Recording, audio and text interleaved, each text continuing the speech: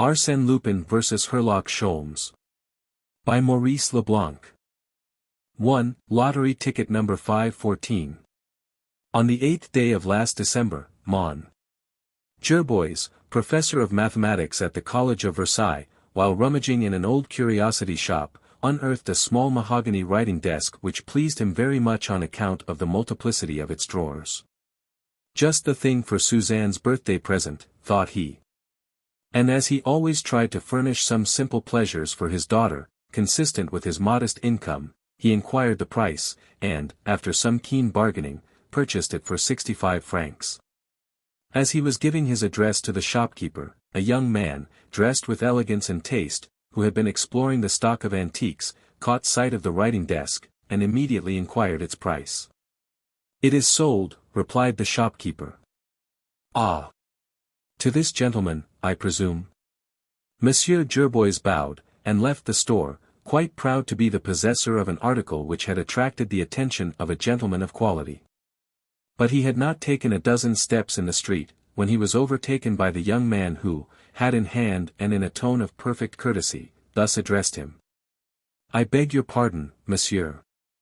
I am going to ask you a question that you may deem impertinent. It is this: did you have any special object in view when you bought that writing desk?"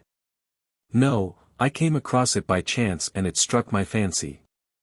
"But you do not care for it particularly?" "Oh. I shall keep it, that is all." "Because it is an antique, perhaps?" "No, because it is convenient," declared Mon. Gerbois. "In that case, you would consent to exchange it for another desk that would be quite as convenient and in better condition?" "Oh. This one is in good condition, and I see no object in making an exchange." "But Mon Gerbois is a man of irritable disposition and hasty temper. So he replied, testily. "I beg of you, monsieur, do not insist." But the young man firmly held his ground. "I don't know how much you paid for it, monsieur, but I offer you double." "No. 3 times the amount." "Oh. That will do," exclaimed the professor, impatiently. "I don't wish to sell it." The young man stared at him for a moment in a manner that Mon Gerbois would not readily forget, then turned and walked rapidly away. An hour later, the desk was delivered at the professor's house on the Viroflay road. He called his daughter, and said, "Here is something for you, Suzanne, provided you like it." Suzanne was a pretty girl, with a gay and affectionate nature. She threw her arms around her father's neck and kissed him rapturously. To her, the desk had all the semblance of a royal gift. That evening, assisted by Hortense, the servant, she placed the desk in her room. Then she dusted it, cleaned the drawers and pigeonholes, and carefully arranged within it her papers, writing material, correspondence, a collection of postcards, and some souvenirs of her cousin Philippe that she kept in secret. Next morning, at 7:30, Mon Gerbois went to the college. At 10 o'clock, in pursuance of her usual custom, Suzanne went to meet him, and it was a great pleasure for him to see her slender figure and childish smile waiting for him at the college gate. They returned home together. "And your writing desk, how is it this morning?" "Marvelous. Hortense and I have polished the brass mountings until they look like gold." "So you are pleased with it?" "Pleased with it. Why, I don't see how I managed to get on without it for such a long time." As they were walking up the pathway to the house, Mon Gerbois said, "Shall we go and take a look at it before breakfast?" "Oh. Yes, that's a splendid idea." She ascended the stairs ahead of her father, but, on arriving at the door of her room, she uttered a cry of surprise and dismay. "What's the matter?" stammered Mon Gerbois. "The writing desk is gone." When the police were called in, they were astonished at the admirable simplicity of the means employed by the thief. During Suzanne's absence, the servant had gone to market, and while the house was thus left unguarded, a drayman, wearing a badge, some of the neighbors saw it, stopped his cart in front of the house and rang twice. Not knowing that Hortense was absent, the neighbors were not suspicious, consequently, the man carried on his work in peace and tranquility. Apart from the desk, not a thing in the house had been disturbed. Even Suzanne's purse, which she had left upon the writing desk, was found upon an adjacent table with its contents untouched. It was obvious that the thief had come with a set purpose, which rendered the crime even more mysterious. Because, why did he assume so great a risk for such a trifling object? The only clue the professor could furnish was the strange incident of the preceding evening. He declared, "The young man was greatly provoked at my refusal, and I had an idea that he threatened me as he went away." But the clue was a vague one. The shopkeeper could not throw any light on the affair. He did not know either of the gentlemen. As to the desk itself, he had purchased it for 40 francs at an executor's sale at Chevreuse, and believed he had resold it at its fair value. The police investigation disclosed nothing more. But Mon Gerbois entertained the idea that he had suffered an enormous loss. There must have been a fortune concealed in a secret drawer, and that was the reason the young man had resorted to crime. "My poor father, what would we have done with that fortune?" asked Suzanne. "My child. With such a fortune, you could make a most advantageous marriage." Suzanne sighed bitterly. Her aspirations soared no higher than her cousin Philippe, who was indeed a most deplorable object. And life, in the little house at Versailles, was not so happy and contented as of yore. 2 months passed away. Then came a succession of startling events, a strange blending of good luck and dire misfortune. On the first day of February, at 5:30, Mon Gerbois entered the house, carrying an evening paper, took a seat, put on his spectacles, and commenced to read. As politics did not interest him, he turned to the inside of the paper. Immediately his attention was attracted by an article entitled, "Third Drawing of the Press Association Lottery. Number 514, Series 23, draws $1 million." The newspaper slipped from his fingers. The walls swam before his eyes, and his heart ceased to beat. He held number 514, Series 23. He had purchased it from a friend, to oblige him, without any thought of success, and behold, it was the lucky number. Quickly, he took out his memorandum book. Yes, he was quite right. The number 514, Series 23, was written there, on the inside of the cover. But the ticket? He rushed to his desk to find the envelope box in which he had placed the precious ticket.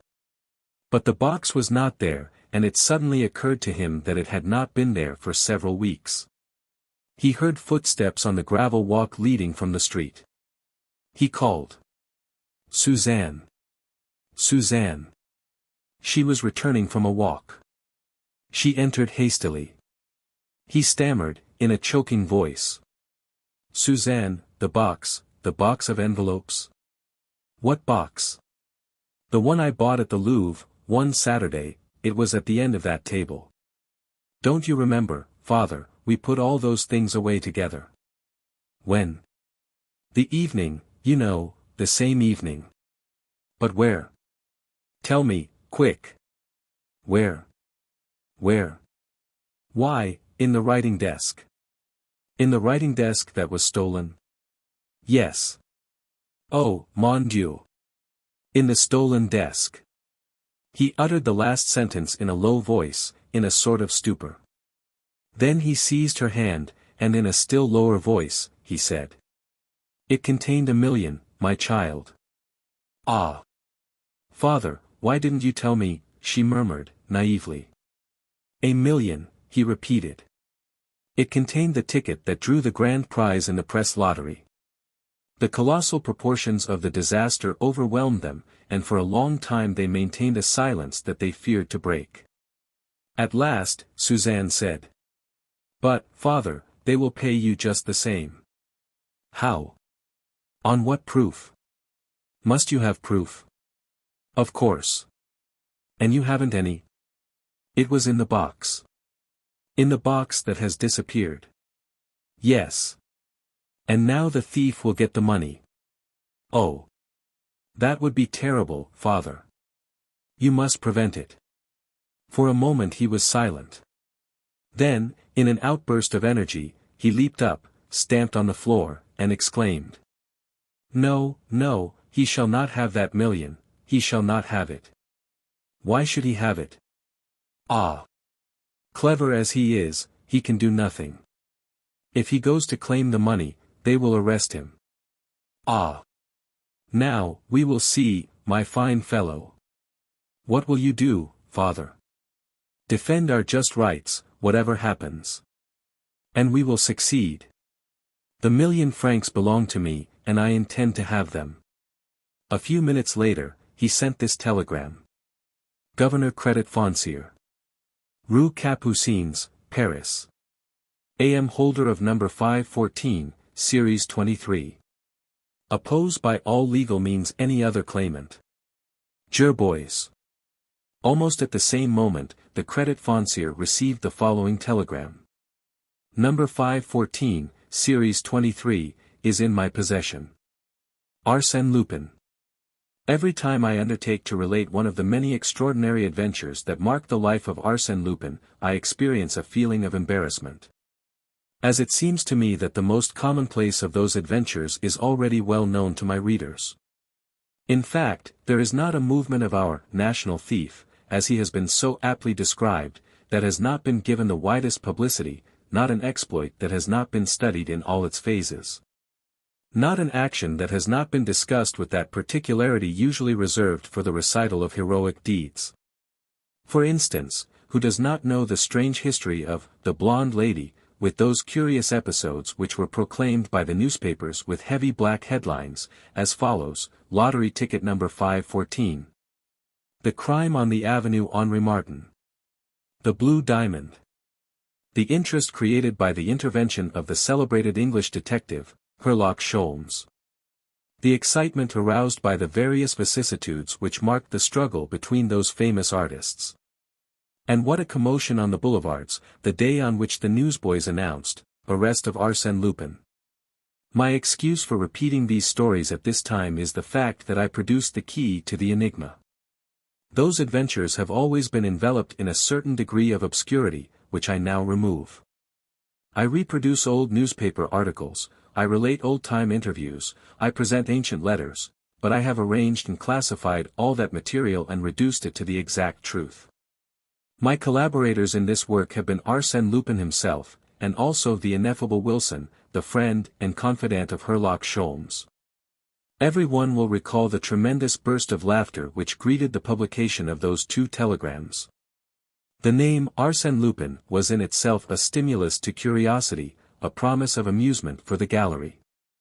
And, in this case, the gallery means the entire world.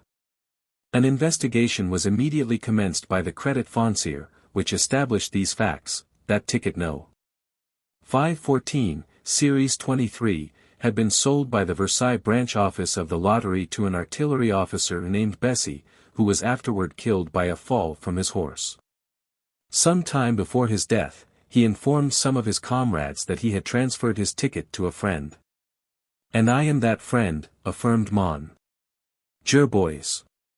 Prove it, replied the governor of the Credit Foncier. Of course I can prove it.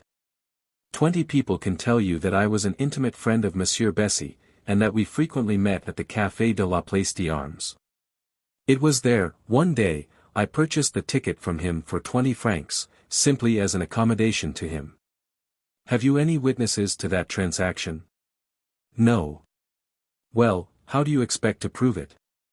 By a letter he wrote to me. What letter? A letter that was pinned to the ticket. Produce it. It was stolen at the same time as the ticket. Well, you must find it. It was soon learned that Arsène Lupin had the letter. A short paragraph appeared in the Echo de France, which has the honor to be his official organ, and of which, it is said, he is one of the principal shareholders. The paragraph announced that Arsène Lupin had placed in the hands of Monsieur Debenham, his advocate and legal adviser, the letter that Monsieur Bessy had written to him personally. This announcement provoked an outburst of laughter. Arsène Lupin had engaged a lawyer. Arsène Lupin, conforming to the rules and customs of modern society, had appointed a legal representative in the person of a well-known member of the Parisian bar. Mon. Debnan had never enjoyed the pleasure of meeting Arsène Lupin, a fact he deeply regretted, but he had actually been retained by that mysterious gentleman and felt greatly honored by the choice. He was prepared to defend the interests of his client to the best of his ability. He was pleased, even proud, to exhibit the letter of Mon. Bessie, but, although it proved the transfer of the ticket, it did not mention the name of the purchaser. It was simply addressed to "My dear friend." My dear friend. That is I, added Arsène Lupin, in a note attached to Mon. Bessie's letter. And the best proof of that fact is that I hold the letter. The swarm of reporters immediately rushed to see Mon. Jerbois, who could only repeat. My dear friend. That is I. Arsène Lupin stole the letter with the lottery ticket. Let him prove it, retorted Lupin to the reporters. He must have done it, because he stole the writing desk, exclaimed Mon. Jerbois before the same reporters. Let him prove it, replied Lupin. Such was the entertaining comedy enacted by the two claimants of ticket number 514. And the calm demeanor of Arsène Lupin contrasted strangely with the nervous perturbation of poor Mon. Jerbois. The newspapers were filled with the lamentations of that unhappy man. He announced his misfortune with pathetic candor. Understand, gentlemen, it was Suzanne's dowry that the rascal stole. Personally, I don't care a straw for it, but for Suzanne. Just think of it, a whole million. 10 times 100,000 francs. Ah! I knew very well that the desk contained a treasure. It was in vain to tell him that his adversary, when stealing the desk, was unaware that the lottery ticket was in it, and that, in any event, he could not foresee that the ticket would draw the grand prize. He would reply. Nonsense. Of course, he knew it, else why would he take the trouble to steal a poor, miserable desk? For some unknown reason, but certainly not for a small scrap of paper which was then worth only 20 francs. 1,000,000 francs. He knew it. He knows everything. Ah! You do not know him, the scoundrel. He hasn't robbed you of 1,000,000 francs. The controversy would have lasted for a much longer time, but, on the 12th day, Mon. Jerbois received from Arsène Lupin a letter, marked, confidential, which read as follows. Monsieur, the gallery is being amused at our expense. Do you not think it is time for us to be serious? The situation is this, I possess a ticket to which I have no legal right, and you have the legal right to a ticket you do not possess. Neither of us can do anything. You will not relinquish your rights to me, I will not deliver the ticket to you. Now, what is to be done? I see only one way out of the difficulty, let us divide the spoils. 500,000 for you, 500,000 for me. Is not that a fair division? In my opinion, it is an equitable solution, and an immediate one. I will give you 3 days' time to consider the proposition. On Thursday morning I shall expect to read in the personal column of the Echo de France a discreet message addressed to M.Rs. Lup, expressing in veiled terms your consent to my offer. By so doing you will recover immediate possession of the ticket, then you can collect the money and send me 500,000 in a manner that I will describe to you later. In case of your refusal, I shall resort to other measures to accomplish the same result. But, apart from the very serious annoyances that such obstinacy on your part will cause you, it will cost you 25,000 francs for supplementary expenses.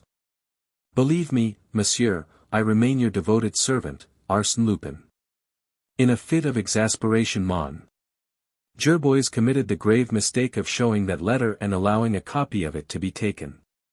His indignation overcame his discretion. Nothing. He shall have nothing, he exclaimed, before a crowd of reporters. To divide my property with him? Never. Let him tear up the ticket if he wishes. Yet 500,000 francs is better than nothing. That is not the question. It is a question of my just right, and that right I will establish before the courts. What? Attack Arsène Lupin? That would be amusing. No, but the credit foncier. They must pay me the 1,000,000 francs. Without producing the ticket, or, at least, without proving that you bought it. That proof exists, since Arsène Lupin admits that he stole the writing desk. But would the word of Arsène Lupin carry any weight with the court? No matter. I will fight it out. The gallery shouted with glee, and wagers were freely made upon the result with the odds in favor of Lupin. On the following Thursday the personal column in the Echo de France was eagerly perused by the expectant public, but it contained nothing addressed to Ars. Lup. Mon. Gerbois had not replied to Arsène Lupin's letter. That was the declaration of war. That evening the newspapers announced the abduction of MLLE Suzanne Gerbois. The most entertaining feature in what might be called the Arsène Lupin dramas is the comic attitude displayed by the Parisian police. Arsène Lupin talks, plans, writes, commands, threatens and executes as if the police did not exist. They never figure in his calculations. And yet the police do their utmost. But what can they do against such a foe that scorns and ignores them? Suzanne had left the house at 20 minutes to 10. Such was the testimony of the servant. On leaving the college, at 5 minutes past 10, her father did not find her at the place she was accustomed to wait for him.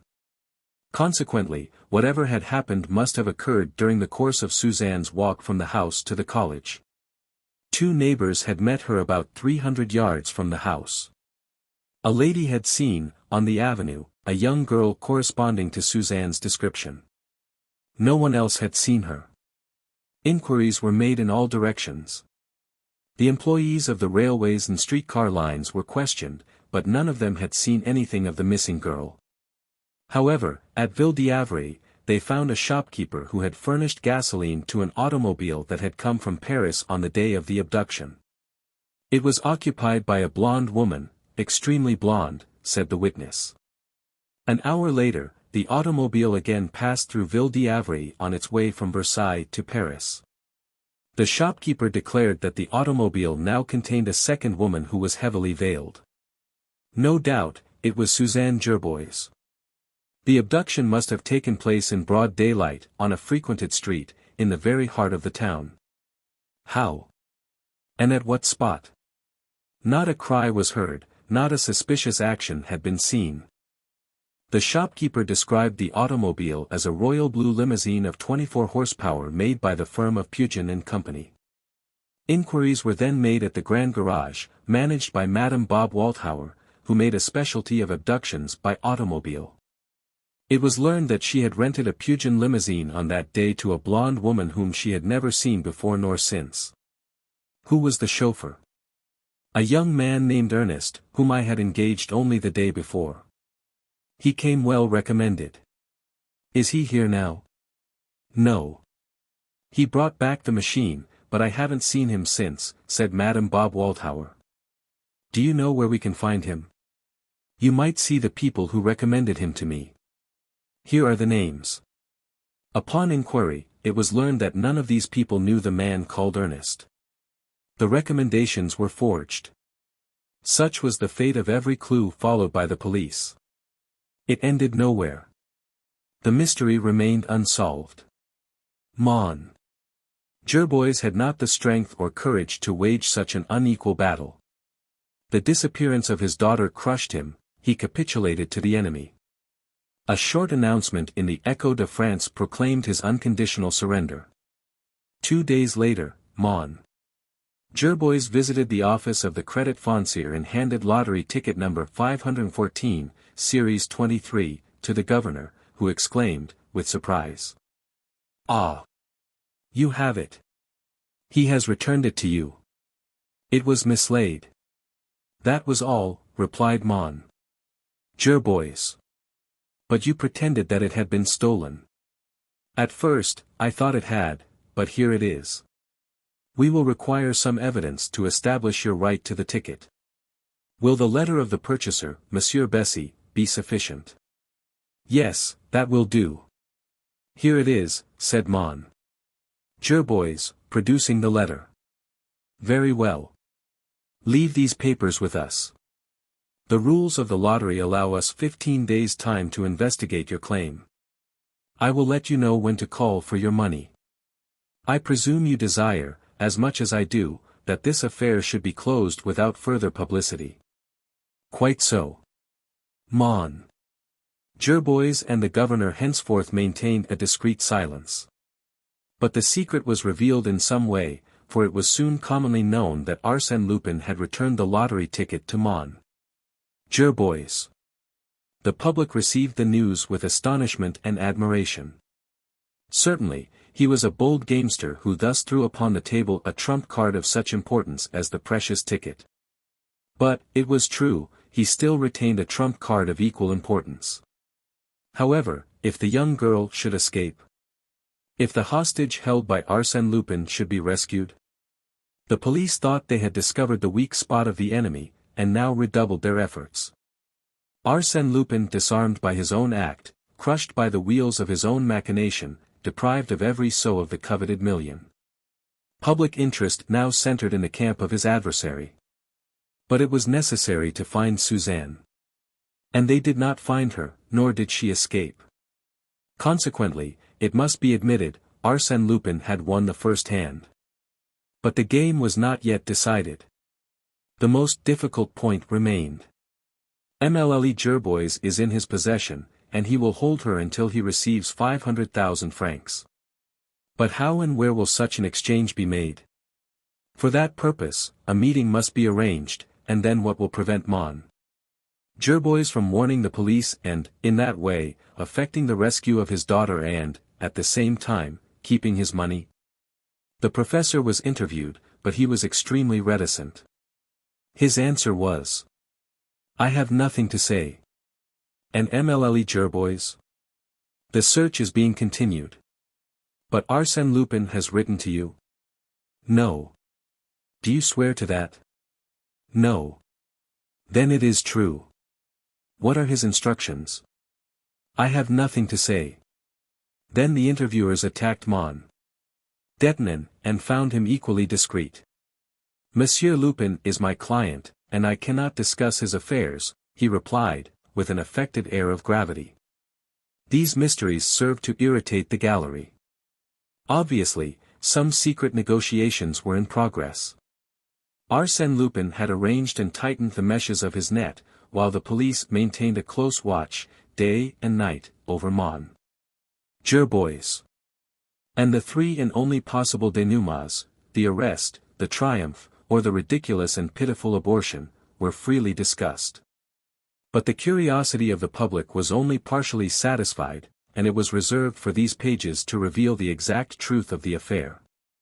On Monday, March 12, Mon Gerbois received a notice from the credit foncier. On Wednesday, he took the 1 o'clock train for Paris. At 2 o'clock, 1,000 banknotes of 1,000 francs each were delivered to him.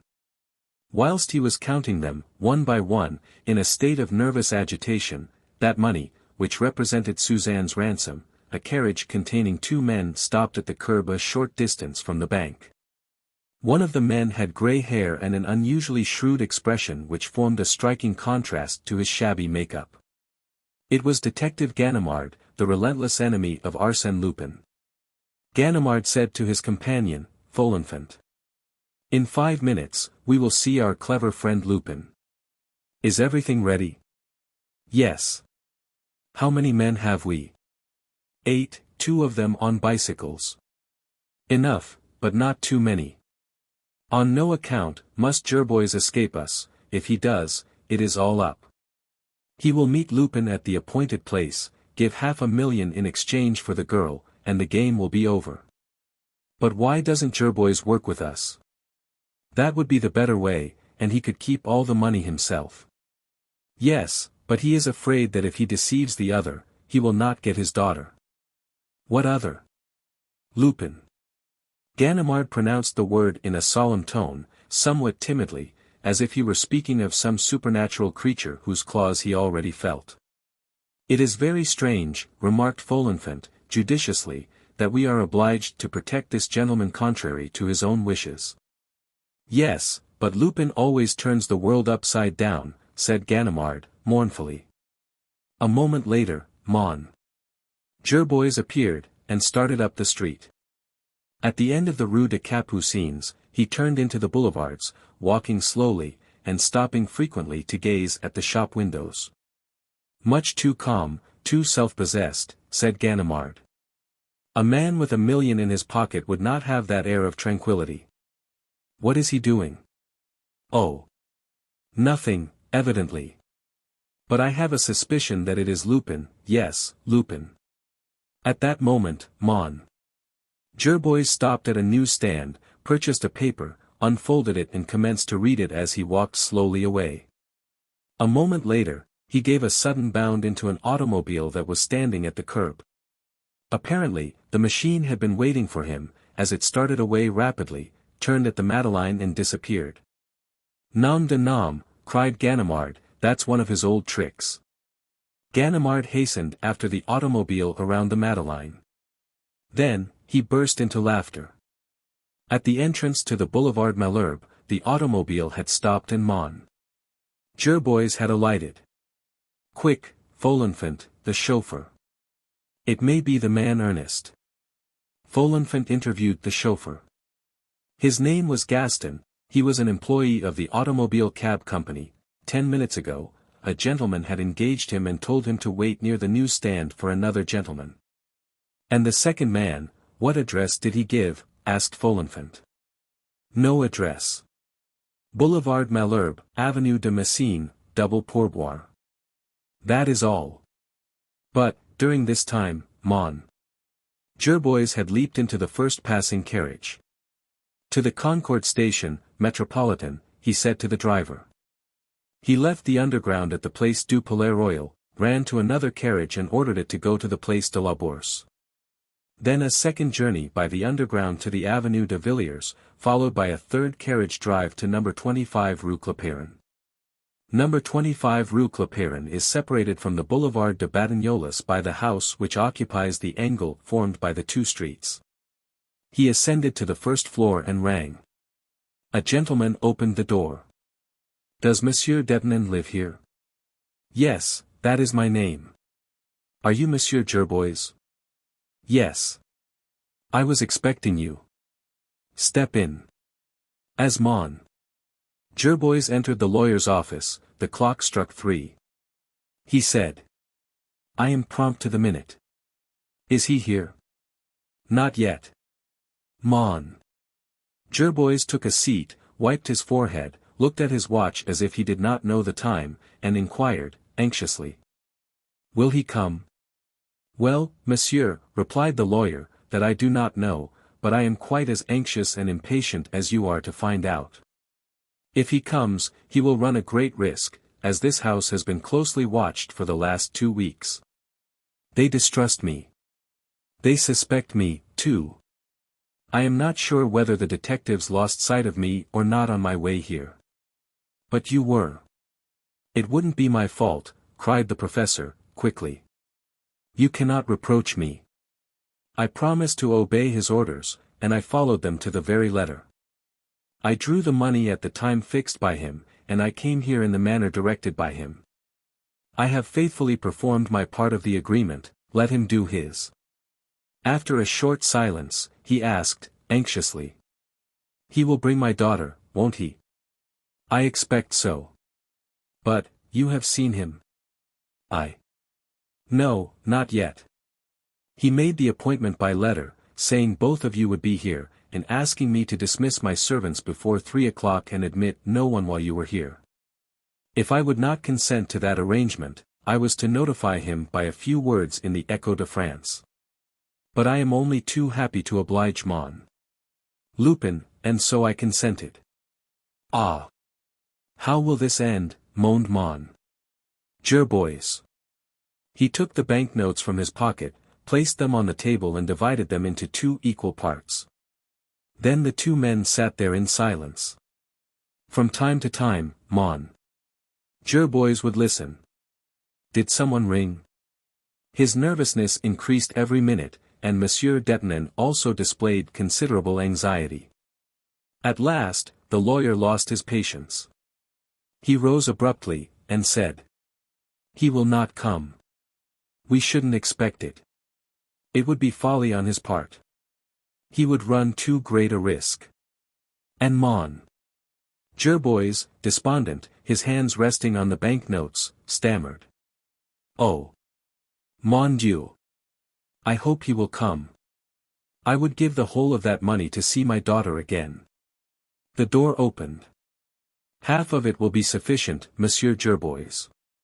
These words were spoken by a well-dressed young man who now entered the room and was immediately recognized by Mon Jerbois as the person who had wished to buy the desk from him at Versailles. He rushed toward him. "Where is my daughter, my Suzanne?"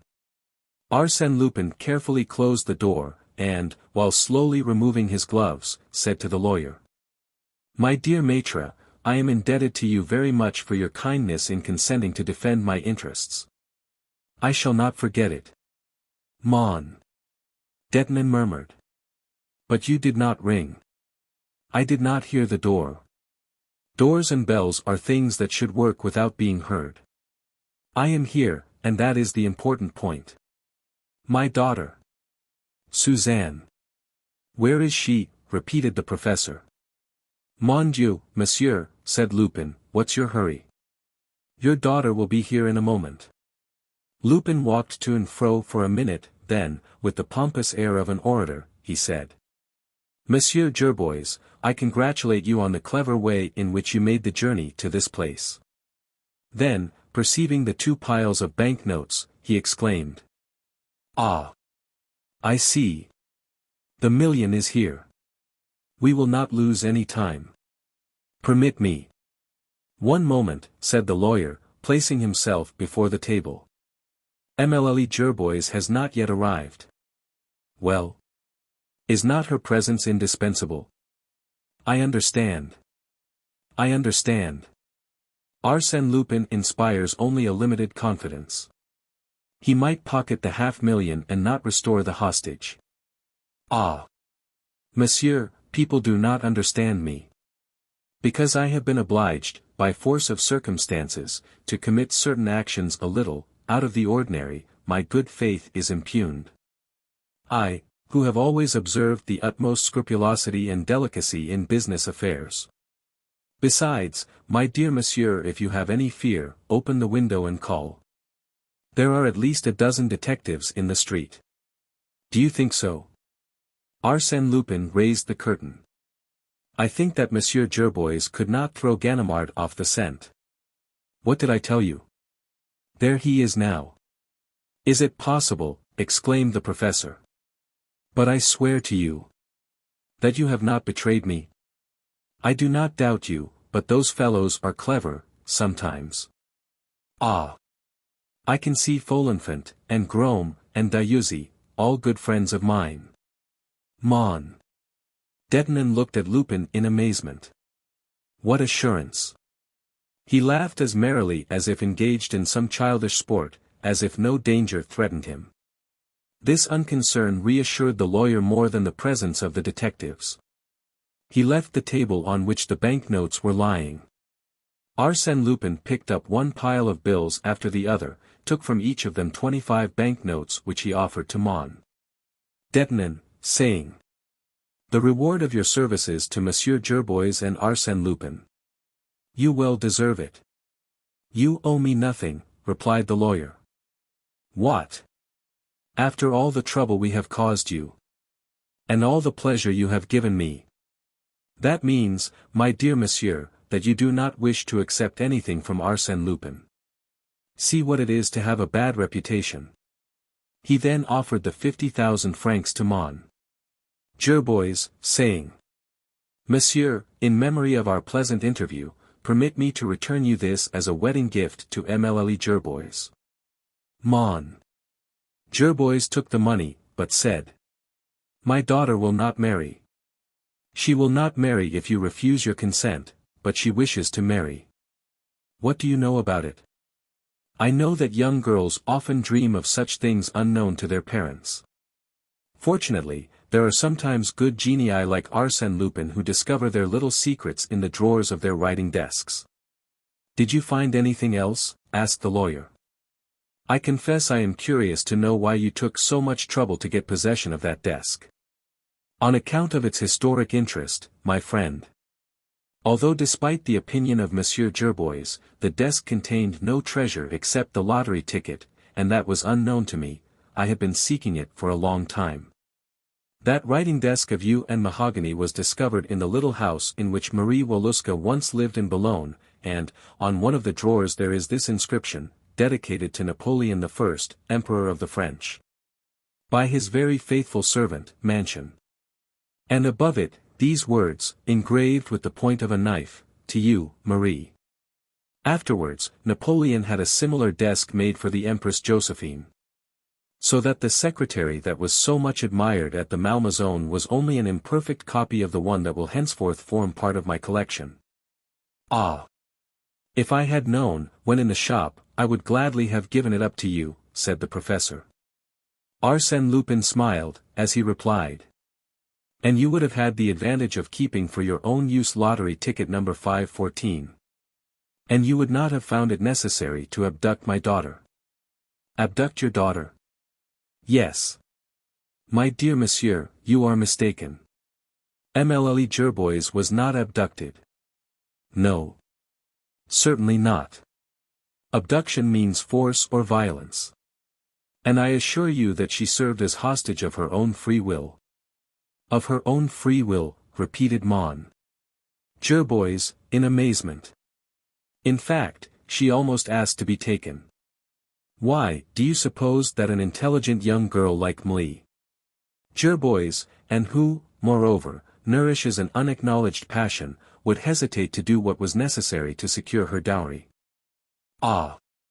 I swear to you it was not difficult to make her understand that it was the only way to overcome your obstinacy. Mon Detonin was greatly amused. He replied to Lupin. But I should think it was more difficult to get her to listen to you. How did you approach her? Oh! I didn't approach her myself. I have not the honor of her acquaintance. A friend of mine, a lady, carried on the negotiations. The blonde woman in the automobile, no doubt. Precisely. All arrangements were made at the first interview near the college. Since then, Mlle Gerbois and her new friend have been traveling in Belgium and Holland in a manner that should prove most pleasing and instructive to a young girl. She will tell you all about it herself. The bell of the vestibule door rang, 3 rings in quick succession, followed by 2 isolated rings. It is she, said Lupin. Monsieur Detonin, if you will be so kind. The lawyer hastened to the door. 2 young women entered. One of them threw herself into the arms of Mon Gerbois. The other approached Lupin. The latter was a tall woman of a good figure, very pale complexion, and with blonde hair, parted over her forehead in undulating waves, that glistened and shone like the setting sun. She was dressed in black, with no display of jeweled ornaments. But, on the contrary, her appearance indicated good taste and refined elegance. Arsène Lupin spoke a few words to her, then, bowing to Mlle Gerbois, he said. I owe you an apology, mademoiselle, for all your troubles, but I hope you have not been too unhappy. Unhappy? Why, I should have been very happy, indeed, if it hadn't been for leaving my poor father. Then all is for the best. Kiss him again, and take advantage of the opportunity, it is an excellent one, to speak to him about your cousin. My cousin? What do you mean? I don't understand. Of course, you understand. Your cousin Philippe. The young man whose letters you kept so carefully. Suzanne blushed, but, following Lupin's advice, she again threw herself into her father's arms. Lupin gazed upon them with a tender look. Ah! Such is my reward for a virtuous act. What a touching picture. A happy father and a happy daughter. And to know that their joy is your work, Lupin. Hereafter these people will bless you, and reverently transmit your name unto their descendants, even unto the 4th generation. What a glorious reward, Lupin, for one act of kindness. He walked to the window. Is dear old Ganimard still waiting? He would like very much to be present at this charming domestic scene. Ah! He is not there. Nor any of the others. I don't see anyone. The deuce. The situation is becoming serious. I dare say they are already under the porte-cochere, talking to the concierge, perhaps, or, even, ascending the stairs. Mon. Gerbois made a sudden movement. Now, that his daughter had been restored to him, he saw the situation in a different light. To him, the arrest of his adversary meant 500,000 francs. Instinctively, he made a step forward. As if by chance, Lupin stood in his way. Where are you going, Monsieur Gerbois? To defend me against them. That is very kind of you, but I assure you it is not necessary. They are more worried than I. Then he continued to speak, with calm deliberation. But, really, what do they know? That you are here, and, perhaps, that Mlle Gerbois is here, for they may have seen her arrive with an unknown lady. But they do not imagine that I am here. How is it possible that I could be in a house that they ransacked from cellar to garret this morning? They suppose that the unknown lady was sent by me to make the exchange, and they will be ready to arrest her when she goes out. At that moment, the bell rang. With a brusque movement, Lupin seized Mon Gerbois, and said to him, in an imperious tone. Do not move. Remember your daughter, and be prudent, otherwise, as to you, Monsieur Dettenen, I have your promise. Mon Gerbois was rooted to the spot. The lawyer did not stir. Without the least sign of haste, Lupin picked up his hat and brushed the dust from off it with his sleeve. My dear Monsieur Dettenen, if I can ever be of service to you. My best wishes, Mademoiselle Suzanne, and my kind regards to Monsieur Philippe. He drew a heavy gold watch from his pocket. Monsieur Gerbois, it is now 42 minutes past 3. At 46 minutes past 3, I give you permission to leave this room. Not 1 minute sooner than 46 minutes past 3. But they will force an entrance, suggested Mon Dettenen. You forget the law, my dear monsieur. Ganimard would never venture to violate the privacy of a French citizen. But, pardon me, time flies, and you are all slightly nervous. He placed his watch on the table, opened the door of the room and addressing the blonde lady he said. Are you ready, my dear? He drew back to let her pass, bowed respectfully to Mlle Gerbois, and went out, closing the door behind him. Then they heard him in the vestibule, speaking, in a loud voice, Good day, Ganimard, how goes it? Remember me to Madame Ganimard. One of these days, I shall invite her to breakfast. Au revoir, Ganimard. The bell rang violently, followed by repeated rings, and voices on the landing. 45 minutes, muttered Mon Gerbois. After a few seconds, he left the room and stepped into the vestibule. Arsène Lupin and the blonde lady had gone. Papa. You mustn't. Wait, cried Suzanne. Wait. You are foolish. No quarter for that rascal. And the 500,000? He opened the outer door. Ganimard rushed in. That woman, where is she? And Lupin? He was here, he is here. Ganimard uttered a cry of triumph. We have him. The house is surrounded. But the servants' stairway, suggested Mon Dettenen. It leads to the court, said Ganimard.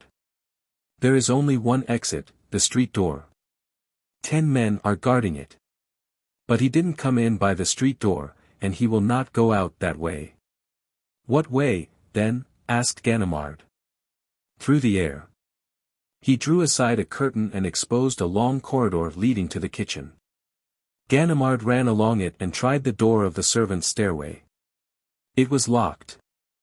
From the window he called to one of his assistants. Seen anyone? No. Then they are still in the house, he exclaimed.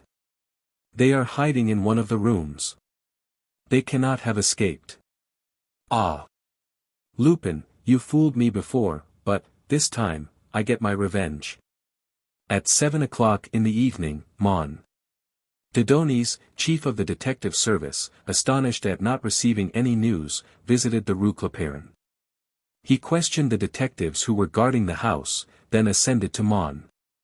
Dieudonné's apartment. The lawyer led him into his room. There, Mon. Dieudonné beheld a man, or rather two legs kicking in the air, while the body to which they belonged was hidden in the depths of the chimney. Oh hey! Oh hey! Gasped a stifled voice. And a more distant voice, from on high, replied. Oh hey! Oh hey! Mon! Dieudonné laughed, and exclaimed. Here! Ganimard, have you turned chimney sweep? The detective crawled out of the chimney. With his blackened face, his sooty clothes, and his feverish eyes, he was quite unrecognizable. I am looking for him, he growled. Who? Arsène Lupin, and his friend. Well, do you suppose they are hiding in the chimney? Ganimard arose, laid his sooty hand on the sleeve of his superior officer's coat, and exclaimed, angrily. Where do you think they are, chief? They must be somewhere. They are flesh and blood like you and me, and can't fade away like smoke. No, but they have faded away just the same. But how? How? The house is surrounded by our men, even on the roof. What about the adjoining house? There's no communication with it. And the apartments on the other floors? I know all the tenants. They have not seen anyone. Are you sure you know all of them? Yes. The concierge answers for them. Besides, as an extra precaution, I have placed a man in each apartment. They can't escape. If I don't get them tonight, I will get them tomorrow. I shall sleep here. He slept there that night and the 2 following nights. 3 days and nights passed away without the discovery of the irrepressible Lupin or his female companion. More than that, Ganimard did not unearth the slightest clue on which to base a theory to explain their escape. For that reason, he adhered to his first opinion. There is no trace of their escape, therefore, they are here. It may be that, at the bottom of his heart, his conviction was less firmly established, but he would not confess it. No, 1,000 times, no. A man and a woman could not vanish like the evil spirits in a fairy tale. And, without losing his courage, he continued his searches, as if he expected to find the fugitives concealed in some impenetrable retreat, or embodied in the stone walls of the house. How do you find this book? Any thoughts about the book or the author? Any suggestion for improvement? Please take a moment to share your thoughts in a comment. If you like it, share it with your friends who might enjoy it as well. Subscribe to keep in touch. Visit CompleteAudiobooks.com for more quality content. 2. The Blue Diamond. On the evening of March 27, at number 134 Avenue Henri Martin, in the house that he had inherited from his brother 6 months before, the old General Baron de Hautrec, ambassador at Berlin under the Second Empire, was asleep in a comfortable armchair, while his secretary was reading to him, and the Sister Auguste was warming his bed and preparing the night lamp. At 11 o'clock, the sister, who was obliged to return to the convent of her order at that hour, said to the secretary. Mademoiselle Antoinette, my work is finished, I am going. Very well, sister.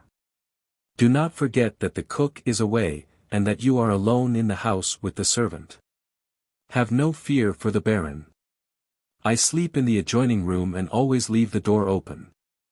The sister left the house. A few moments later, Charles, the servant, came to receive his orders. The Baron was now awake, and spoke for himself. The usual orders, Charles, see that the electric bell rings in your room, and, at the first alarm, run for the doctor. Now, Mademoiselle Antoinette, how far did we get in our reading? Is Monsieur not going to bed now? No, no, I will go later. Besides, I don't need anyone. 20 minutes later, he was sleeping again, and Antoinette crept away on tiptoe. At that moment, Charles was closing the shutters on the lower floor. In the kitchen, he bolted the door leading to the garden, and, in the vestibule, he not only locked the door but hooked the chain as well. Then he ascended to his room on the third floor, went to bed, and was soon asleep. Probably an hour had passed, when he leaped from his bed in alarm. The bell was ringing. It rang for some time, 7 or 8 seconds perhaps, without intermission. Well, muttered Charles, recovering his wits, another of the Baron's whims. He dressed himself quickly, descended the stairs, stopped in front of the door, and rapped, according to his custom. He received no reply. He opened the door and entered. Ah! No light, he murmured. What is that for? Then, in a low voice, he called. Mademoiselle. No reply. Are you there, mademoiselle? What's the matter? Is Monsieur le Baron ill? No reply. Nothing but a profound silence that soon became depressing. He took 2 steps forward, his foot struck a chair, and, having touched it, he noticed that it was overturned. Then, with his hand, he discovered other objects on the floor, a small table and the screen. Anxiously, he approached the wall, felt for the electric button, and turned on the light.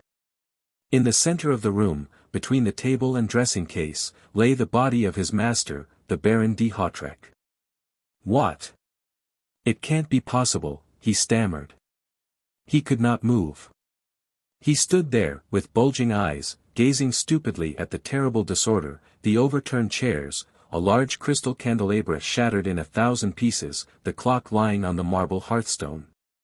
All evidence of a fearful and desperate struggle. The handle of a stiletto glittered, not far from the corpse, the blade was stained with blood. A handkerchief, marked with red spots, was lying on the edge of the bed. Charles recoiled with horror, the body lying at his feet extended itself for a moment, then shrunk up again, 2 or 3 tremors, and that was the end. He stooped over the body. There was a clean-cut wound on the neck from which the blood was flowing and then congealing in a black pool on the carpet. The face retained an expression of extreme terror. Someone has killed him, he muttered, someone has killed him. Then he shuddered at the thought that there might be another dreadful crime. Did not the Baron's secretary sleep in the adjoining room? Had not the assassin killed her also? He opened the door, the room was empty. He concluded that Antoinette had been abducted, or else she had gone away before the crime. He returned to the Baron's chamber, his glance falling on the secretary, he noticed that that article of furniture remained intact. Then, he saw upon a table, beside a bunch of keys and a pocketbook that the Baron placed there every night, a handful of golden louis. Charles seized the pocketbook, opened it, and found some banknotes. He counted them. There were 13 notes of 100 francs each. Instinctively, mechanically, he put the banknotes in his pocket, rushed down the stairs, drew the bolt, unhooked the chain, closed the door behind him, and fled to the street. Charles was an honest man. He had scarcely left the gate, when, cooled by the night air and the rain, he came to a sudden halt. Now, he saw his action in its true light, and it filled him with horror. He hailed a passing cab, and said to the driver, "Go to the police office, and bring the commissary. Hurry. There has been a murder in that house." The cab driver whipped his horse. Charles wished to return to the house, but found the gate locked. He had closed it himself when he came out, and it could not be opened from the outside. On the other hand, it was useless to ring, as there was no one in the house. It was almost an hour before the arrival of the police. When they came, Charles told his story and handed the banknotes to the commissary. A locksmith was summoned, and, after considerable difficulty, he succeeded in forcing open the garden gate and the vestibule door. The commissary of police entered the room first, but, immediately, turned to Charles and said, "You told me that the room was in the greatest disorder." Charles stood at the door, amazed, bewildered. All the furniture had been restored to its accustomed place. The small table was standing between the two windows, the chairs were upright, and the clock was on the center of the mantel. The debris of the candelabra had been removed. "Where is Monsieur le Baron?" stammered Charles.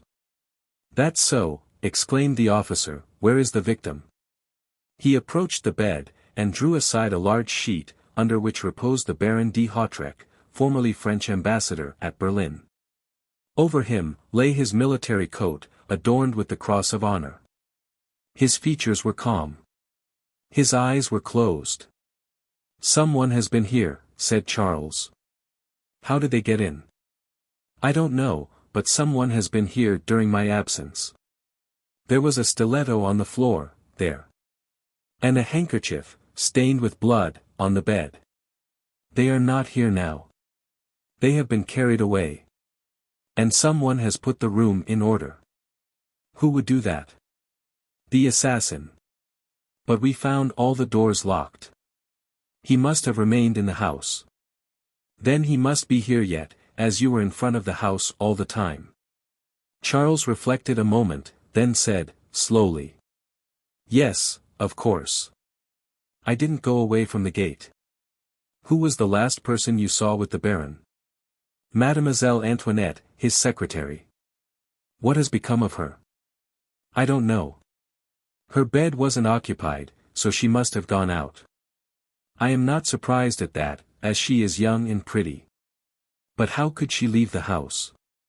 "By the door," said Charles. "But you had bolted and chained it." "Yes, but she must have left before that." "And the crime was committed after her departure?" "Of course," said the servant. "The house was searched from cellar to garret, but the assassin had fled." "How? And when? Was it he or an accomplice who had returned to the scene of the crime and removed everything that might furnish a clue to his identity?" Such were the questions the police were called upon to solve. The coroner came at 7 o'clock. And, at 8 o'clock, Mon. Dudouis, the head of the detective service, arrived on the scene. They were followed by the Procureur of the Republic and the investigating magistrate. In addition to these officials, the house was overrun with policemen, detectives, newspaper reporters, photographers, and relatives and acquaintances of the murdered man. A thorough search was made. They studied out the position of the corpse according to the information furnished by Charles. They questioned Sister Auguste when she arrived, but they discovered nothing new. Sister Auguste was astonished to learn of the disappearance of Antoinette Bréhat. She had engaged the young girl 12 days before, on excellent recommendations, and refused to believe that she would neglect her duty by leaving the house during the night. "But, you see, she hasn't returned yet," said the magistrate, "and we are still confronted with the question, what has become of her?" "I think she was abducted by the assassin," said Charles. The theory was plausible, and was borne out by certain facts. Mon. Dudouis agreed with it. He said. "Abducted? Ma foi. That is not improbable." "Not only improbable," said a voice, "but absolutely opposed to the facts. There is not a particle of evidence to support such a theory." The voice was harsh, the accent sharp, and no one was surprised to learn that the speaker was Ganimard. In no one else, would they tolerate such a domineering tone. "Ah! It is you, Ganimard," exclaimed Mon. Dudouis. "I had not seen you before. I have been here since 2 o'clock. So you are interested in some things outside of lottery ticket number 514, the affair of the Rue Clapeyron, the blonde lady and Arsène Lupin?" "Huh," laughed the veteran detective. "I would not say that Lupin is a stranger to the present case. But let us forget the affair of the lottery ticket for a few moments, and try to unravel this new mystery. Ganimard is not one of those celebrated detectives whose methods will create a school, or whose name will be immortalized in the criminal annals of his country. He is devoid of those flashes of genius which characterize the work of Dupin, Lecoq and Sherlock Holmes. Yet, it must be admitted, he possesses superior qualities of observation, sagacity, perseverance and even intuition. His merit lies in his absolute independence. Nothing troubles or influences him, except, perhaps, a sort of fascination that Arsène Lupin holds over him. However that may be, there is no doubt that his position on that morning, in the house of the late Baron de Hautrec, was one of undoubted superiority, and his collaboration in the case was appreciated and desired by the investigating magistrate. In the first place, said Ganimard, I will ask Monsieur Charles to be very particular on one point. He says that, on the occasion of his first visit to the room, various articles of furniture were overturned and strewn about the place. Now, I ask him whether, on his second visit to the room, he found all those articles restored to their accustomed places, I mean, of course, correctly placed. Yes, all in their proper places, replied Charles. It is obvious, then, that the person who replaced them must have been familiar with the location of those articles. The logic of this remark was apparent to his hearers. Ganimard continued. One more question, Monsieur Charles. You were awakened by the ringing of your bell. Now, who, do you think, rang it? Monsieur le Baron, of course. When could he ring it? After the struggle, when he was dying. Impossible. Because you found him lying, unconscious, at a point more than 4 meters from the bell button. Then he must have rung during the struggle. Impossible, declared Ganimard, since the ringing, as you have said, was continuous and uninterrupted, and lasted 7 or 8 seconds. Do you think his antagonist would have permitted him to ring the bell in that leisurely manner? Well, then, it was before the attack. Also, quite impossible, since you have told us that the lapse of time between the ringing of the bell and your entrance to the room was not more than 3 minutes. Therefore, if the Baron rang before the attack, we are forced to the conclusion that the struggle, the murder and the flight of the assassin, all occurred within the short space of 3 minutes. I repeat, that is impossible. And yet, said the magistrate, someone rang. If it were not the Baron, who was it? The murderer. For what purpose? I do not know. But the fact that he did ring proves that he knew that the bell communicated with the servants' room. Now, who would know that, except an inmate of the house? Ganimard was drawing the meshes of his net closer and tighter. In a few clear and logical sentences, he had unfolded and defined his theory of the crime, so that it seemed quite natural when the magistrate said. As I understand it, Ganimard, you suspect the girl Antoinette Bréhat? I do not suspect her. I accuse her. You accuse her of being an accomplice? I accuse her of having killed Baron de Hautrec. Nonsense. What proof have you? The handful of hair I found in the right hand of the victim. He produced the hair. It was of a beautiful blonde color, and glittered like threads of gold. Charles looked at it, and said. That is Mademoiselle Antoinette's hair. There can be no doubt of it. And, then, there is another thing. I believe that the knife, which I saw on my first visit to the room, belonged to her. She used it to cut the leaves of books. A long, dreadful silence followed, as if the crime had acquired an additional horror by reason of having been committed by a woman. At last, the magistrate said. Let us assume, until we are better informed, that the Baron was killed by Antoinette Bréhat. We have yet to learn where she concealed herself after the crime, how she managed to return after Charles left the house, and how she made her escape after the arrival of the police. Have you formed any opinion on those points, Ganimard? None. Well, then, where do we stand? Ganimard was embarrassed. Finally, with a visible effort, he said. All I can say is that I find in this case the same method of procedure as we found in the affair of the lottery ticket number 514. The same phenomena which might be termed the faculty of disappearing. Antoinette Bréhat has appeared and disappeared in this house as mysteriously as Arsène Lupin entered the house of Monsieur Detinan and escaped therefrom in the company of the blonde lady. Does that signify anything? It does to me. I can see a probable connection between those two strange incidents. Antoinette Bréhat was hired by Sister Auguste 12 days ago, that is to say, on the day after the blonde lady so cleverly slipped through my fingers. In the second place, the hair of the blonde lady was exactly of the same brilliant golden hue as the hair found in this case. So that, in your opinion, Antoinette Bréhat is the blonde lady, precisely. And that Lupin had a hand in both cases? Yes, that is my opinion.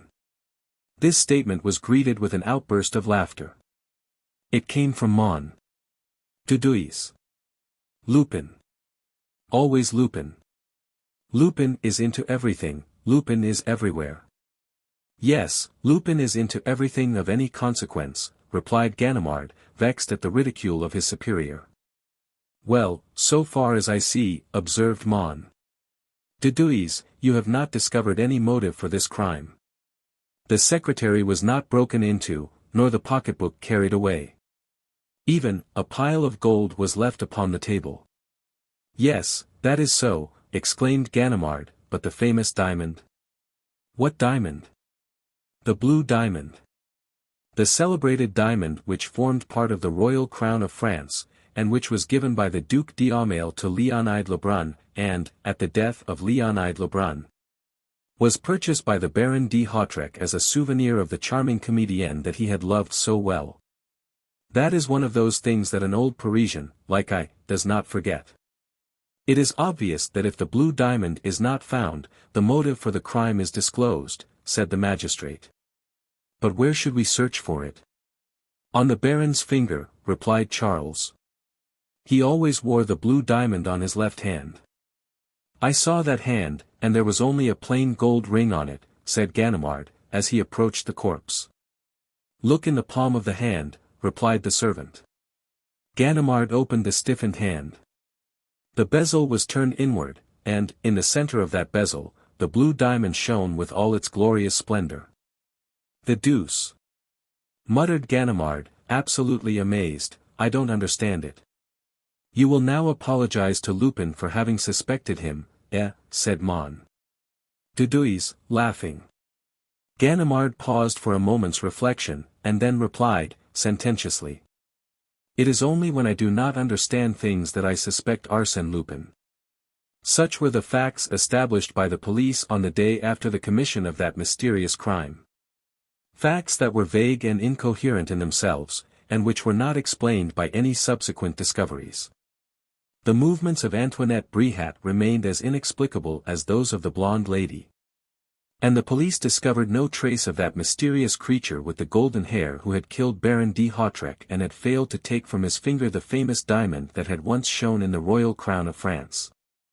The heirs of the Baron de Hautrec could not fail to benefit by such notoriety.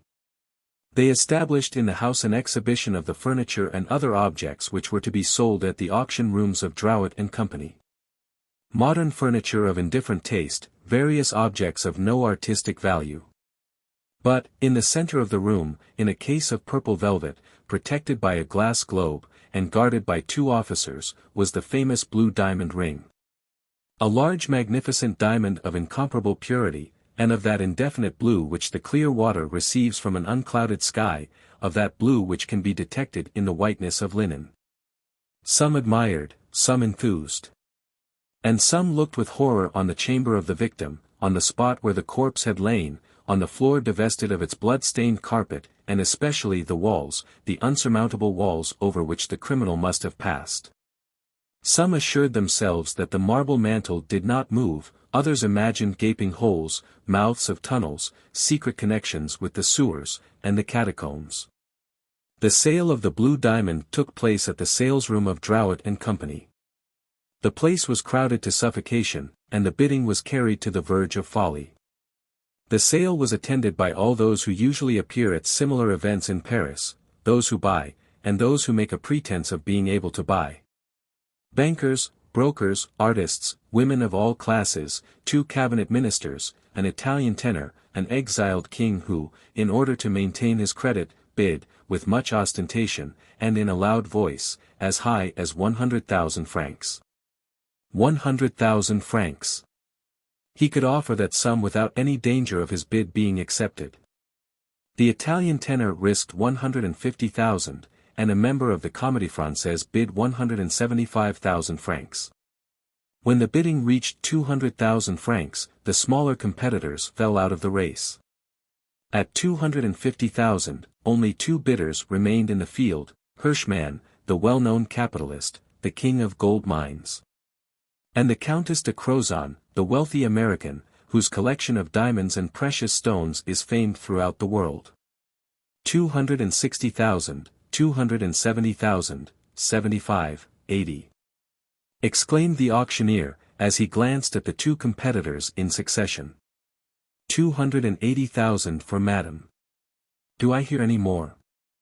300,000, said Hirschman. There was a short silence. The Countess was standing, smiling, but pale from excitement. She was leaning against the back of the chair in front of her. She knew, and so did everyone present, that the issue of the duel was certain. Logically, inevitably, it must terminate to the advantage of the capitalist, who had untold millions with which to indulge his caprices. However, the Countess made another bid. 305,000. Another silence. All eyes were now directed to the capitalist in the expectation that he would raise the bidding. But Hirschman was not paying any attention to the sale. His eyes were fixed on a sheet of paper which he held in his right hand, while the other hand held a torn envelope. 305,000, repeated the auctioneer. Once. Twice. For the last time. Do I hear any more? Once. Twice. Am I offered any more? Last chance. Hirschman did not move. Third and last time. Sold, exclaimed the auctioneer, as his hammer fell. 400,000, cried Hirschman, starting up, as if the sound of the hammer had roused him from his stupor. Too late, the auctioneer's decision was irrevocable. Some of Hirschman's acquaintances pressed around him. What was the matter? Why did he not speak sooner? He laughed, and said. Ma foi. I simply forgot, in a moment of abstraction. That is strange. You see, I just received a letter. And that letter was sufficient. To distract my attention? Yes, for a moment. Ganimard was there. He had come to witness the sale of the ring. He stopped one of the attendants of the auction room, and said. Was it you who carried the letter to Monsieur Hirschman? Yes. Who gave it to you? A lady. Where is she? Where is she? She was sitting down there, the lady who wore a thick veil. She has gone. Yes, just this moment. Ganimard hastened to the door, and saw the lady descending the stairs. He ran after her. A crush of people delayed him at the entrance. When he reached the sidewalk, she had disappeared. He returned to the auction room, accosted Hirschman, introduced himself, and inquired about the letter. Hirschman handed it to him. It was carelessly scribbled in pencil, in a handwriting unknown to the capitalist, and contained these few words. The blue diamond brings misfortune. Remember the Baron de Hautrec. The vicissitudes of the blue diamond were not yet at an end. Although it had become well known through the murder of the Baron de Hautrec and the incidents at the auction rooms, it was 6 months later that it attained even greater celebrity. During the following summer, the Countess de Crozon was robbed of the famous jewel she had taken so much trouble to acquire.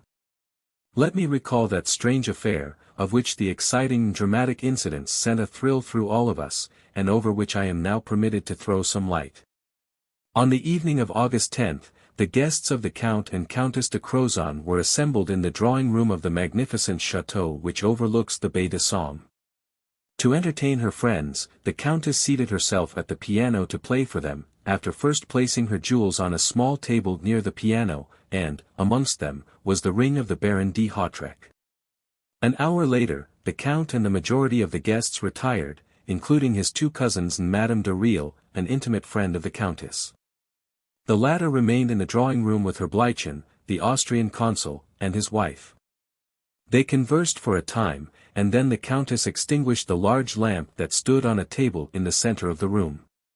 At the same moment, her Bleichen extinguished the 2 piano lamps. There was a momentary darkness. Then the consul lighted a candle, and the 3 of them retired to their rooms. But, as soon as she reached her apartment, the Countess remembered her jewels and sent her maid to get them. When the maid returned with the jewels, she placed them on the mantel without the Countess looking at them. Next day, Madame de Crozon found that one of her rings was missing. It was the blue diamond ring. She informed her husband, and, after talking it over, they reached the conclusion that the maid was above suspicion, and that the guilty party must be her Bleichen. The Count notified the commissary of police at Amiens, who commenced an investigation and, discreetly, exercised a strict surveillance over the Austrian consul to prevent his disposing of the ring. The chateau was surrounded by detectives day and night. 2 weeks passed without incident. Then Herr Bleichen announced his intended departure. That day, a formal complaint was entered against him. The police made an official examination of his luggage. In a small satchel, the key to which was always carried by the consul himself, they found a bottle of dentifrice, and in that bottle they found the ring. Madame Bleichen fainted. Her husband was placed under arrest. Everyone will remember the line of defense adopted by the accused man. He declared that the ring must have been placed there by the Count de Crozon as an act of revenge. He said, "The Count is brutal and makes his wife very unhappy.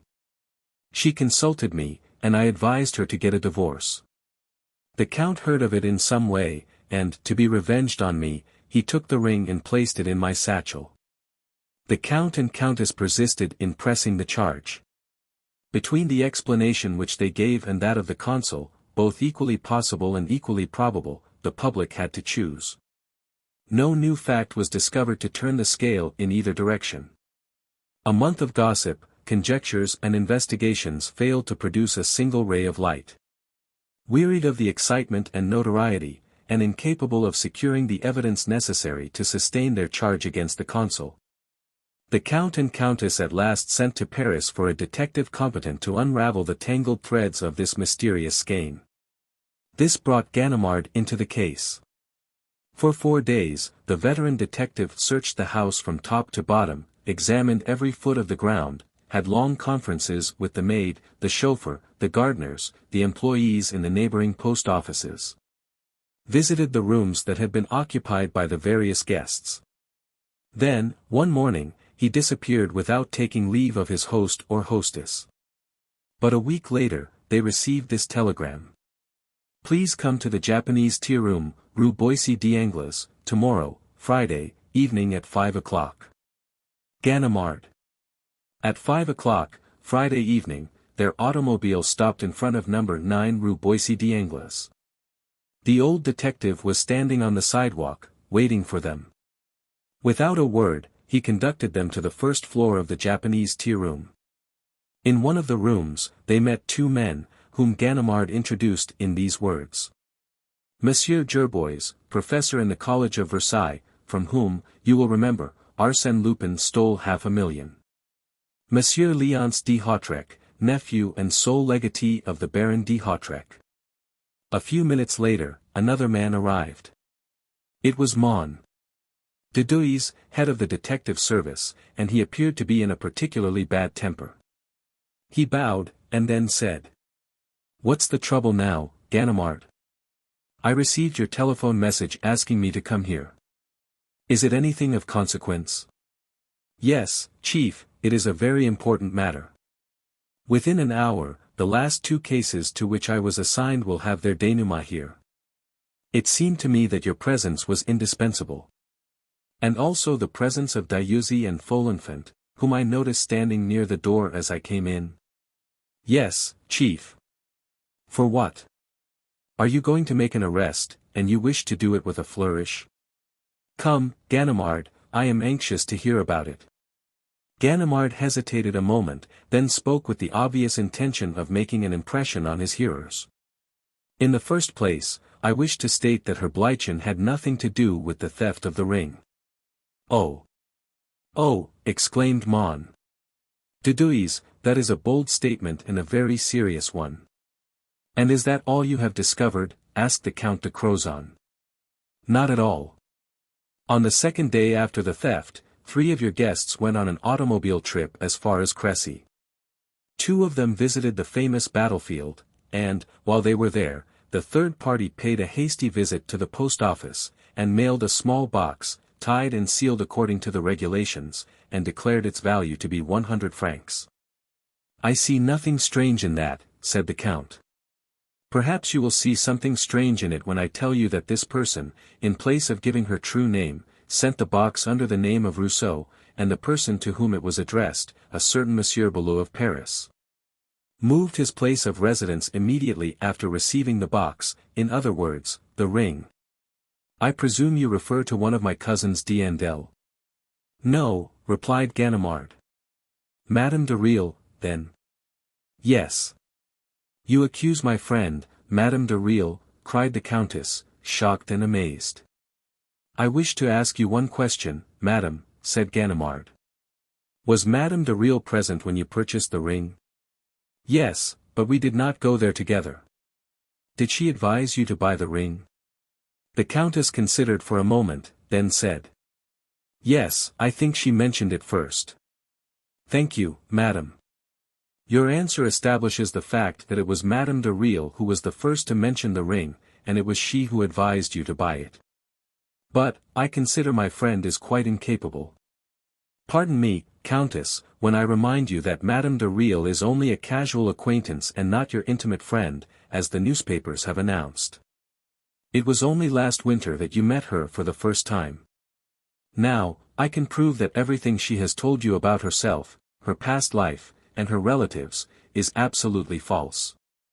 That Madame Blanche de Riel had no actual existence before she met you, and she has now ceased to exist. Well? Well, replied Ganimard. Your story is a very strange one, said the Countess, but it has no application to our case. If Madame de Riel had taken the ring, how do you explain the fact that it was found in her Bleichens tooth powder? Anyone who would take the risk and trouble of stealing the blue diamond would certainly keep it. What do you say to that? Nothing, but Madame de Riel will answer it. Oh. She does exist, then. She does, and does not. I will explain in a few words. 3 days ago, while reading a newspaper, I glanced over the list of hotel arrivals at Trouville, and there I read, Hotel Beaurivage, Madame de Riel, etc. I went to Trouville immediately, and interviewed the proprietor of the hotel. From the description and other information I received from him, I concluded that she was the very Madame de Riel that I was seeking, but she had left the hotel, giving her address in Paris as number 3 Rue de Colisée.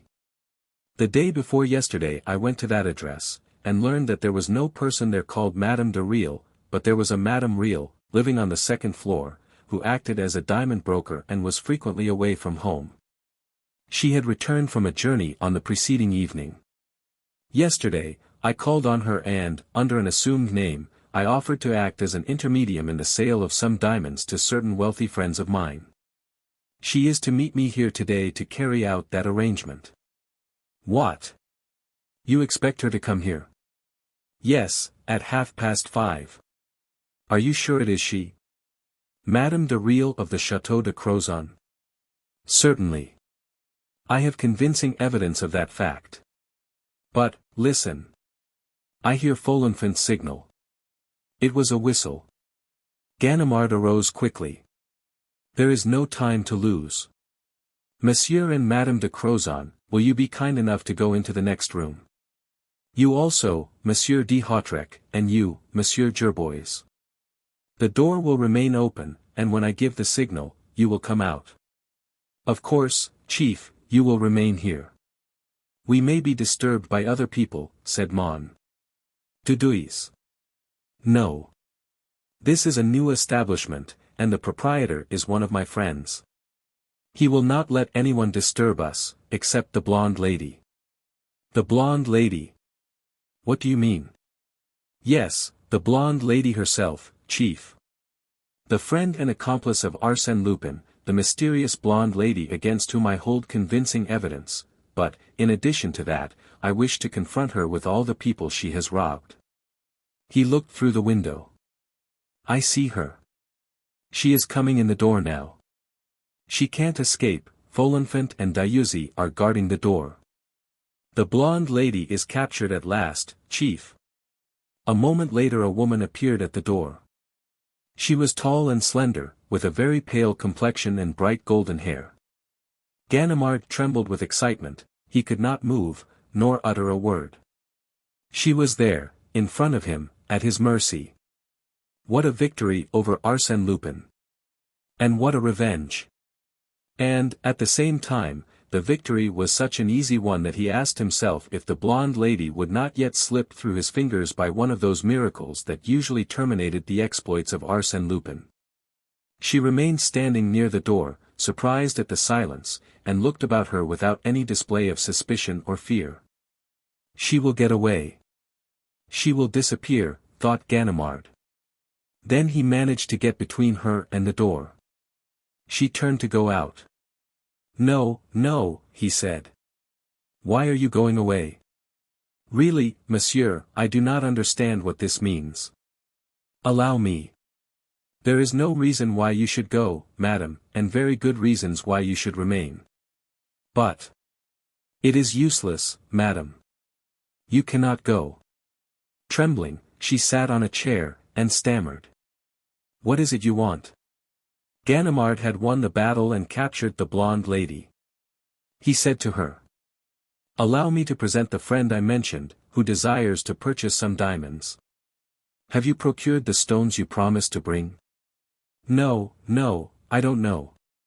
I don't remember. Come. Jog your memory. A person of your acquaintance intended to send you a tinted stone. Something like the blue diamond, I said, laughing, and you replied, exactly, I expect to have just what you want. Do you remember? She made no reply. A small satchel fell from her hand. She picked it up quickly, and held it securely. Her hands trembled slightly. Come, said Ganimard, I see you have no confidence in us, Madame de Real. I shall set you a good example by showing you what I have. He took from his pocketbook a paper which he unfolded, and disclosed a lock of hair. These are a few hairs torn from the head of Antoinette Bréhat by the Baron de Hautrec, which I found clasped in his dead hand. I have shown them to Mli Gerbois, who declares they are of the exact color of the hair of the blonde lady. Besides, they are exactly the color of your hair, the identical color. Madame Real looked at him in bewilderment, as if she did not understand his meaning. He continued. And here are 2 perfume bottles, without labels, it is true, and empty, but still sufficiently impregnated with their odor to enable Mli Gerbois to recognize in them the perfume used by that blonde lady who was her traveling companion for 2 weeks. Now, one of these bottles was found in the room that Madame de Real occupied at the Château de Crozon, and the other in the room that you occupied at the Hôtel Beaurivage. What do you say? The blonde lady, the Château de Crozon. The detective did not reply. He took from his pocket and placed on the table, side by side, 4 small sheets of paper. Then he said. I have, on these 4 pieces of paper, various specimens of handwriting. The first is the writing of Antoinette Bréhat, the second was written by the woman who sent the note to Baron Hirschman at the auction sale of the blue diamond. The third is that of Madame de Real, written while she was stopping at the Château de Crozon, and the fourth is your handwriting, madam, it is your name and address, which you gave to the porter of the Hôtel Beaurivage at Trouville. Now, compare the 4 handwritings. They are identical. What absurdity is this? Really, monsieur, I do not understand. What does it mean? It means, madam, exclaimed Ganimard, that the blonde lady, the friend and accomplice of Arsène Lupin, is none other than you, Madame Real. Ganimard went to the adjoining room and returned with Mon Gerbois, whom he placed in front of Madame Real, as he said.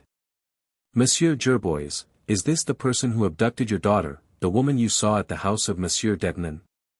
No. Ganimard was so surprised that he could not speak for a moment. Finally, he said, "No. You must be mistaken." "I am not mistaken. Madame is blonde, it is true, and in that respect resembles the blonde lady. But, in all other respects, she is totally different." "I can't believe it." "You must be mistaken." Ganimard called in his other witnesses. "Monsieur d'Hautrec," he said, "do you recognize Antoinette Brihat?" "No, this is not the person I saw at my uncle's house." "This woman is not Madame de Real," declared the Count de Crozon. That was the finishing touch. Ganimard was crushed. He was buried beneath the ruins of the structure he had erected with so much care and assurance. His pride was humbled, his spirit was broken, by the force of this unexpected blow. Mon. Dudouis arose, and said. "We owe you an apology, madam, for this unfortunate mistake. But, since your arrival here, I have noticed your nervous agitation. Something troubles you, may I ask what it is?" "Mon Dieu, monsieur, I was afraid. My satchel contains diamonds to the value of 100,000 francs, and the conduct of your friend was rather suspicious. But you were frequently absent from Paris. How do you explain that?" "I make frequent journeys to other cities in the course of my business. That is all." Mon. Dudouis had nothing more to ask. He turned to his subordinate, and said. "Your investigation has been very superficial, Ganimard, and your conduct toward this lady is really deplorable. You will come to my office tomorrow and explain it." The interview was at an end, and Mon. Dudouis was about to leave the room when a most annoying incident occurred. Madame Real turned to Ganimard, and said. "I understand that you are Monsieur Ganimard. Am I right?" "Yes." "Then, this letter must be for you. I received it this morning. It was addressed to Mon. Justin Ganimard, care of Madame Real. I thought it was a joke, because I did not know you under that name, but it appears that your unknown correspondent knew of our rendezvous." Ganimard was inclined to put the letter in his pocket unread, but he dared not do so in the presence of his superior, so he opened the envelope and read the letter aloud, in an almost inaudible tone. "Once upon a time, there were a blonde lady, a Lupin, and a Ganimard. Now, the wicked Ganimard had evil designs on the pretty blonde lady, and the good Lupin was her friend and protector. When the good Lupin wished the blonde lady to become the friend of the Countess de Crozon, he caused her to assume the name of Madame de Real, which is a close resemblance to the name of a certain diamond broker. A woman with a pale complexion and golden hair. And the good Lupin said to himself, if ever the wicked Ganimard gets upon the track of the blonde lady, how useful it will be to me if he should be diverted to the track of the honest diamond broker. A wise precaution that has borne good fruit. A little note sent to the newspaper read by the wicked Ganimard, a perfume bottle intentionally forgotten by the genuine blonde lady at the Hotel Borevitch. The name and address of Madame Real written on the hotel register by the genuine blonde lady, and the trick is played. What do you think of it, Ganimard? I wish to tell you the true story of this affair, knowing that you would be the first to laugh over it. Really, it is quite amusing, and I have enjoyed it very much. Accept my best wishes, dear friend, and give my kind regards to the worthy Mon. Dudouis. Arsène Lupin. He knows everything, muttered Ganimard, but he did not see the humor of the situation as Lupin had predicted. He knows some things I have never mentioned to anyone. How could he find out that I was going to invite you here, Chief? How could he know that I had found the first perfume bottle? How could he find out those things? He stamped his feet and tore his hair, a prey to the most tragic despair. Mon. Dudouis felt sorry for him, and said. Come, Ganimard, never mind, try to do better next time. And Mon. Dudouis left the room, accompanied by Madame Real. During the next 10 minutes, Ganimard read and reread the letter of Arsène Lupin. Monsieur and Madame de Crozon, Monsieur d'Hautrec and Monsieur Gerbois were holding an animated discussion in a corner of the room. At last, the Count approached the detective, and said, "My dear monsieur, after your investigation, we are no nearer the truth than we were before. Pardon me, but my investigation has established these facts, that the blonde lady is the mysterious heroine of these exploits, and that Arsène Lupin directed them. Those facts do not solve the mystery, in fact, they render it more obscure. The blonde lady commits a murder in order to steal the blue diamond, and yet she does not steal it. Afterward she steals it and gets rid of it by secretly giving it to another person. How do you explain her strange conduct? I cannot explain it. Of course, but, perhaps, someone else can. Who? The Count hesitated, so the Countess replied, frankly. There is only one man besides yourself who is competent to enter the arena with Arsène Lupin and overcome him. Have you any objection to our engaging the services of Herlock Sholmes in this case? Ganimard was vexed at the question, but stammered a reply. No, but... I do not understand what. Let me explain. All this mystery annoys me. I wish to have it cleared up. Monsieur Gerbois and Monsieur de Hautrec have the same desire, and we have agreed to send for the celebrated English detective. You are right, madam, replied the detective, with a loyalty that did him credit, you are right. Old Ganimard is not able to overcome Arsène Lupin. But will Herlock Sholmes succeed? I hope so, as I have the greatest admiration for him. But... it is improbable. Do you mean to say that he will not succeed? That is my opinion. I can foresee the result of a duel between Herlock Sholmes and Arsène Lupin. The Englishman will be defeated. But, in any event, can we count on your assistance? Quite so, madam. I shall be pleased to render Monsieur Sholmes all possible assistance. Do you know his address? Yes, 219, Parker Street. That evening Monsieur and Madame de Crozon withdrew the charge they had made against Herbleichen, and a joint letter was addressed to Herlock Sholmes. 3. Herlock Sholmes opens hostilities. What does Monsieur wish? Anything, replied Arsène Lupin, like a man who never worries over the details of a meal, anything you like, but no meat or alcohol. The waiter walked away, disdainfully. What? Still a vegetarian? I exclaimed. More so than ever, replied Lupin. Through taste, faith, or habit? Hygiene. And do you never fall from grace? Oh. Yes, when I am dining out, and wish to avoid being considered eccentric. We were dining near the Northern Railway Station, in a little restaurant to which Arsène Lupin had invited me. Frequently he would send me a telegram asking me to meet him in some obscure restaurant, where we could enjoy a quiet dinner, well served. And which was always made interesting to me by his recital of some startling adventure theretofore unknown to me. On that particular evening he appeared to be in a more lively mood than usual. He laughed and joked with careless animation, and with that delicate sarcasm that was habitual with him, a light and spontaneous sarcasm that was quite free from any tinge of malice. It was a pleasure to find him in that jovial mood, and I could not resist the desire to tell him so. Ah! Yes, he exclaimed, there are days in which I find life as bright and gay as a spring morning. Then life seems to be an infinite treasure which I can never exhaust. And yet God knows I lead a careless existence. Too much so, perhaps. Ah! But I tell you, the treasure is infinite. I can spend it with a lavish hand.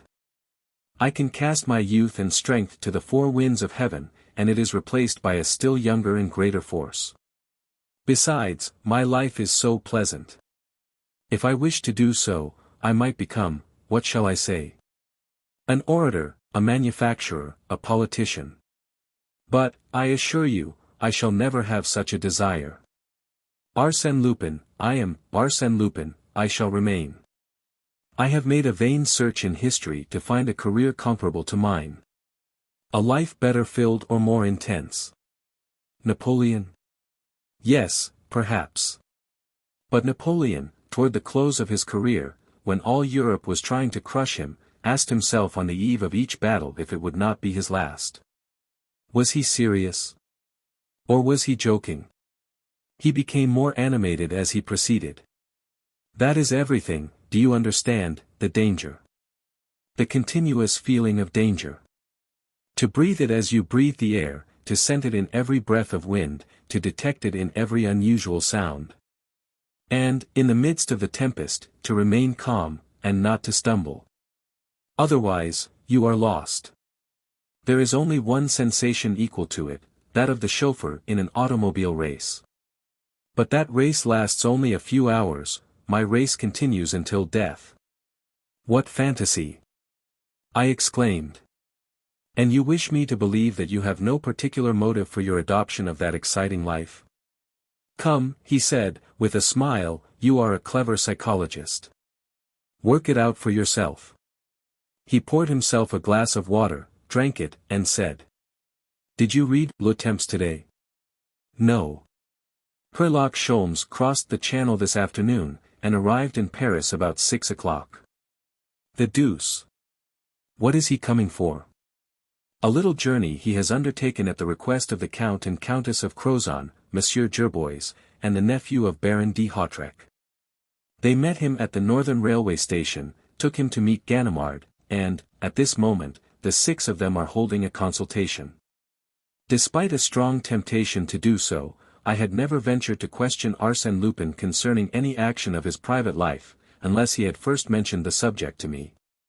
Up to that moment his name had not been mentioned, at least officially, in connection with the Blue Diamond.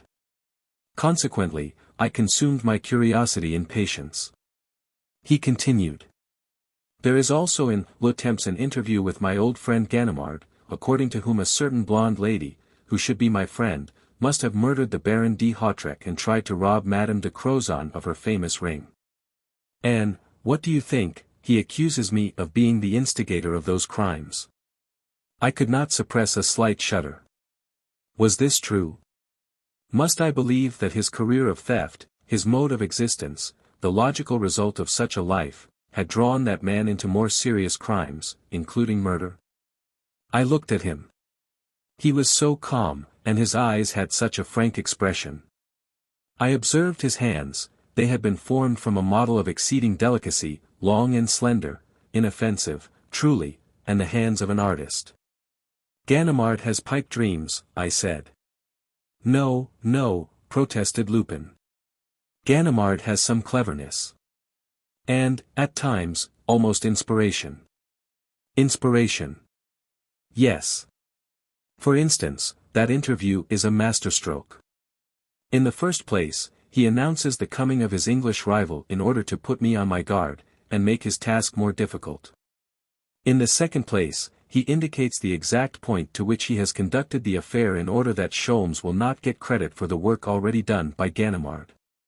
That is good warfare. Whatever it may be, you have 2 adversaries to deal with, and such adversaries. Oh. One of them doesn't count. And the other? Sholmes. Oh. I confess he is a worthy foe, and that explains my present good humor. In the first place, it is a question of self-esteem. I am pleased to know that they consider me a subject worthy the attention of the celebrated English detective. In the next place, just imagine the pleasure a man, such as I, must experience in the thought of a duel with Herlock Sholmes. But I shall be obliged to strain every muscle, he is a clever fellow, and will contest every inch of the ground. Then you consider him a strong opponent? I do. As a detective, I believe, he has never had an equal. But I have one advantage over him, he is making the attack and I am simply defending myself. My role is the easier one. Besides, I am familiar with his method of warfare, and he does not know mine. I am prepared to show him a few new tricks that will give him something to think about. He tapped the table with his fingers as he uttered the following sentences, with an air of keen delight. Arsène Lupin against Herlock Sholmes. France against England. Trafalgar will be revenged at last. Ah! The rascal. He doesn't suspect that I am prepared, and a Lupin warned. He stopped suddenly, seized with a fit of coughing, and hid his face in his napkin, as if something had stuck in his throat. "A bit of bread?" I inquired. "Drink some water." "No, it isn't that," he replied, in a stifled voice. "Then, what is it?" "The want of air." "Do you wish a window opened?" "No, I shall go out." "Give me my hat and overcoat, quick. I must go." "What's the matter?" "The two gentlemen who came in just now." "Look at the taller one. Now, when we go out, keep to my left, so he will not see me." "The one who is sitting behind you?" "Yes. I will explain it to you, outside." "Who is it?" "Herlock Sholmes."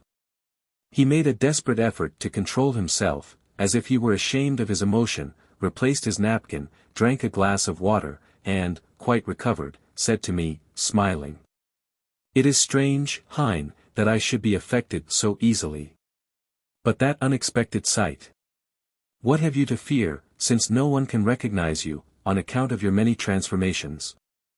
Every time I see you it seems to me your face is changed, it's not at all familiar. I don't know why. But he would recognize me," said Lupin. "He has seen me only once. But, at that time, he made a mental photograph of me, not of my external appearance but of my very soul, not what I appear to be but just what I am. Do you understand? And then, I did not expect to meet him here. Such a strange encounter. In this little restaurant. Well, shall we go out?" "No, not now," said Lupin. "What are you going to do?" "The better way is to act frankly, to have confidence in him, trust him." "You will not speak to him?" "Why not? It will be to my advantage to do so, and find out what he knows, and, perhaps, what he thinks. At present I have the feeling that his gaze is on my neck and shoulders, and that he is trying to remember where he has seen them before." He reflected a moment. I observed a malicious smile at the corner of his mouth. Then, obedient, I think, to a whim of his impulsive nature, and not to the necessities of the situation, he arose, turned around, and, with a bow and a joyous air, he said, "By what lucky chance? Ah! I am delighted to see you. Permit me to introduce a friend of mine." For a moment the Englishman was disconcerted, then he made a movement as if he would seize Arsène Lupin. The latter shook his head, and said, "That would not be fair. Besides, the movement would be an awkward one and, quite useless." The Englishman looked about him, as if in search of assistance. "No use," said Lupin. "Besides, are you quite sure you can place your hand on me? Come, now, show me that you are a real Englishman and, therefore, a good sport." This advice seemed to commend itself to the detective, for he partially rose and said, very formally, "Monsieur Wilson, my friend and assistant, Monsieur Arsène Lupin." Wilson's amazement evoked a laugh. With bulging eyes and gaping mouth, he looked from one to the other, as if unable to comprehend the situation. Herlock Sholmes laughed and said, "Wilson, you should conceal your astonishment at an incident which is one of the most natural in the world." "Why do you not arrest him?" stammered Wilson. "Have you not observed, Wilson, that the gentleman is between me and the door, and only a few steps from the door? By the time I could move my little finger he would be outside." "Don't let that make any difference," said Lupin, who now walked around the table and seated himself so that the Englishman was between him and the door, thus placing himself at the mercy of the foreigner. Wilson looked at Sholmes to find out if he had the right to admire this act of wanton courage. The Englishman's face was impenetrable, but, a moment later, he called, "Waiter." When the waiter came he ordered soda, beer and whiskey. The treaty of peace was signed, until further orders. In a few moments the four men were conversing in an apparently friendly manner. Herlock Sholmes is a man such as you might meet every day in the business world. He is about 50 years of age, and looks as if he might have passed his life in an office, adding up columns of dull figures or writing out formal statements of business accounts. There was nothing to distinguish him from the average citizen of London, except the appearance of his eyes, his terribly keen and penetrating eyes. But then he is Herlock Sholmes, which means that he is a wonderful combination of intuition, observation, clairvoyance and ingenuity. One could readily believe that nature had been pleased to take the two most extraordinary detectives that the imagination of man has hitherto conceived, the Dupin of Edgar Allan Poe and the Lecoq of Émile Gaboriau, and, out of that material, constructed a new detective, more extraordinary and supernatural than either of them. And when a person reads the history of his exploits, which have made him famous throughout the entire world, he asks himself whether Herlock Sholmes is not a mythical personage, a fictitious hero born in the brain of a great novelist, Conan Doyle. For instance, when Arsène Lupin questioned him in regard to the length of his sojourn in France, he turned the conversation into its proper channel by saying, "That depends on you, monsieur." "Oh!" exclaimed Lupin, laughing, "if it depends on me you can return to England tonight." "That is a little too soon, but I expect to return in the course of 8 or 9 days, 10 at the outside." "Are you in such a hurry?" "I have many cases to attend to, such as the robbery of the Anglo-Chinese Bank, the abduction of Lady Eccleston." "But, don't you think, Monsieur Lupin, that I can finish my business in Paris within a week?" "Certainly, if you confine your efforts to the case of the Blue Diamond. It is, moreover, the length of time that I require to make preparations for my safety in case the solution of that affair should give you certain dangerous advantages over me." "And yet," said the Englishman, "I expect to close the business in 8 or 10 days. And arrest me on the 11th, perhaps?" "No, the 10th is my limit." Lupin shook his head thoughtfully, as he said, "That will be difficult, very difficult." "Difficult, perhaps, but possible, therefore certain." "Absolutely certain," said Wilson, as if he had clearly worked out the long series of operations which would conduct his collaborator to the desired result. "Of course," said Herlock Sholmes, "I do not hold all the trump cards, as these cases are already several months old, and I lack certain information and clues upon which I am accustomed to base my investigations." "Such as spots of mud and cigarette ashes," said Wilson, with an air of importance. "In addition to the remarkable conclusions formed by Monsieur Ganimard, I have obtained all the articles written on the subject, and have formed a few deductions of my own. Some ideas which were suggested to us by analysis or hypothesis," added Wilson, sententiously.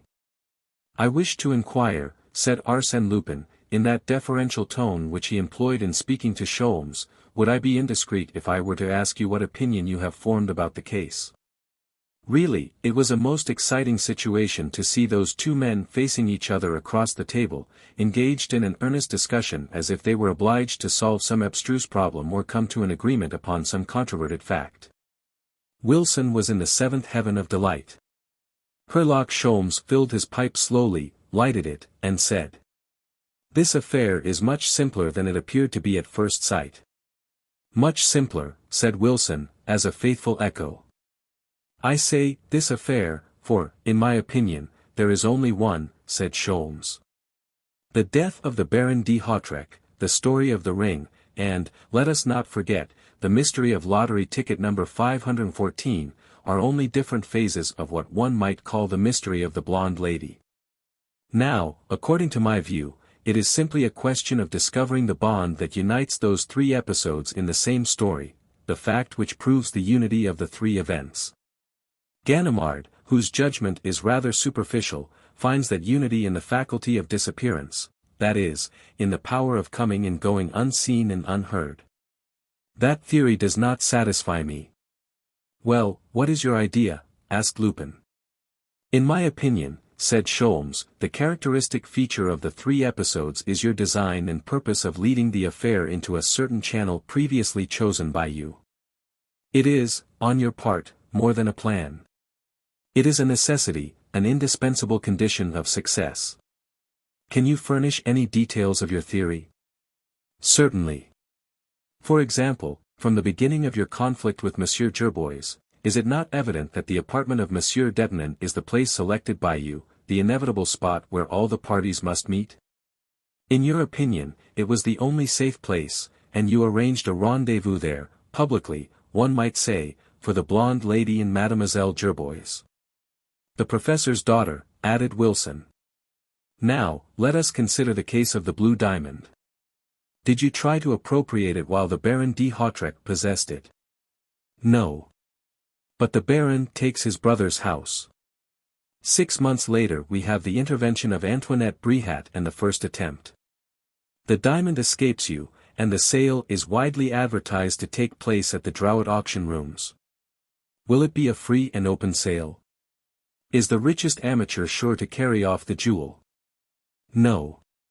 Just as the banker Hirschman is on the point of buying the ring, a lady sends him a letter of warning, and it is the Countess de Crozon, prepared and influenced by the same lady, who becomes the purchaser of the diamond. Will the ring disappear at once? No, you lack the opportunity. Therefore, you must wait. At last the Countess goes to her chateau. That is what you were waiting for. The ring disappears. To reappear again in the tooth powder of her Bleichen, remarked Lupin. Oh! Such nonsense, exclaimed Sholmes, striking the table with his fist, don't tell me such a fairy tale. I am too old a fox to be led away by a false scent. What do you mean? What do I mean, said Sholmes, then paused a moment as if he wished to arrange his effect. At last he said. The blue diamond that was found in the tooth powder was false. You kept the genuine stone. Arsène Lupin remained silent for a moment, then, with his eyes fixed on the Englishman, he replied, calmly. You are impertinent, monsieur. Impertinent, indeed, repeated Wilson, beaming with admiration. Yes, said Lupin, and, yet, to do you credit, you have thrown a strong light on a very mysterious subject. Not a magistrate, not a special reporter, who has been engaged on this case, has come so near the truth. It is a marvelous display of intuition and logic. Oh! A person has simply to use his brains, said Herlock Sholmes, nattered at the homage of the expert criminal. And so few have any brains to use, replied Lupin. And, now, that the field of conjectures has been narrowed down, and the rubbish cleared away.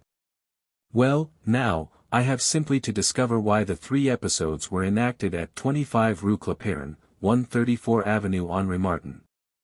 And within the walls of the Château de Crozon, and my work will be finished. What remains will be child's play. Don't you think so? Yes, I think you are right. In that case, Monsieur Lupin, am I wrong in saying that my business will be finished in 10 days? In 10 days you will know the whole truth, said Lupin. And you will be arrested. No. No. In order that I may be arrested there must occur such a series of improbable and unexpected misfortunes that I cannot admit the possibility of such an event. We have a saying in England that, the unexpected always happens. They looked at each other for a moment calmly and fearlessly, without any display of bravado or malice. They met as equals in a contest of wit and skill. And this meeting was the formal crossing of swords, preliminary to the duel. Ah, exclaimed Lupin, at last I shall have an adversary worthy of the name, one whose defeat will be the proudest achievement in my career. Are you not afraid? Asked Wilson. Almost, Monsieur Wilson, replied Lupin, rising from his chair, and the proof is that I am about to make a hasty retreat. Then, we will say 10 days, Monsieur Sholmes. Yes, 10 days. This is Sunday. A week from next Wednesday, at 8 o'clock in the evening, it will be all over. And I shall be in prison. No doubt of it. Ha! Not a pleasant outlook for a man who gets so much enjoyment out of life as I do. No cares, a lively interest in the affairs of the world, a justifiable contempt for the police, and the consoling sympathy of numerous friends and admirers. And now, behold, all that is about to be changed. It is the reverse side of the medal. After sunshine comes the rain. It is no longer a laughing matter. Adieu. Hurry up, said Wilson, full of solicitude for a person in whom Herlock Sholmes had inspired so much respect, do not lose a minute. Not a minute, Monsieur Wilson. But I wish to express my pleasure at having met you, and to tell you how much I envy the master in having such a valuable assistant as you seem to be. Then, after they had courteously saluted each other, like adversaries in a duel who entertain no feeling of malice but are obliged to fight by force of circumstances, Lupin seized me by the arm and drew me outside. What do you think of it, dear boy? The strange events of this evening will form an interesting chapter in the memoirs you are now preparing for me. He closed the door of the restaurant behind us, and, after taking a few steps, he stopped and said, "Do you smoke?" "No. Nor do you, it seems to me." "You are right, I don't." He lighted a cigarette with a wax match, which he shook several times in an effort to extinguish it. But he threw away the cigarette immediately, ran across the street, and joined two men who emerged from the shadows as if called by a signal. He conversed with them for a few minutes on the opposite sidewalk, and then returned to me. "I beg your pardon, but I fear that cursed Sholmes is going to give me trouble. But, I assure you, he is not yet through with Arsène Lupin. He will find out what kind of fuel I use to warm my blood. And now, au revoir." The genial Wilson is right, there is not a moment to lose. He walked away rapidly. Thus ended the events of that exciting evening, or, at least, that part of them in which I was a participant. Subsequently, during the course of the evening, other stirring incidents occurred which have come to my knowledge through the courtesy of other members of that unique dinner party. At the very moment in which Lupin left me, Herlock Sholmes rose from the table, and looked at his watch. 20 minutes to 9. At 9 o'clock I am to meet the Count and Countess at the railway station. "Then, we must be off," exclaimed Wilson, between two drinks of whiskey. They left the restaurant. "Wilson, don't look behind. We may be followed, and, in that case, let us act as if we did not care." "Wilson, I want your opinion, why was Lupin in that restaurant?" "To get something to eat," replied Wilson, quickly. "Wilson, I must congratulate you on the accuracy of your deduction. I couldn't have done better myself." Wilson blushed with pleasure, and Sholmes continued. "To get something to eat. Very well, and, after that, probably, to assure himself whether I am going to the Château de Crozon, as announced by Ganimard in his interview. I must go in order not to disappoint him. But, in order to gain time on him, I shall not go." "Ah!" said Wilson, nonplussed. "You, my friend, will walk down this street, take a carriage, 2, 3 carriages. Return later and get the valises that we left at the station, and make for the Élysée Palace at a gallop. And when I reach the Élysée Palace, engage a room, go to sleep, and await my orders." Quite proud of the important role assigned to him, Wilson set out to perform his task. Herlock Sholmes proceeded to the railway station, bought a ticket, and repaired to the Amiens Express in which the Count and Countess de Crozon were already installed. He bowed to them, lighted his pipe, and had a quiet smoke in the corridor. The train started. 10 minutes later he took a seat beside the Countess, and said to her, "Have you the ring here, madam?" "Yes." "Will you kindly let me see it?" He took it, and examined it closely. "Just as I suspected, it is a manufactured diamond." "A manufactured diamond?" "Yes, a new process which consists in submitting diamond dust to a tremendous heat until it melts and is then molded into a single stone." "But my diamond is genuine." "Yes, your diamond is, but this is not yours." "Where is mine?" "It is held by Arsène Lupin." "And this stone?" "Was substituted for yours, and slipped into her Bleichens tooth powder, where it was afterwards found." "Then you think this is false?" "Absolutely false." The Countess was overwhelmed with surprise and grief, while her husband scrutinized the diamond with an incredulous air. Finally she stammered. "Is it possible? And why did they not merely steal it and be done with it? And how did they steal it?" "That is exactly what I am going to find out." "At the Château de Crozon?" "No. I shall leave the train at Creil and return to Paris. It is there the game between me and Arsène Lupin must be played. In fact, the game has commenced already, and Lupin thinks I am on my way to the chateau. But what does it matter to you, madam? The essential thing is your diamond, is it not? Yes. Well, don't worry.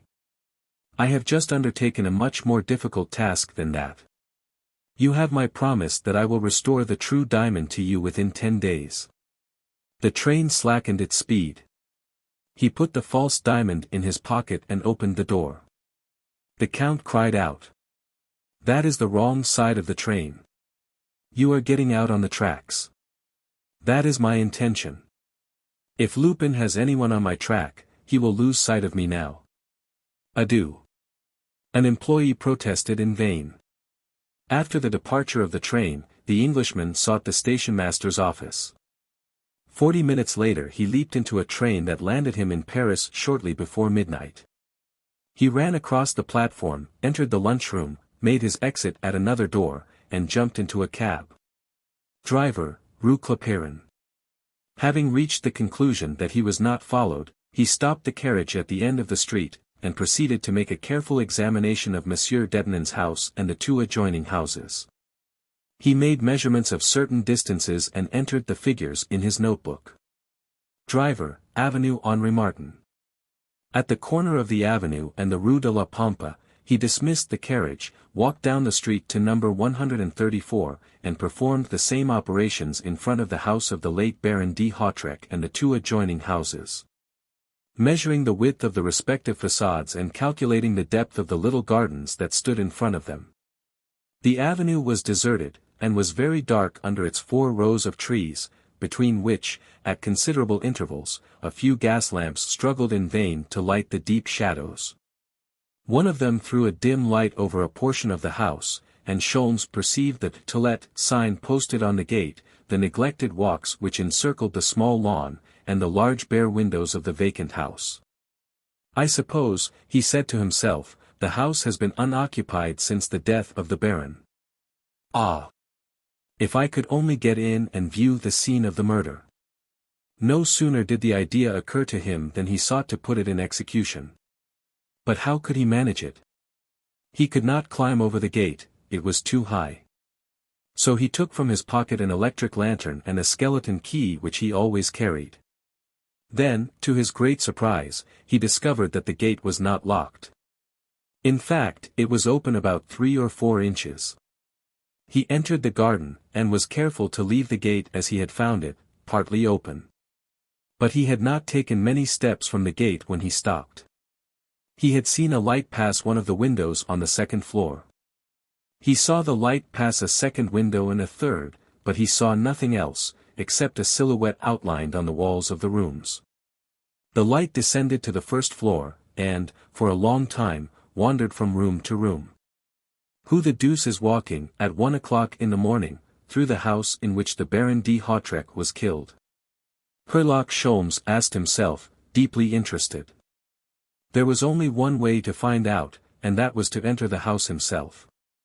He did not hesitate, but started for the door of the house. However, at the moment when he crossed the streak of gaslight that came from the street lamp, the man must have seen him, for the light in the house was suddenly extinguished and Herlock Sholmes did not see it again. Softly, he tried the door. It was open, also. Hearing no sound, he advanced through the hallway, encountered the foot of the stairs, and ascended to the 1st floor. Here there was the same silence, the same darkness. He entered one of the rooms and approached a window through which came a feeble light from the outside. On looking through the window he saw the man, who had no doubt descended by another stairway and escaped by another door. The man was threading his way through the shrubbery which bordered the wall that separated the 2 gardens. "The deuce!" exclaimed Sholmes, "he is going to escape." He hastened down the stairs and leaped over the steps in his eagerness to cut off the man's retreat. But he did not see anyone, and, owing to the darkness, it was several seconds before he was able to distinguish a bulky form moving through the shrubbery. This gave the Englishman food for reflection. Why had the man not made his escape, which he could have done so easily. Had he remained in order to watch the movements of the intruder who had disturbed him in his mysterious work? At all events, concluded Sholmes, it is not Lupin. He would be more adroit. It may be one of his men. For several minutes Herlock Sholmes remained motionless, with his gaze fixed on the adversary who, in his turn was watching the detective. But as that adversary had become passive, and as the Englishman was not one to consume his time in idle waiting, he examined his revolver to see if it was in good working order, removed his knife from its sheath, and walked toward the enemy with that cool effrontery and scorn of danger for which he had become famous. He heard a clicking sound. It was his adversary preparing his revolver. Herlock Sholmes dashed boldly into the thicket, and grappled with his foe. There was a sharp, desperate struggle, in the course of which Sholmes suspected that the man was trying to draw a knife. But the Englishman, believing his antagonist to be an accomplice of Arsène Lupin and anxious to win the first trick in the game with that redoubtable foe, fought with unusual strength and determination. He hurled his adversary to the ground, held him there with the weight of his body, and, gripping him by the throat with one hand, he used his free hand to take out his electric lantern, press the button, and throw the light over the face of his prisoner. "Wilson," he exclaimed, in amazement. Herlock Sholmes stammered a weak, stifled voice. For a long time they remained silent, astounded, foolish. The shriek of an automobile rent the air. A slight breeze stirred the leaves. Suddenly, Herlock Sholmes seized his friend by the shoulders and shook him violently, as he cried. "What are you doing here? Tell me." "What? Did I tell you to hide in the bushes and spy on me?" "Spy on you," muttered Wilson, "why, I didn't know it was you. But what are you doing here? You ought to be in bed." "I was in bed." "You ought to be asleep." "I was asleep." "Well, what brought you here?" asked Sholmes. "Your letter." "My letter? I don't understand." "Yes, a messenger brought it to me at the hotel." "From me? Are you crazy?" "It is true, I swear it." "Where is the letter?" Wilson handed him a sheet of paper, which he read by the light of his lantern. It was as follows. "Wilson, come at once to Avenue Henri Martin. The house is empty. Inspect the whole place and make an exact plan. Then return to Hotel de Herlock Sholmes." "I was measuring the rooms," said Wilson, "when I saw a shadow in the garden. I had only one idea. That was to seize the shadow. The idea was excellent. But remember this, Wilson, whenever you receive a letter from me, be sure it is my handwriting and not a forgery." "Ah," exclaimed Wilson, as the truth dawned on him, "then the letter wasn't from you?" "No." "Who sent it, then?" "Arsène Lupin." "Why?" "For what purpose?" asked Wilson. "I don't know, and that's what worries me. I don't understand why he took the trouble to disturb you. Of course, if he had sent me on such a foolish errand I wouldn't be surprised. But what was his object in disturbing you?" "I must hurry back to the hotel." "So must I, Wilson." They arrived at the gate. Wilson, who was ahead, took hold of it and pulled. "Ah! You closed it," he said. "No, I left it partly open." Sholmes tried the gate, then, alarmed, he examined the lock. An oath escaped him. "Good God! It is locked." "Locked with a key." He shook the gate with all his strength. Then, realizing the futility of his efforts, he dropped his arms, discouraged, and muttered, in a jerky manner. "I can see it all now, it is Lupin. He foresaw that I would leave the train at Crile, and he prepared this neat little trap for me in case I should commence my investigation this evening. Moreover, he was kind enough to send me a companion to share my captivity. All done to make me lose a day, and, perhaps, also, to teach me to mind my own business." "Do you mean to say we are prisoners?" "Exactly. Herlock Sholmes and Wilson are the prisoners of Arsène Lupin. It's a bad beginning. But he laughs best who laughs last. Wilson seized Sholmes' arm, and exclaimed. Look! Look up there! A light! A light shone through one of the windows of the first floor. Both of them ran to the house, and each ascended by the stairs he had used on coming out a short time before, and they met again at the entrance to the lighted chamber. A small piece of a candle was burning in the center of the room. Beside it there was a basket containing a bottle, a roasted chicken, and a loaf of bread. Sholmes was greatly amused, and laughed heartily. Wonderful! We are invited to supper. It is really an enchanted place, a genuine fairyland. Come, Wilson, cheer up. This is not a funeral. It's all very funny. Are you quite sure it is so very funny? Asked Wilson, in a lugubrious tone. Am I sure? Exclaimed Sholmes, with a gaiety that was too boisterous to be natural. Why, to tell the truth, it's the funniest thing I ever saw. It's a jolly good comedy. What a master of sarcasm this Arsène Lupin is. He makes a fool of you with the utmost grace and delicacy. I wouldn't miss this feast for all the money in the Bank of England. Come, Wilson, you grieve me. You should display that nobility of character which rises superior to misfortune. I don't see that you have any cause for complaint, really, I don't.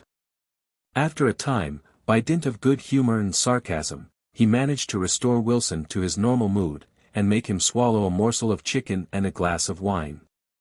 But when the candle went out and they prepared to spend the night there, with the bare floor for a mattress and the hard wall for a pillow, the harsh and ridiculous side of the situation was impressed upon them. That particular incident will not form a pleasant page in the memoirs of the famous detective. Next morning Wilson awoke, stiff and cold. A slight noise attracted his attention. Herlock Sholmes was kneeling on the floor, critically examining some grains of sand and studying some chalk marks, now almost effaced, which formed certain figures and numbers. Which figures he entered in his notebook. Accompanied by Wilson, who was deeply interested in the work, he examined each room, and found similar chalk marks in 2 other apartments. He noticed, also, 2 circles on the oaken panels, an arrow on a wainscot, and 4 figures on 4 steps of the stairs. At the end of an hour Wilson said. The figures are correct, aren't they? I don't know. But, at all events, they mean something, replied Sholmes, who had forgotten the discomforts of the night in the joy created by his new discoveries. It is quite obvious, said Wilson, they represent the number of pieces in the floor. Ah! Yes.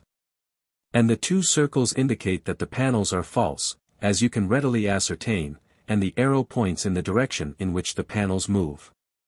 Herlock Sholmes looked at Wilson, in astonishment. Ah! My dear friend, how do you know all that? Your clairvoyance makes my poor ability in that direction look quite insignificant. Oh! It is very simple, said Wilson, inflated with pride. I examined those marks last night, according to your instructions, or, rather, according to the instructions of Arsène Lupin, since he wrote the letter you sent to me. At that moment Wilson faced a greater danger than he had during his struggle in the garden with Herlock Sholmes. The latter now felt a furious desire to strangle him. But, dominating his feelings, Sholmes made a grimace which was intended for a smile, and said. Quite so, Wilson, you have done well, and your work shows commendable progress. But, tell me, have you exercised your powers of observation and analysis on any other points? I might profit by your deductions. Oh. No, I went no farther. That's a pity. Your debut was such a promising one. But, since that is all, we may as well go. Go. But how can we get out? The way all honest people go out, through the gate. But it is locked. It will be opened. By whom? Please call the 2 policemen who are strolling down the avenue. But what? It is very humiliating. What will be said when it becomes known that Herlock Sholmes and Wilson were the prisoners of Arsène Lupin? Of course, I understand they will roar with laughter, replied Herlock Sholmes, in a dry voice and with frowning features, but we can't set up housekeeping in this place. And you will not try to find another way out? No. But the man who brought us the basket of provisions did not cross the garden, coming or going. There is some other way out. Let us look for it, and not bother with the police. Your argument is sound, but you forget that all the detectives in Paris have been trying to find it for the last 6 months, and that I searched the house from top to bottom while you were asleep.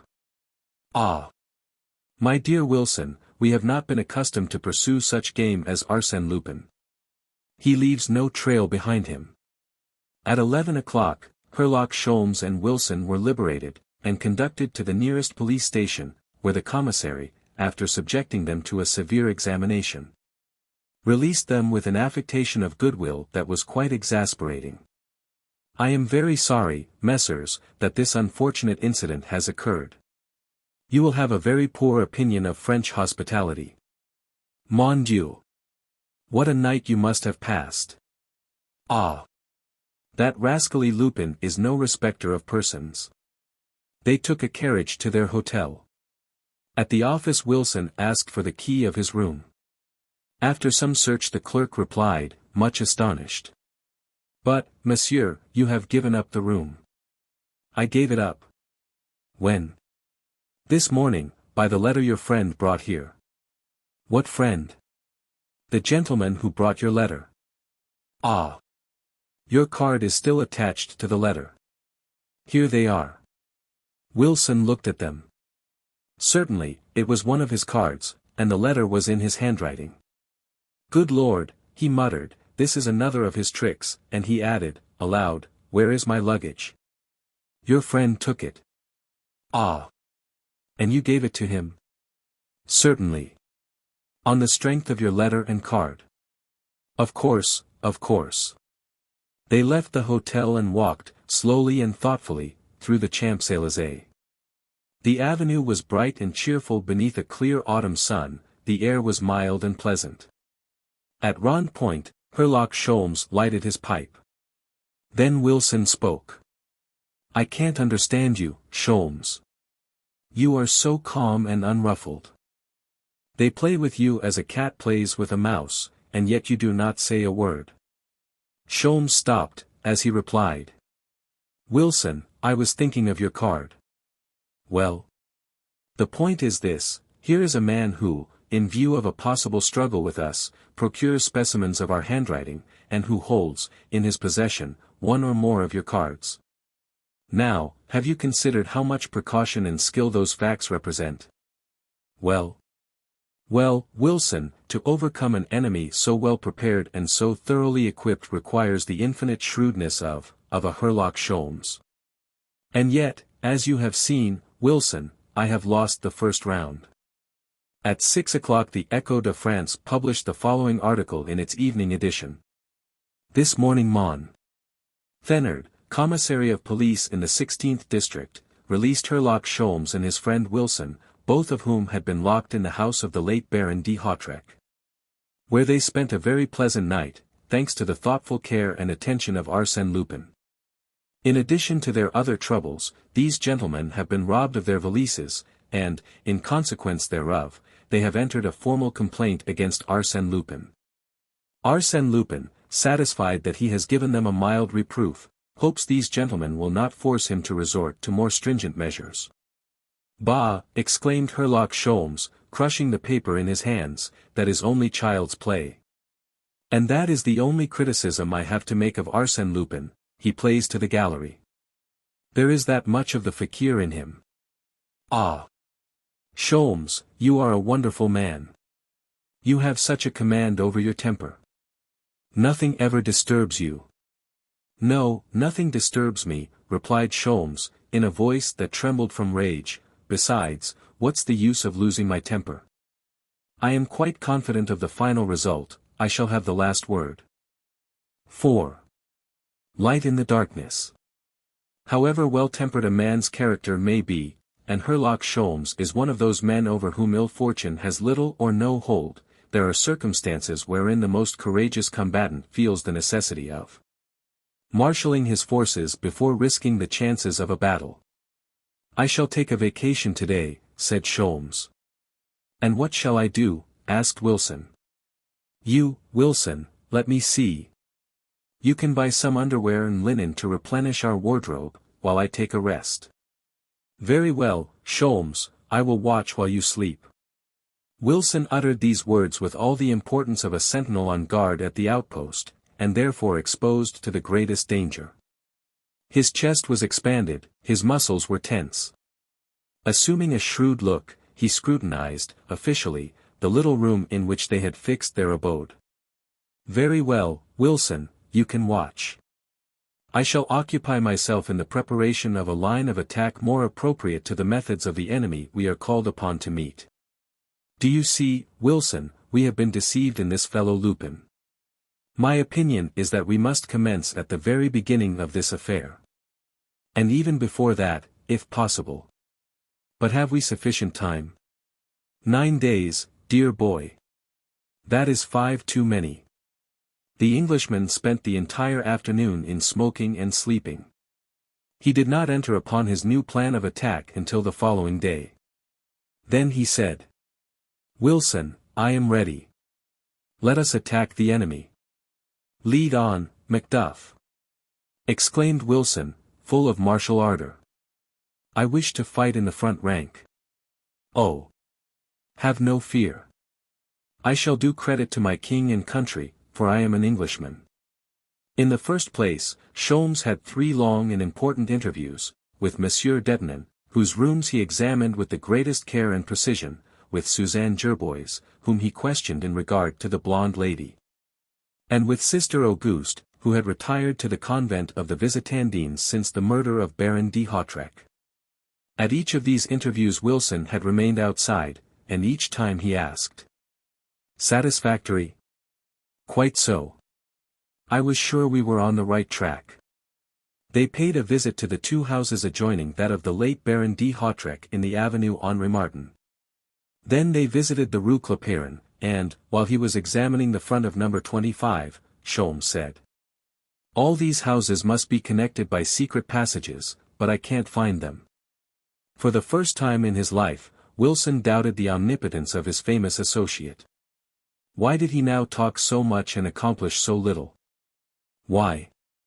exclaimed Sholmes, in answer to Wilson's secret thought, "because, with this fellow Lupin, a person has to work in the dark, and, instead of deducting the truth from established facts, a man must extract it from his own brain, and afterward learn if it is supported by the facts in the case." But what about the secret passages? They must exist. But even though I should discover them, and thus learn how Arsène Lupin made his entrance to the lawyer's house and how the blonde lady escaped from the house of Baron de Hautrec after the murder, what good would it do? How would it help me? Would it furnish me with a weapon of attack? "Let us attack him just the same," exclaimed Wilson, who had scarcely uttered these words when he jumped back with a cry of alarm. Something had fallen at their feet. It was a bag filled with sand which might have caused them serious injury if it had struck them. Sholmes looked up. Some men were working on a scaffolding attached to the balcony at the 5th floor of the house. He said, "We were lucky. 1 step more, and that heavy bag would have fallen on our heads. I wonder if—" Moved by a sudden impulse, he rushed into the house, up the 5 flights of stairs, rang the bell, pushed his way into the apartment to the great surprise and alarm of the servant who came to the door, and made his way to the balcony in front of the house. But there was no one there. "Where are the workmen who were here a moment ago?" he asked the servant. "They have just gone." "Which way did they go?" "By the servants' stairs." Sholmes leaned out of the window. He saw 2 men leaving the house, carrying bicycles. They mounted them and quickly disappeared around the corner. "How long have they been working on this scaffolding?" "Those men?" "Only since this morning. It's their first day." Sholmes returned to the street, and joined Wilson. Together they returned to the hotel, and thus the second day ended in a mournful silence. On the following day their program was almost similar. They sat together on a bench in the avenue Henri Martin, much to Wilson's disgust, who did not find it amusing to spend long hours watching the house in which the tragedy had occurred. "What do you expect, Sholmes? That Arsène Lupin will walk out of the house?" "No." "That the blonde lady will make her appearance?" "No." "What then?" "I am looking for something to occur, some slight incident that will furnish me with a clue to work on. And if it does not occur, then I must, myself, create the spark that will set fire to the powder." A solitary incident, and that of a disagreeable nature, broke the monotony of the forenoon. A gentleman was riding along the avenue when his horse suddenly turned aside in such a manner that it ran against the bench on which they were sitting, and struck Sholmes a slight blow on the shoulder. "Ha!" exclaimed Sholmes, "a little more and I would have had a broken shoulder." The gentleman struggled with his horse.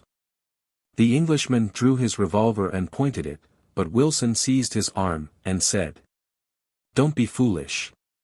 What are you going to do? Kill the man. Leave me alone, Wilson. Let go." During the brief struggle between Sholmes and Wilson the stranger rode away. "Now, you can shoot," said Wilson, triumphantly, when the horseman was at some distance. "Wilson, you're an idiot.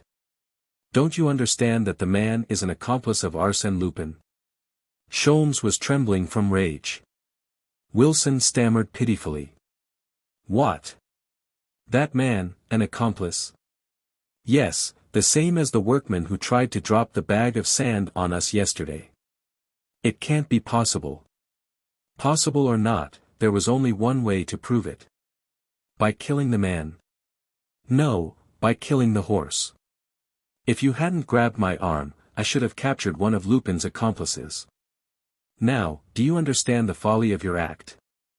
Throughout the afternoon both men were morose. They did not speak a word to each other. At 5 o'clock they visited the Rue Clapeyron, but were careful to keep at a safe distance from the houses. However, 3 young men who were passing through the street, arm in arm, singing, ran against Sholmes and Wilson and refused to let them pass. Sholmes, who was in an ill humor, contested the right of way with them. After a brief struggle, Sholmes resorted to his fists. He struck one of the men a hard blow on the chest, another a blow in the face, and thus subdued 2 of his adversaries. Thereupon the 3 of them took to their heels and disappeared. "Ah!" exclaimed Sholmes, "that does me good. I needed a little exercise." But Wilson was leaning against the wall. Sholmes said, "What's the matter, old chap? You're quite pale." Wilson pointed to his left arm, which hung inert, and stammered, "I don't know what it is. My arm pains me. Very much." "Is it serious?" "Yes, I am afraid so." He tried to raise his arm, but it was helpless. Sholmes felt it, gently at first, then in a rougher way, to see how badly it was hurt, he said. He concluded that Wilson was really hurt, so he led him to a neighboring pharmacy, where a closer examination revealed the fact that the arm was broken and that Wilson was a candidate for the hospital. In the meantime they bared his arm and applied some remedies to ease his suffering. "Come, come, old chap, cheer up," said Sholmes, who was holding Wilson's arm, "in 5 or 6 weeks you will be all right again. But I will pay them back. The rascals. Especially Lupin, for this is his work, no doubt of that. I swear to you if ever." He stopped suddenly, dropped the arm, which caused Wilson such an access of pain that he almost fainted, and, striking his forehead, Sholmes said, "Wilson, I have an idea. You know, I have one occasionally." He stood for a moment, silent, with staring eyes, and then muttered, in short, sharp phrases. "Yes, that's it, that will explain all, right at my feet, and I didn't see it, ah, parbleu. I should have thought of it before. Wilson, I shall have good news for you." Abruptly leaving his old friend, Sholmes ran into the street and went directly to the house known as number 25. On one of the stones, to the right of the door, he read this inscription, "Destange, architect, 1875. There was a similar inscription on the house numbered 23. Of course, there was nothing unusual in that. But what might be read on the houses in the Avenue Henri Martin? A carriage was passing. He engaged it and directed the driver to take him to number 134 Avenue Henri Martin. He was roused to a high pitch of excitement. He stood up in the carriage and urged the horse to greater speed. He offered extra pourboires to the driver. Quicker! Quicker! How great was his anxiety as they turned from the Rue de la Pampa. Had he caught a glimpse of the truth at last? On one of the stones of the late Baron's house he read the words, Destange, architect, 1874. And a similar inscription appeared on the two adjoining houses. The reaction was such that he settled down in the seat of the carriage, trembling from joy. At last, a tiny ray of light had penetrated the dark shadows which encompassed these mysterious crimes. In the vast sombre forest wherein 1,000 pathways crossed and recrossed, he had discovered the first clue to the track followed by the enemy. He entered a branch post office and obtained telephonic connection with the Château de Crozon. The Countess answered the telephone call. "Hello. Is that you, madam? Monsieur Sholmes, isn't it? Everything going all right?" "Quite well, but I wish to ask you one question." "Hello. Yes, I hear you. Tell me, when was the Château de Crozon built?" "It was destroyed by fire and rebuilt about 30 years ago." "Who built it, and in what year?" "There is an inscription on the front of the house which reads, Lucien Destange, architect, 1877. "Thank you, madam, that is all. Goodbye." He went away, murmuring, Destange. Lucien Destange, that name has a familiar sound. He noticed a public reading room, entered, consulted a dictionary of modern biography, and copied the following information: Lucien Destange, born 1840, Grand Prix de Rome, officer of the Legion of Honor. Author of several valuable books on architecture, etc. Then he returned to the pharmacy and found that Wilson had been taken to the hospital. There Sholmes found him with his arm in splints, and shivering with fever. "Victory! Victory!" cried Sholmes. "I hold one end of the thread." "Of what thread?" "The one that leads to victory. I shall now be walking on solid ground, where there will be footprints, clues." "Cigarette ashes?" asked Wilson, whose curiosity had overcome his pain. "And many other things. Just think, Wilson, I have found the mysterious link which unites the different adventures in which the blonde lady played a part. Why did Lupin select those 3 houses for the scenes of his exploits? Yes, why? Because those 3 houses were built by the same architect. That was an easy problem, eh? Of course, but who would have thought of it? No one but you. And who, except I, knows that the same architect, by the use of analogous plans, has rendered it possible for a person to execute 3 distinct acts which, though miraculous in appearance, are, in reality, quite simple and easy. That was a stroke of good luck. And it was time, dear boy, as I was becoming very impatient. You know, this is our 4th day. Out of 10. Oh. After this. Sholmes was excited, delighted, and gayer than usual. And when I think that these rascals might have attacked me in the street and broken my arm just as they did yours. Isn't that so, Wilson? Wilson simply shivered at the horrible thought. Sholmes continued. We must profit by the lesson. I can see, Wilson, that we were wrong to try and fight Lupin in the open, and leave ourselves exposed to his attacks. I can see it, and feel it, too, in my broken arm, said Wilson. You have one consolation, Wilson, that is, that I escaped. Now, I must be doubly cautious. In an open fight he will defeat me, but if I can work in the dark, unseen by him, I have the advantage, no matter how strong his forces may be. Ganimard might be of some assistance. Never. On the day that I can truly say, Arsène Lupin is there, I show you the quarry, and how to catch it. I shall go and see Ganimard at one of the two addresses that he gave me, his residence in the Rue Pergolese, or at the Suisse Tavern in the Place du Châtelet.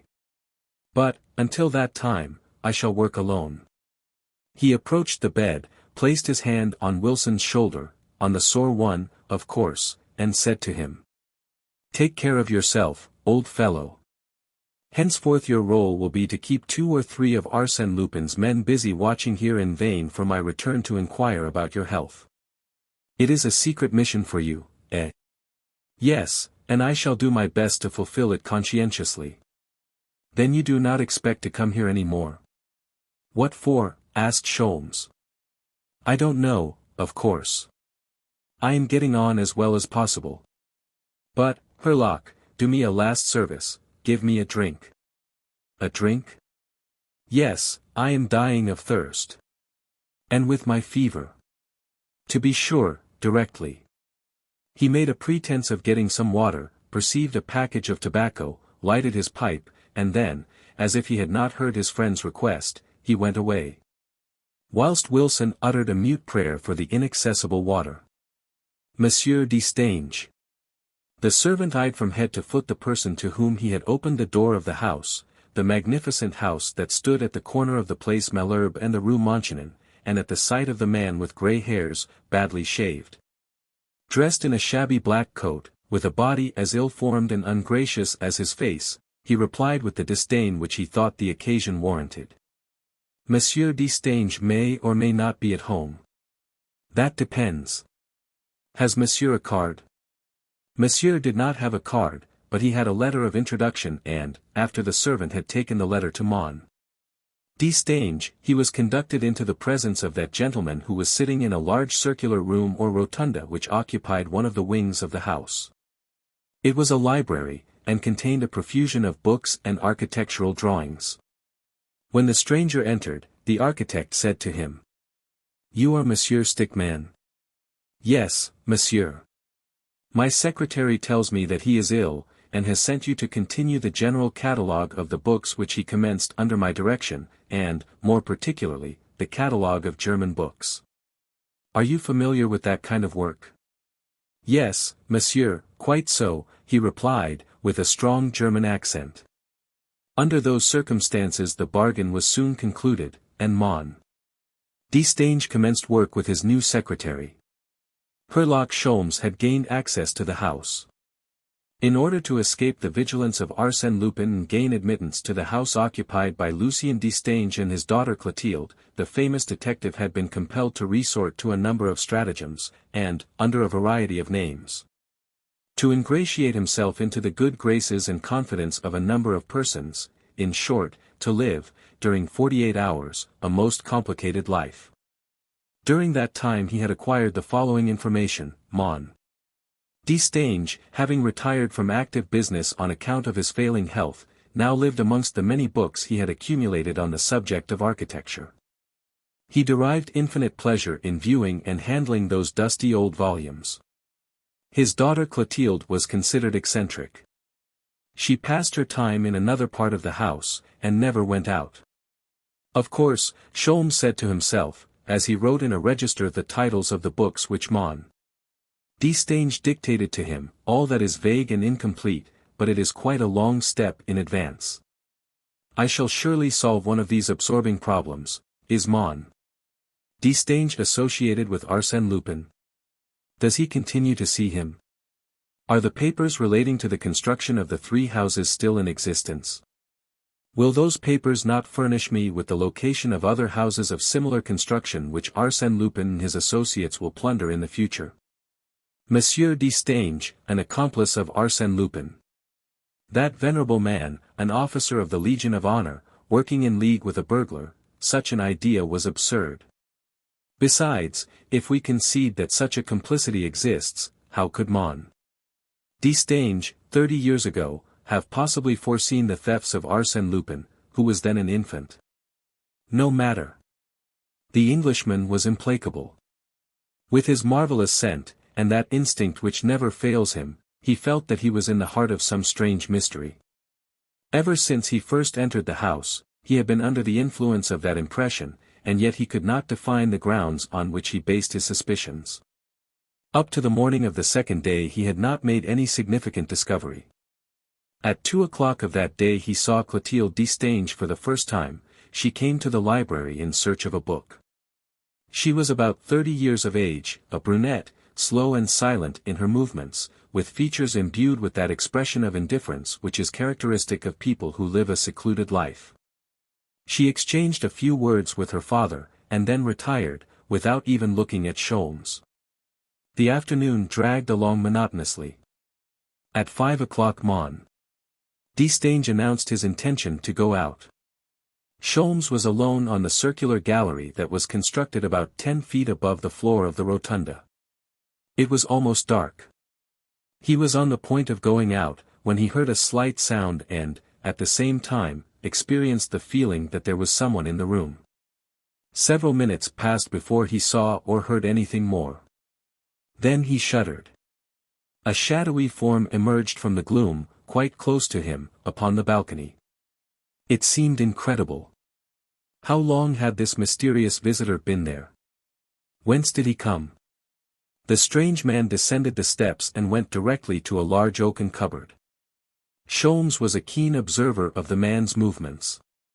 He watched him searching amongst the papers with which the cupboard was filled. What was he looking for? Then the door opened and Destange entered, speaking to someone who was following her. "So you have decided not to go out, father? Then I will make a light. 1 second, do not move."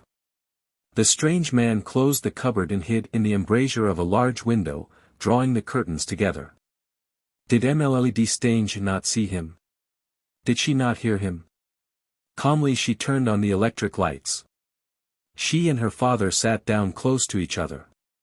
She opened a book she had brought with her, and commenced to read. After the lapse of a few minutes she said, "Your secretary has gone."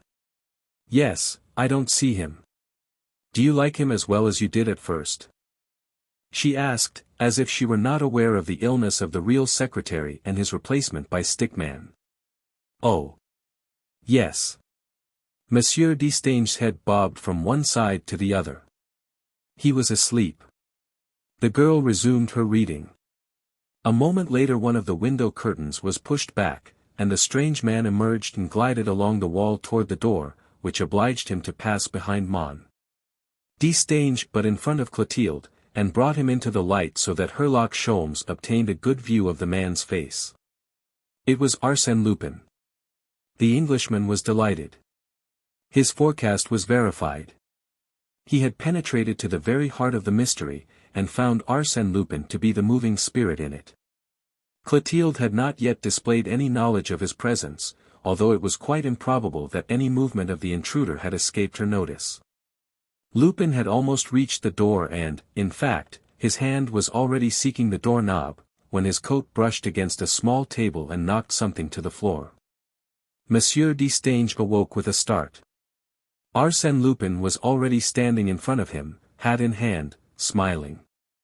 "Maxime Bermond," exclaimed Destange, joyfully. "My dear Maxime, what lucky chance brings you here?" "The wish to see you and Mademoiselle Destange." "When did you return from your journey?" "Yesterday." "You must stay to dinner." "No, thank you, I am sorry, but I have an appointment to dine with some friends at a restaurant." "Come, tomorrow, then, Clotilde, you must urge him to come tomorrow." "Ah! My dear Maxime. I thought of you many times during your absence." "Really?" "Yes, I went through all my old papers in that cupboard, and found our last statement of account." "What account?" "Relating to the Avenue Henri Martin." "Ah! Do you keep such papers?" "What for?" Then the three of them left the room, and continued their conversation in a small parlor which adjoined the library. "Is it Lupin?" Sholmes asked himself, in a sudden access of doubt. Certainly, from all appearances, it was he. And yet it was also someone else who resembled Arsène Lupin in certain respects, and who still maintained his own individuality, features, and color of hair. Sholmes could hear Lupin's voice in the adjoining room. He was relating some stories at which Destange laughed heartily, and which even brought a smile to the lips of the melancholy Clotilde. And each of those smiles appeared to be the reward which Arsène Lupin was seeking, and which he was delighted to have secured. His success caused him to redouble his efforts and, insensibly, at the sound of that clear and happy voice, Clotilde's face brightened and lost that cold and listless expression which usually pervaded it. They love each other, thought Sholmes, but what the deuce can there be in common between Clotilde Destange and Maxime Bermond? Does she know that Maxime is none other than Arsène Lupin? Until 7 o'clock Sholmes was an anxious listener, seeking to profit by the conversation.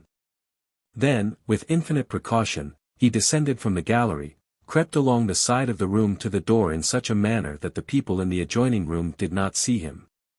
When he reached the street Sholmes satisfied himself that there was neither an automobile nor a cab waiting there, then he slowly limped along the boulevard Malherbe. He turned into an adjacent street, donned the overcoat which he had carried on his arm, altered the shape of his hat, assumed an upright carriage, and, thus transformed, returned to a place whence he could watch the door of Destange's house. In a few minutes Arsène Lupin came out, and proceeded to walk toward the centre of Paris by way of the Rues de Constantinople and London. Herlock Sholmes followed at a distance of 100 paces. Exciting moments for the Englishman. He sniffed the air, eagerly, like a hound following a fresh scent. It seemed to him a delightful thing thus to follow his adversary. It was no longer Herlock Sholmes who was being watched, but Arsène Lupin, the invisible Arsène Lupin. He held him, so to speak, within the grasp of his eye, by an imperceptible bond that nothing could break. And he was pleased to think that the quarry belonged to him. But he soon observed a suspicious circumstance. In the intervening space between him and Arsène Lupin he noticed several people traveling in the same direction, particularly two husky fellows in slouch hats on the left side of the street. And two others on the right wearing caps and smoking cigarettes. Of course, their presence in that vicinity may have been the result of chance, but Sholmes was more astonished when he observed that the four men stopped when Lupin entered a tobacco shop. And still more surprised when the four men started again after Lupin emerged from the shop, each keeping to his own side of the street. "Curse it," muttered Sholmes, "he is being followed." He was annoyed at the idea that others were on the trail of Arsène Lupin, that someone might deprive him, not of the glory, he cared little for that, but of the immense pleasure of capturing, single-handed, the most formidable enemy he had ever met. And he felt that he was not mistaken. The men presented to Sholmes' experienced eye the appearance and manner of those who, while regulating their gait to that of another, wish to present a careless and natural air. "Is this some of Ganimard's work?" muttered Sholmes. "Is he playing me false?" He felt inclined to speak to one of the men with a view of acting in concert with him. But as they were now approaching the boulevard the crowd was becoming denser, and he was afraid he might lose sight of Lupin. So he quickened his pace and turned into the boulevard just in time to see Lupin ascending the steps of the Hungarian restaurant at the corner of the Rue du Helder. The door of the restaurant was open, so that Sholmes, while sitting on a bench on the other side of the boulevard, could see Lupin take a seat at a table, luxuriously appointed and decorated with flowers. At which three gentlemen and two ladies of elegant appearance were already seated and who extended to Lupin a hearty greeting. Sholmes now looked about for the four men and perceived them amongst a crowd of people who were listening to a gypsy orchestra that was playing in a neighboring café. It was a curious thing that they were paying no attention to Arsène Lupin, but seemed to be friendly with the people around them. One of them took a cigarette from his pocket and approached a gentleman who wore a frock coat and silk hat. The gentleman offered the other his cigar for a light, and Sholmes had the impression that they talked to each other much longer than the occasion demanded. Finally the gentleman approached the Hungarian restaurant, entered and looked around. When he caught sight of Lupin he advanced and spoke to him for a moment, then took a seat at an adjoining table. Sholmes now recognized this gentleman as the horseman who had tried to run him down in the avenue Henri Martin. Then Sholmes understood that these men were not tracking Arsène Lupin, they were a part of his band. They were watching over his safety. They were his bodyguard, his satellites, his vigilant escort. Wherever danger threatened Lupin, these confederates were at hand to avert it, ready to defend him. The 4 men were accomplices. The gentleman in the frock coat was an accomplice. These facts furnished the Englishman with food for reflection. Would he ever succeed in capturing that inaccessible individual? What unlimited power was possessed by such an organization, directed by such a chief? He tore a leaf from his notebook, wrote a few lines in pencil, which he placed in an envelope, and said to a boy about 15 years of age who was sitting on the bench beside him. "Here, my boy. Take a carriage and deliver this letter to the cashier of the Suisse Tavern, Place du Châtelet. Be quick." He gave him a 5-franc piece. The boy disappeared. A half-hour passed away. The crowd had grown larger, and Sholmes perceived only at intervals the accomplices of Arsène Lupin. Then someone brushed against him and whispered in his ear. "Well? What is it, Monsieur Sholmes?" "Ah! It is you, Ganimard?" "Yes. I received your note at the tavern." "What's the matter?" "He is there." "What do you mean?" "There, in the restaurant. Lean to the right. Do you see him now?" "No. He is pouring a glass of champagne for the lady." "That is not Lupin." "Yes, it is. But I tell you." "Ah. Yet, it may be." "It looks a great deal like him," said Ganimard, naively. "And the others, accomplices?" "No, the lady sitting beside him is Lady Cliveden, the other is the Duchess de Cleath. The gentleman sitting opposite Lupin is the Spanish ambassador to London." Ganimard took a step forward. Sholmes retained him. "Be prudent. You are alone." "So is he." "No, he has a number of men on the boulevard mounting guard. And inside the restaurant that gentleman.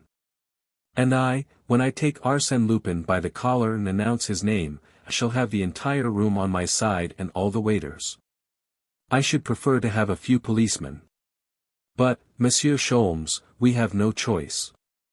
We must catch him when we can." He was right, Sholmes knew it. It was better to take advantage of the opportunity and make the attempt. Sholmes simply gave this advice to Ganimard. "Conceal your identity as long as possible."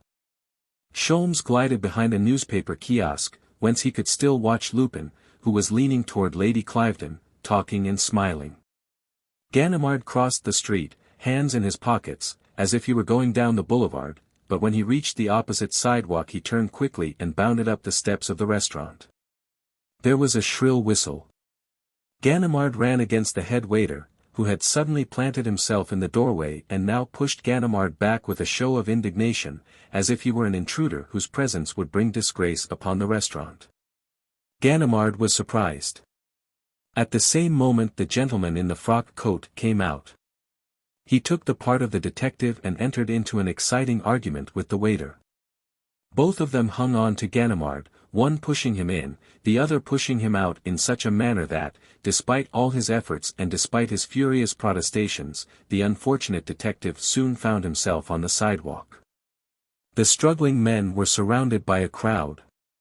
2 policemen, attracted by the noise, tried to force their way through the crowd, but encountered a mysterious resistance and could make no headway through the opposing backs and pressing shoulders of the mob.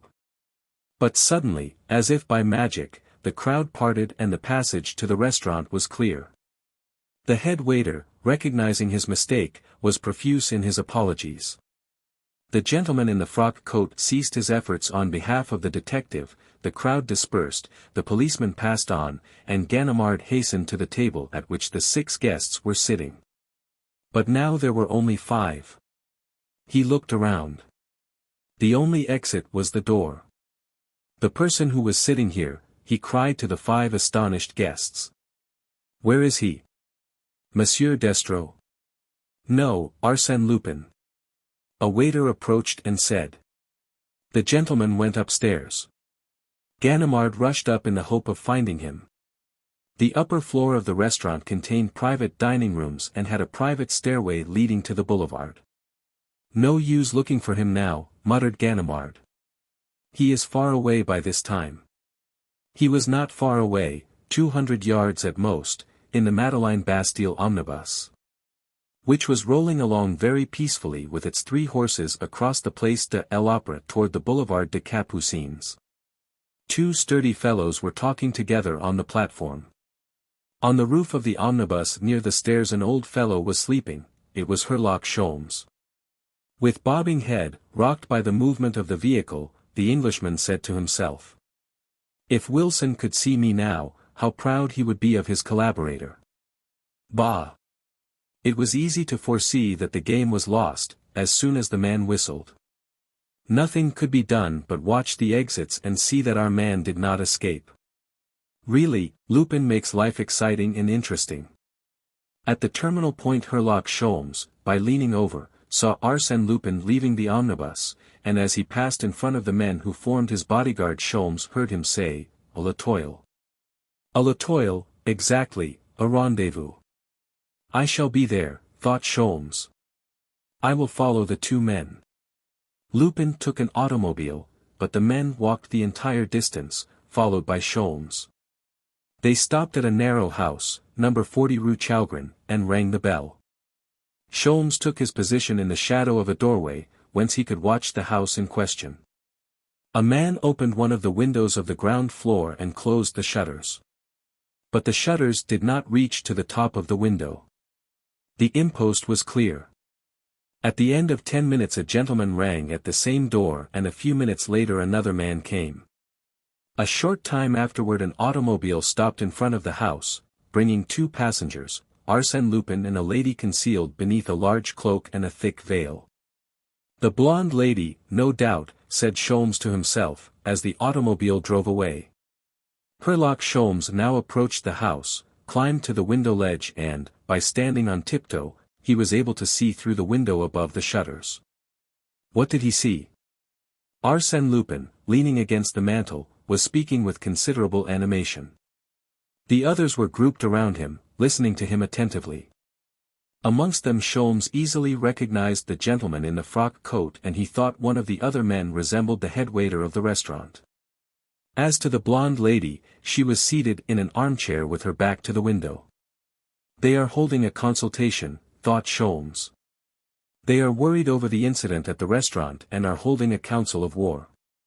Ah! What a master stroke it would be to capture all of them at one fell stroke. One of them, having moved toward the door, Sholmes leaped to the ground and concealed himself in the shadow. The gentleman in the frock coat and the head waiter left the house. A moment later a light appeared at the windows of the first floor, but the shutters were closed immediately and the upper part of the house was dark as well as the lower. Lupin and the woman are on the ground floor. The 2 confederates live on the upper floor, said Sholmes. Sholmes remained there the greater part of the night, fearing that if he went away Arsène Lupin might leave during his absence. At 4 o'clock, seeing 2 policemen at the end of the street, he approached them, explained the situation and left them to watch the house. He went to Ganimard's residence in the Rue Pergolese and wakened him. I have him yet, said Sholmes. Arsène Lupin? Yes. If you haven't got any better hold on him than you had a while ago, I might as well go back to bed. But we may as well go to the station house. They went to the police station in the Rue Mesnil and from there to the residence of the commissary, Mon. de Cointer. Then, accompanied by half a dozen policemen, they went to the Rue Chalgrin. Anything new? Asked Sholmes, addressing the 2 policemen. Nothing. It was just breaking day when, after taking necessary measures to prevent escape, the commissary rang the bell and commenced to question the concierge. The woman was greatly frightened at this early morning invasion, and she trembled as she replied that there were no tenants on the ground floor. What? Not a tenant? Exclaimed Ganimard. No, but on the first floor there are 2 men named Leroux. They have furnished the apartment on the ground floor for some country relations. A gentleman and lady. Yes. Who came here last night? Perhaps, but I don't know. I was asleep. But I don't think so, for the key is here. They did not ask for it. With that key the commissary opened the door of the ground floor apartment. It comprised only 2 rooms and they were empty. "Impossible," exclaimed Sholmes. "I saw both of them in this room." "I don't doubt your word," said the commissary, "but they are not here now. Let us go to the first floor. They must be there. The first floor is occupied by 2 men named Leroux. We will examine the Messrs. Leroux." They all ascended the stairs and the commissary rang. At the second ring a man opened the door. He was in his shirt sleeves.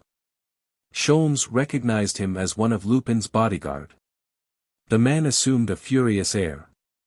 "What do you mean by making such a row at this hour of the morning, waking people up?"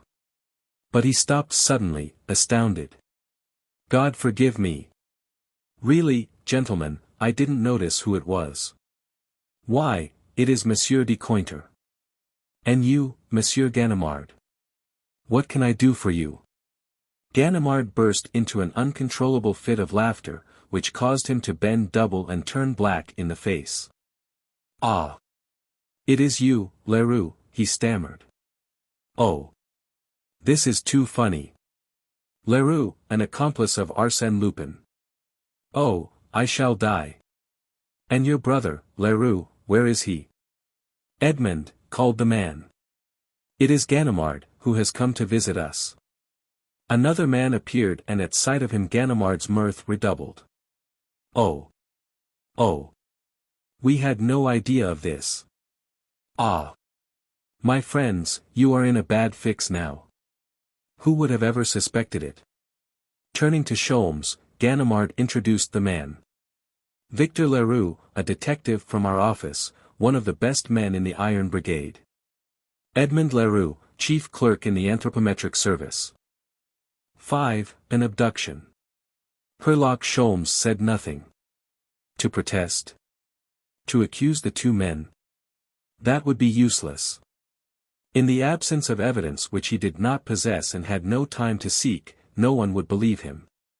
Moreover, he was stifled with rage, but would not display his feelings before the triumphant Ganimard.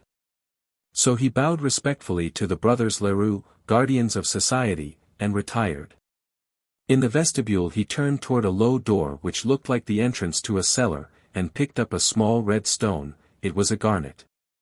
When he reached the street he turned and read on the front of the house this inscription: "Lucien Destange, architect, 1877. The adjoining house, number 42, bore the same inscription. Always the double passage, numbers 40 and 42 have a secret means of communication. Why didn't I think of that? I should have remained with the 2 policemen."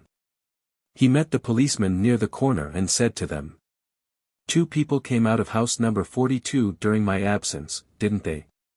"Yes, a gentleman and lady." Ganimard approached.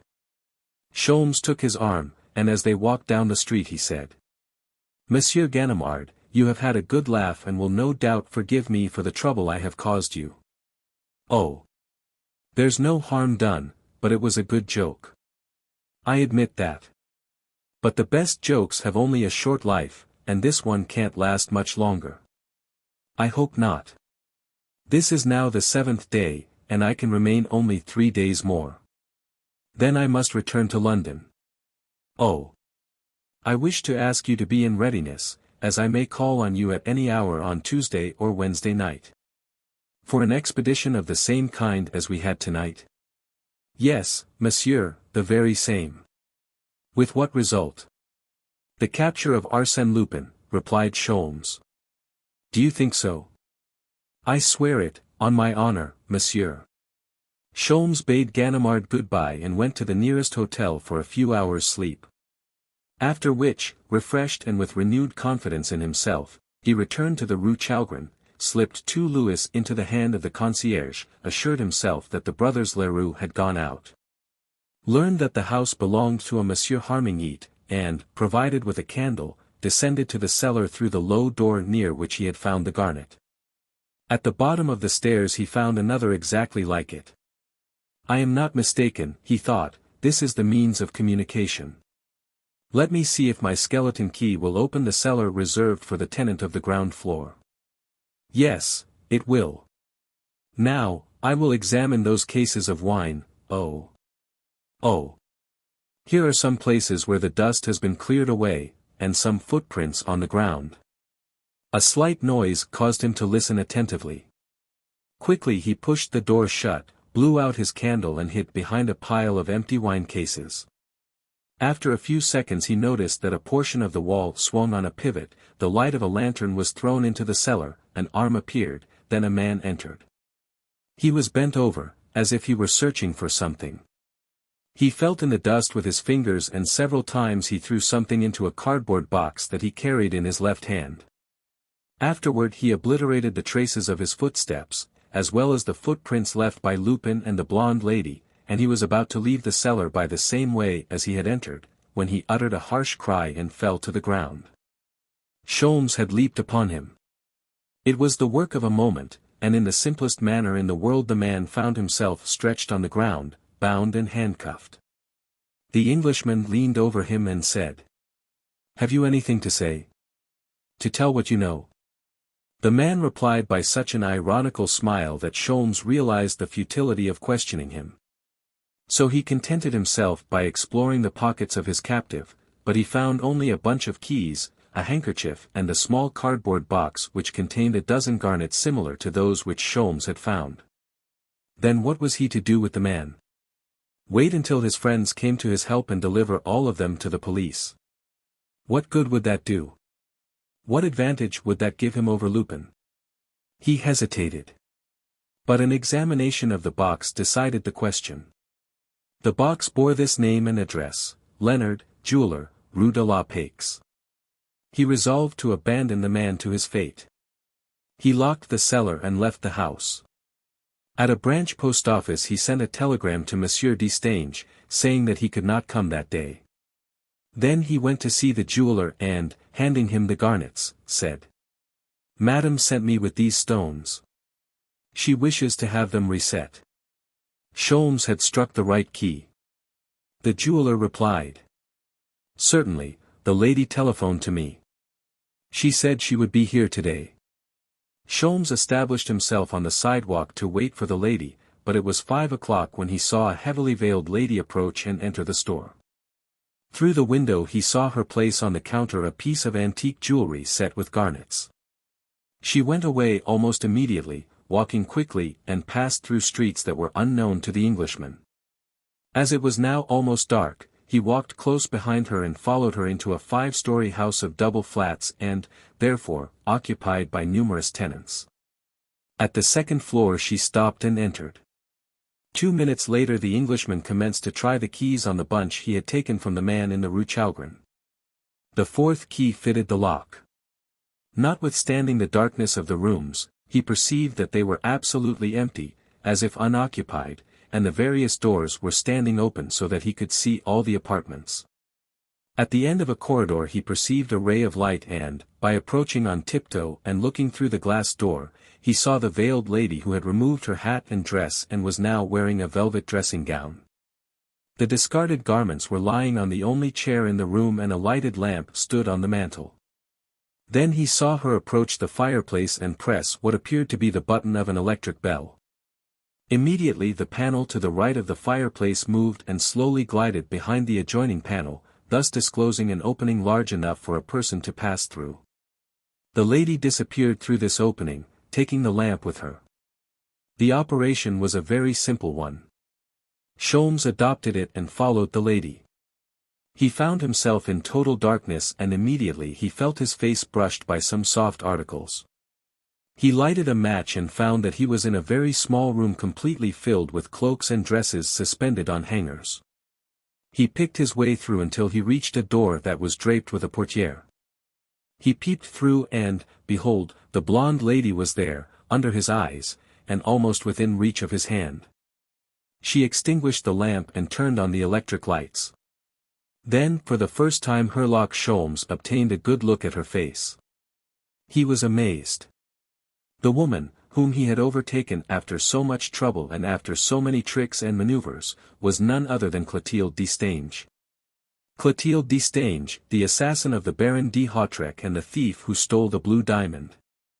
Clotilde Destange, the mysterious friend of Arsène Lupin. And the blonde lady. Yes, I am only a stupid ass, thought Herlock Sholmes at that moment. Because Lupin's friend was a blonde and Clotilde is a brunette, I never dreamed that they were the same person. But how could the blonde lady remain a blonde after the murder of the Baron and the theft of the diamond? Sholmes could see a portion of the room. It was a boudoir, furnished with the most delightful luxury and exquisite taste, and adorned with beautiful tapestries and costly ornaments. A mahogany couch, upholstered in silk, was located on the side of the room opposite the door at which Sholmes was standing. Clotilde was sitting on this couch, motionless, her face covered by her hands. Then he perceived that she was weeping. Great tears rolled down her pale cheeks and fell, drop by drop, on the velvet corsage. The tears came thick and fast, as if their source were inexhaustible. A door silently opened behind her and Arsène Lupin entered. He looked at her for a long time without making his presence known, then he approached her, knelt at her feet, pressed her head to his breast, folded her in his arms, and his actions indicated an infinite measure of love and sympathy. For a time not a word was uttered, but her tears became less abundant. "I was so anxious to make you happy," he murmured. "I am happy." "No, you are crying. Your tears break my heart, Clotilde." The caressing and sympathetic tone of his voice soothed her, and she listened to him with an eager desire for hope and happiness. Her features were softened by a smile, and yet how sad a smile. He continued to speak in a tone of tender entreaty. "You should not be unhappy, Clotilde, you have no cause to be." She displayed her delicate white hands and said, solemnly. "Yes, Maxime, so long as I see those hands I shall be sad." "Why?" "They are stained with blood." "Hush! Do not think of that," exclaimed Lupin. "The dead is past and gone. Do not resurrect it." And he kissed the long, delicate hand, while she regarded him with a brighter smile as if each kiss effaced a portion of that dreadful memory. "You must love me, Maxime, you must, because no woman will ever love you as I do. For your sake, I have done many things, not at your order or request, but in obedience to your secret desires. I have done things at which my will and conscience revolted, but there was some unknown power that I could not resist. What I did involuntarily, mechanically, because it helped you, because you wished it, and I am ready to do it again tomorrow, and always." "Ah, Clotilde," he said, bitterly, "why did I draw you into my adventurous life? I should have remained the Maxime Berman that you loved 5 years ago, and not have let you know the other man that I am." She replied in a low voice. "I love the other man, also, and I have nothing to regret." "Yes, you regret your past life, the free and happy life you once enjoyed." "I have no regrets when you are here," she said, passionately. "All faults and crimes disappear when I see you. When you are away I may suffer, and weep, and be horrified at what I have done, but when you come it is all forgotten. Your love wipes it all away. And I am happy again. But you must love me. I do not love you on compulsion, Clotilde. I love you simply because. I love you. Are you sure of it?" "I am just as sure of my own love as I am of yours. Only my life is a very active and exciting one, and I cannot spend as much time with you as I would like, just now." "What is it? Some new danger? Tell me." "Oh. Nothing serious. Only." "Only what?" she asked. "Well, he is on our track." "Who?" "Herlock Sholmes." "Yes, it was he who dragged Ganimard into that affair at the Hungarian restaurant. It was he who instructed the 2 policemen to watch the house in the Rue Chalgrin. I have proof of it. Ganimard searched the house this morning and Sholmes was with him. Besides." "Besides? What?" "Well, there is another thing. One of our men is missing." "Who?" "Geniet." the concierge? Yes. Why, I sent him to the Rue Chalgrin this morning to pick up the garnets that fell out of my brooch. There is no doubt, then, that Sholmes caught him. No. The garnets were delivered to the jeweler in the Rue de la Paix. Then, what has become of him? Oh. Maxime, I am afraid. There is nothing to be afraid of, but I confess the situation is very serious. What does he know? Where does he hide himself? His isolation is his strong card. I cannot reach him.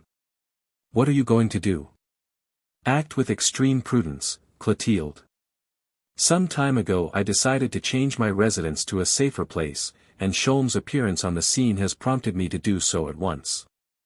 When a man like that is on your track, you must be prepared for the worst. Well, I am making my preparations. Day after tomorrow, Wednesday, I shall move. At noon it will be finished. At 2 o'clock I shall leave the place, after removing the last trace of our residence there, which will be no small matter. Until then. Well. Until then we must not see each other and no one must see you, Clotilde. Do not go out. I have no fear for myself, but I have for you. That Englishman cannot possibly reach me. I am not so sure of that. He is a dangerous man. Yesterday I came here to search the cupboard that contains all of Monsieur Destange's old papers and records. There is danger there. There is danger everywhere. I feel that he is watching us, that he is drawing his net around us closer and closer. It is one of those intuitions which never deceive me. In that case, Maxime, go, and think no more of my tears. I shall be brave, and wait patiently until the danger is past. Adieu, Maxime. They held one another for some time in a last fond embrace. And it was she that gently pushed him outside.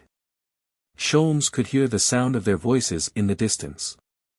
Emboldened by the necessities of the situation and the urgent need of bringing his investigation to a speedy termination, Sholmes proceeded to make an examination of the house in which he now found himself.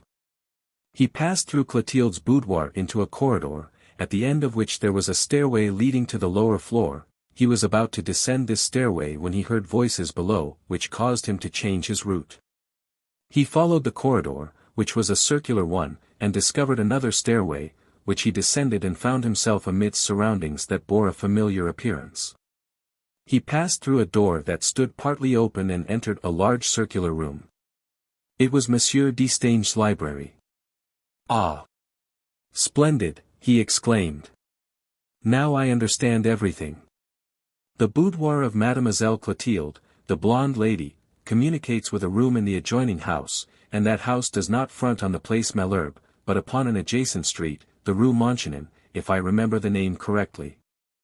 And I now understand how Clotilde Destange can meet her lover and at the same time create the impression that she never leaves the house, and I understand also how Arsène Lupin was enabled to make his mysterious entrance to the gallery last night. Ah! There must be another connection between the library and the adjoining room. One more house full of ways that are dark. And no doubt Lucien Destange was the architect, as usual. I should take advantage of this opportunity to examine the contents of the cupboard and perhaps learn the location of other houses with secret passages constructed by Monsieur Destange. Sholmes ascended to the gallery and concealed himself behind some draperies, where he remained until late in the evening. At last a servant came and turned off the electric lights. An hour later the Englishman, by the light of his lantern, made his way to the cupboard. As he had surmised, it contained the architect's old papers, plans, specifications and books of account. It also contained a series of registers, arranged according to date, and Sholmes, having selected those of the most recent dates, searched in the indexes for the name Harming. He found it in one of the registers with a reference to page 63.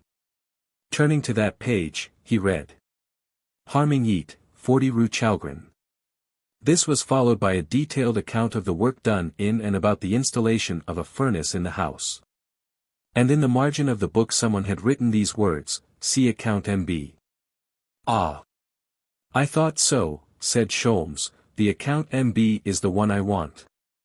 I shall learn from it the actual residence of Monsieur Lupin.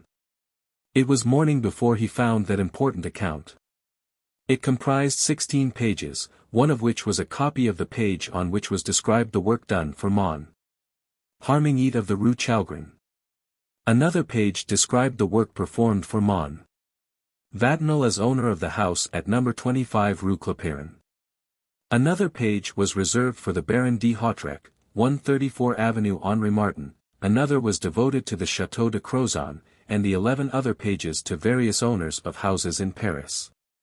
Sholmes made a list of those 11 names and addresses, after which he returned the books to their proper places, opened a window, jumped out onto the deserted street and closed the shutters behind him. When he reached his room at the hotel he lighted his pipe with all the solemnity with which he was wont to characterize that act, and amidst clouds of smoke he studied the deductions that might be drawn from the account of M.B. Or rather, from the account of Maxime Bermond alias Arsène Lupin. At 8 o'clock he sent the following message to Ganimard. I expect to pass through the Rue Pergolese this forenoon and will inform you of a person whose arrest is of the highest importance. In any event, be at home tonight and tomorrow until noon and have at least 30 men at your service. Then he engaged an automobile at the stand on the boulevard, choosing one whose chauffeur looked good-natured but dull-witted, and instructed him to drive to the Place Malherbe, where he stopped him about 100 feet from Monsieur Destange's house. My boy, close your carriage, he said to the chauffeur, turn up the collar of your coat, for the wind is cold, and wait patiently. At the end of an hour and a half, crank up your machine. When I return we will go to the Rue Pergolese. As he was ascending the steps leading to the door a doubt entered his mind. Was it not a mistake on his part to be spending his time on the affairs of the blonde lady, while Arsène Lupin was preparing to move? Would he not be better engaged in trying to find the abode of his adversary amongst the 11 houses on his list? Ah, he exclaimed, when the blonde lady becomes my prisoner, I shall be master of the situation. And he rang the bell. Monsieur Destange was already in the library. They had been working only a few minutes, when Clotilde entered, bade her father good morning, entered the adjoining parlor and sat down to write. From his place Sholmes could see her leaning over the table and from time to time absorbed in deep meditation. After a short time he picked up a book and said to Monsieur Destange, "Here is a book that Mademoiselle Destange asked me to bring to her when I found it." He went into the little parlor, stood before Clotilde in such a manner that her father could not see her, and said, "I am Monsieur Stickman, your father's new secretary." "Ah," said Clotilde, without moving, "my father has changed his secretary? I didn't know it." "Yes, mademoiselle, and I desire to speak with you." "Kindly take a seat, monsieur, I have finished." She added a few words to her letter, signed it, enclosed it in the envelope, sealed it, pushed her writing material away, rang the telephone, got in communication with her dressmaker, asked the latter to hasten the completion of a traveling dress, as she required it at once, and then, turning to Sholmes, she said, "I am at your service, monsieur. But do you wish to speak before my father? Would not that be better?" "No, mademoiselle, and I beg of you, do not raise your voice. It is better that Monsieur Destange should not hear us." "For whose sake is it better?" "Yours, mademoiselle. I cannot agree to hold any conversation with you that my father may not hear." "But you must agree to this. It is imperative." Both of them arose, eye to eye. She said, "Speak, monsieur." Still standing, he commenced. "You will be so good as to pardon me if I am mistaken on certain points of secondary importance.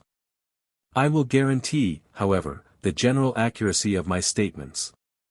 Can we not dispense with these preliminaries, monsieur? Or are they necessary?" Sholmes felt the young woman was on her guard, so he replied, "Very well, I will come to the point. 5 years ago your father made the acquaintance of a certain young man called Maxime Bermond, who was introduced as a contractor or an architect, I am not sure which it was, but it was one or the other. Monsieur Destange took a liking to the young man, and as the state of his health compelled him to retire from active business. He entrusted to Monsieur Berman the execution of certain orders he had received from some of his old customers and which seemed to come within the scope of Monsieur Berman's ability. Herlock Sholmes stopped. It seemed to him that the girl's pallor had increased. Yet there was not the slightest tremor in her voice when she said, "I know nothing about the circumstances to which you refer, monsieur, and I do not see in what way they can interest me. In this way, mademoiselle, you know, as well as I, that Maxime Berman is also known by the name of Arsène Lupin." She laughed, and said, "Nonsense. Arsène Lupin? Maxime Berman is Arsène Lupin? Oh. No. It isn't possible. I have the honor to inform you of that fact, and since you refuse to understand my meaning, I will add that Arsène Lupin has found in this house a friend, more than a friend, an accomplice, blindly and passionately devoted to him." Without emotion, or at least with so little emotion that Sholmes was astonished at her self-control, she declared, "I do not understand your object, monsieur, and I do not care to, but I command you to say no more and leave this house." "I have no intention of forcing my presence on you," replied Sholmes, with equal sang-froid, "but I shall not leave this house alone." "And who will accompany you, monsieur?" "You will." "I." "Yes, mademoiselle, we will leave this house together, and you will follow me without one word of protest." The strange feature of the foregoing interview was the absolute coolness of the two adversaries. It bore no resemblance to an implacable duel between two powerful wills. But, judging solely from their attitude and the tone of their voices, an onlooker would have supposed their conversation to be nothing more serious than a courteous argument over some impersonal subject. Clotilde resumed her seat without deigning to reply to the last remark of Herlock Sholmes, except by a shrug of her shoulders. Sholmes looked at his watch and said, "It is 10:30. We will leave here in 5 minutes. Perhaps. If not, I shall go to Monsieur Destange, and tell him." "What?" "The truth. I will tell him of the vicious life of Maxime Berman, and I will tell him of the double life of his accomplice." "Of his accomplice?" "Yes, of the woman known as the blonde lady, of the woman who was blonde." "What proofs will you give him?" "I will take him to the Rue Chalgrin, and show him the secret passage made by Arsène Lupin's workmen, while doing the work of which he had the control, between the houses numbered 40 and 42, the passage which you and he used 2 nights ago." "Well?" "I will then take Monsieur Destange to the house of Monsieur Debnan. We will descend the servants' stairway which was used by you and Arsène Lupin when you escaped from Ganimard, and we will search together the means of communication with the adjoining house, which fronts on the Boulevard de Batignolles. And not upon the Rue Clopiron." "Well?" "I will take Monsieur Destange to the Château de Crozon, and it will be easy for him, who knows the nature of the work performed by Arsène Lupin in the restoration of the château, to discover the secret passages constructed there by his workmen. It will thus be established that those passages allowed the blonde lady to make a nocturnal visit to the Countess' room and take the blue diamond from the mantel. And, 2 weeks later, by similar means, to enter the room of her Bleichen and conceal the blue diamond in his tooth powder, a strange action, I confess, a woman's revenge, perhaps, but I don't know, and I don't care." "Well?" "After that," said Herlock Sholmes, in a more serious tone, "I will take Monsieur Destange to 134 Avenue Henri Martin, and we will learn how the Baron de Hautrec—" "No, no, keep quiet," stammered the girl, struck with a sudden terror. "I forbid you. You dare to say that it was I, you accuse me?" "I accuse you of having killed the Baron de Hautrec." "No, no, it is a lie. You killed the Baron de Hautrec, mademoiselle. You entered his service under the name of Antoinette Brihat, for the purpose of stealing the blue diamond, and you killed him." "Keep quiet, monsieur," she implored him. "Since you know so much, you must know that I did not murder the Baron." "I did not say that you murdered him, mademoiselle. Baron de Hautrec was subject to fits of insanity that only Sister Auguste could control. She told me so herself. In her absence, he must have attacked you, and in the course of the struggle you struck him in order to save your own life. Frightened at your awful situation, you rang the bell, and fled without even taking the blue diamond from the finger of your victim. A few minutes later you returned with one of Arsène Lupin's accomplices, who was a servant in the adjoining house. You placed the Baron on the bed, you put the room in order, but you were afraid to take the blue diamond. Now, I have told you what happened on that night. I repeat, you did not murder the Baron, and yet it was your hand that struck the blow. She had crossed them over her forehead, those long delicate white hands, and kept them thus for a long time. At last, loosening her fingers, she said, in a voice rent by anguish. "And do you intend to tell all that to my father?"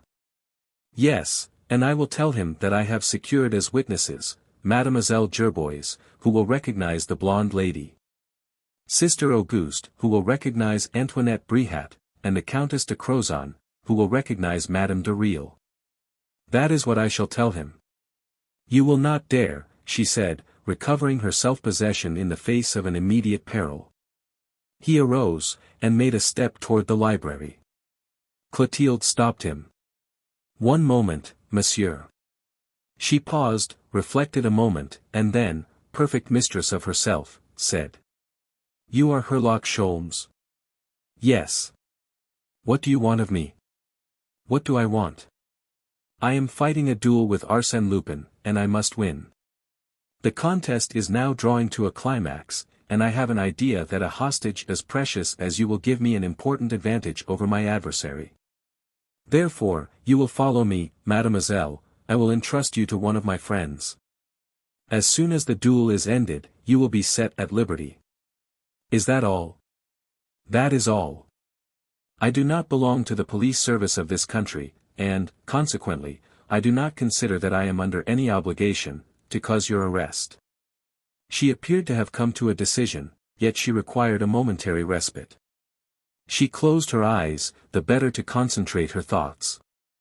Sholmes looked at her in surprise. She was now so tranquil and, apparently, indifferent to the dangers which threatened her.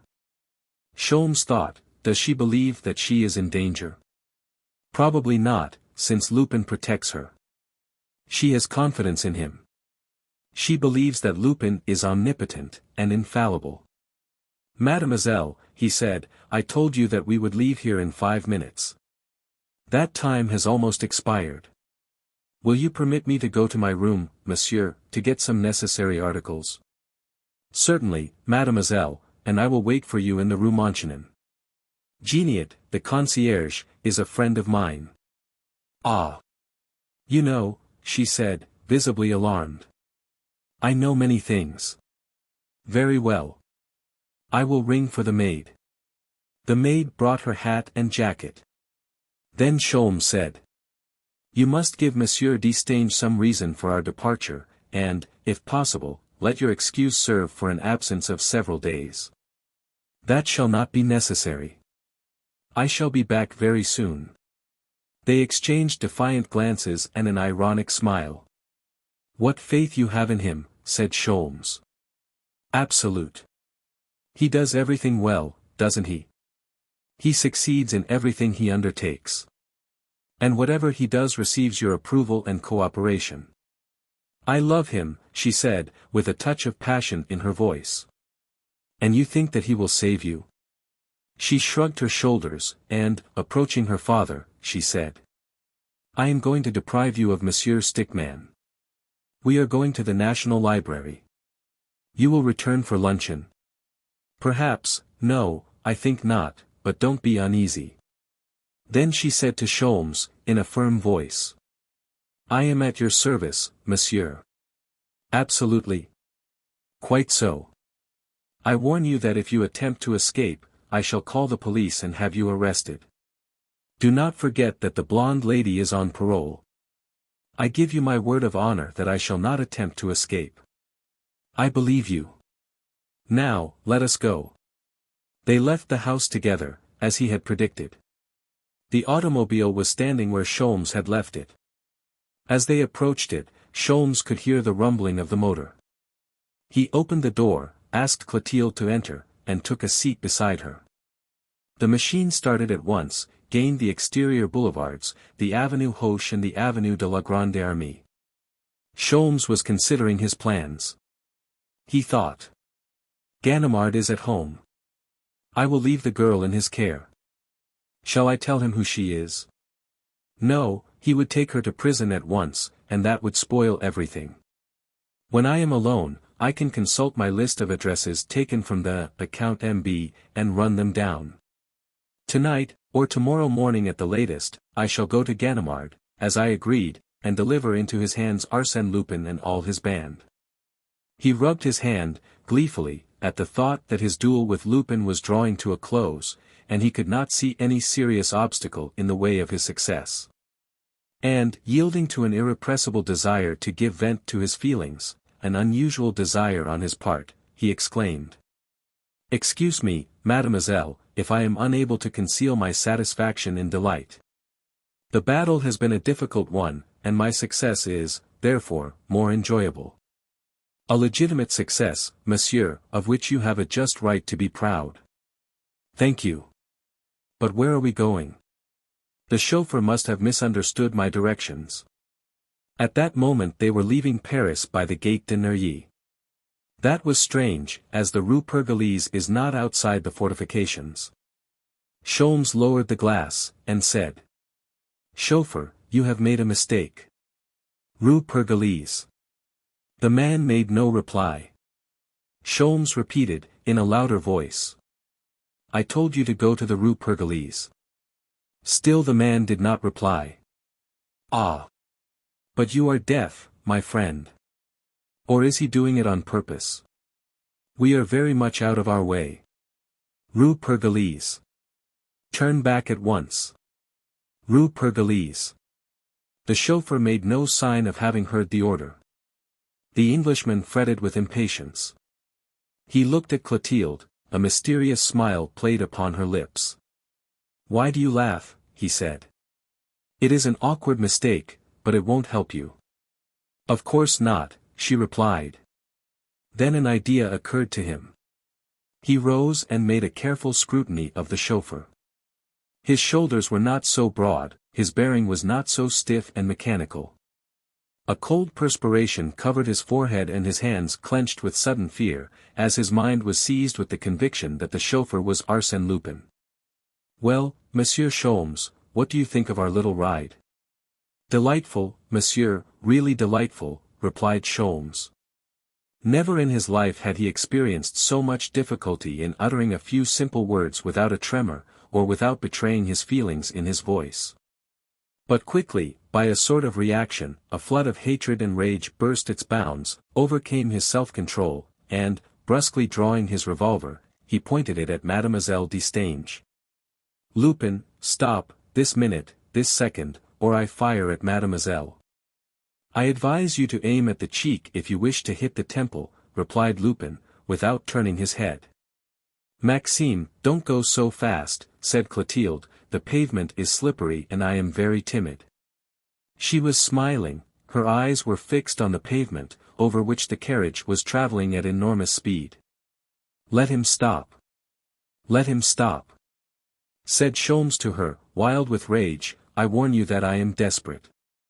The barrel of the revolver brushed the waving locks of her hair. She replied, calmly. Maxime is so imprudent.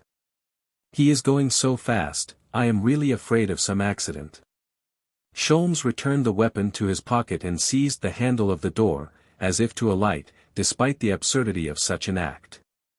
Clotilde said to him. Be careful, monsieur, there is an automobile behind us. He leaned over.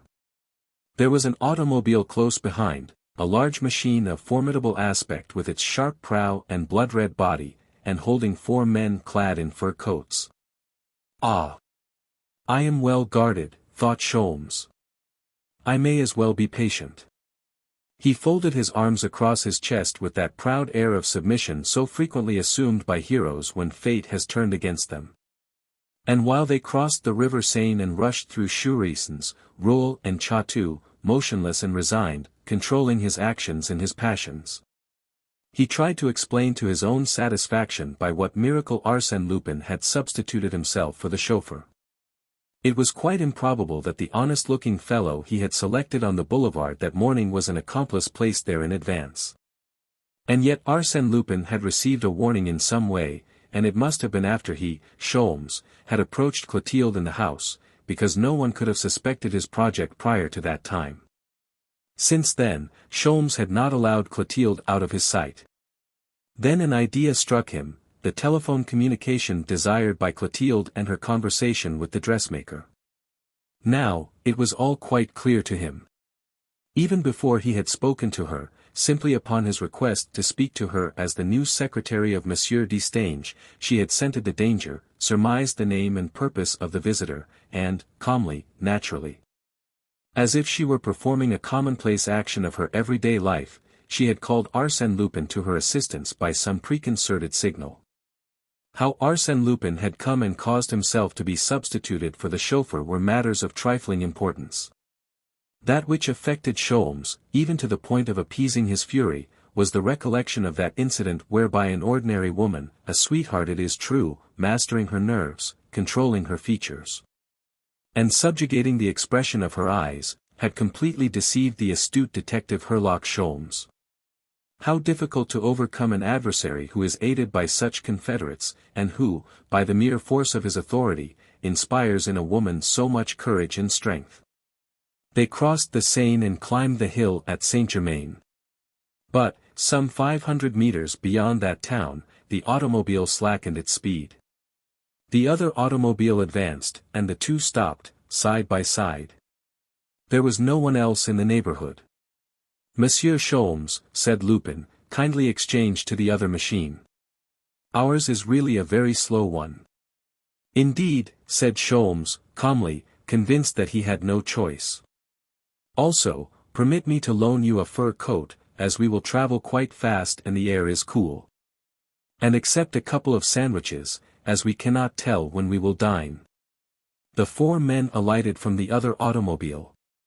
One of them approached, and, as he raised his goggles, Sholmes recognized in him the gentleman in the frock coat that he had seen at the Hungarian restaurant. Lupin said to him, "You will return this machine to the chauffeur from whom I hired it. He is waiting in the first wine shop to the right as you go up the Rue Legendre. You will give him the balance of the 1,000 francs I promised him."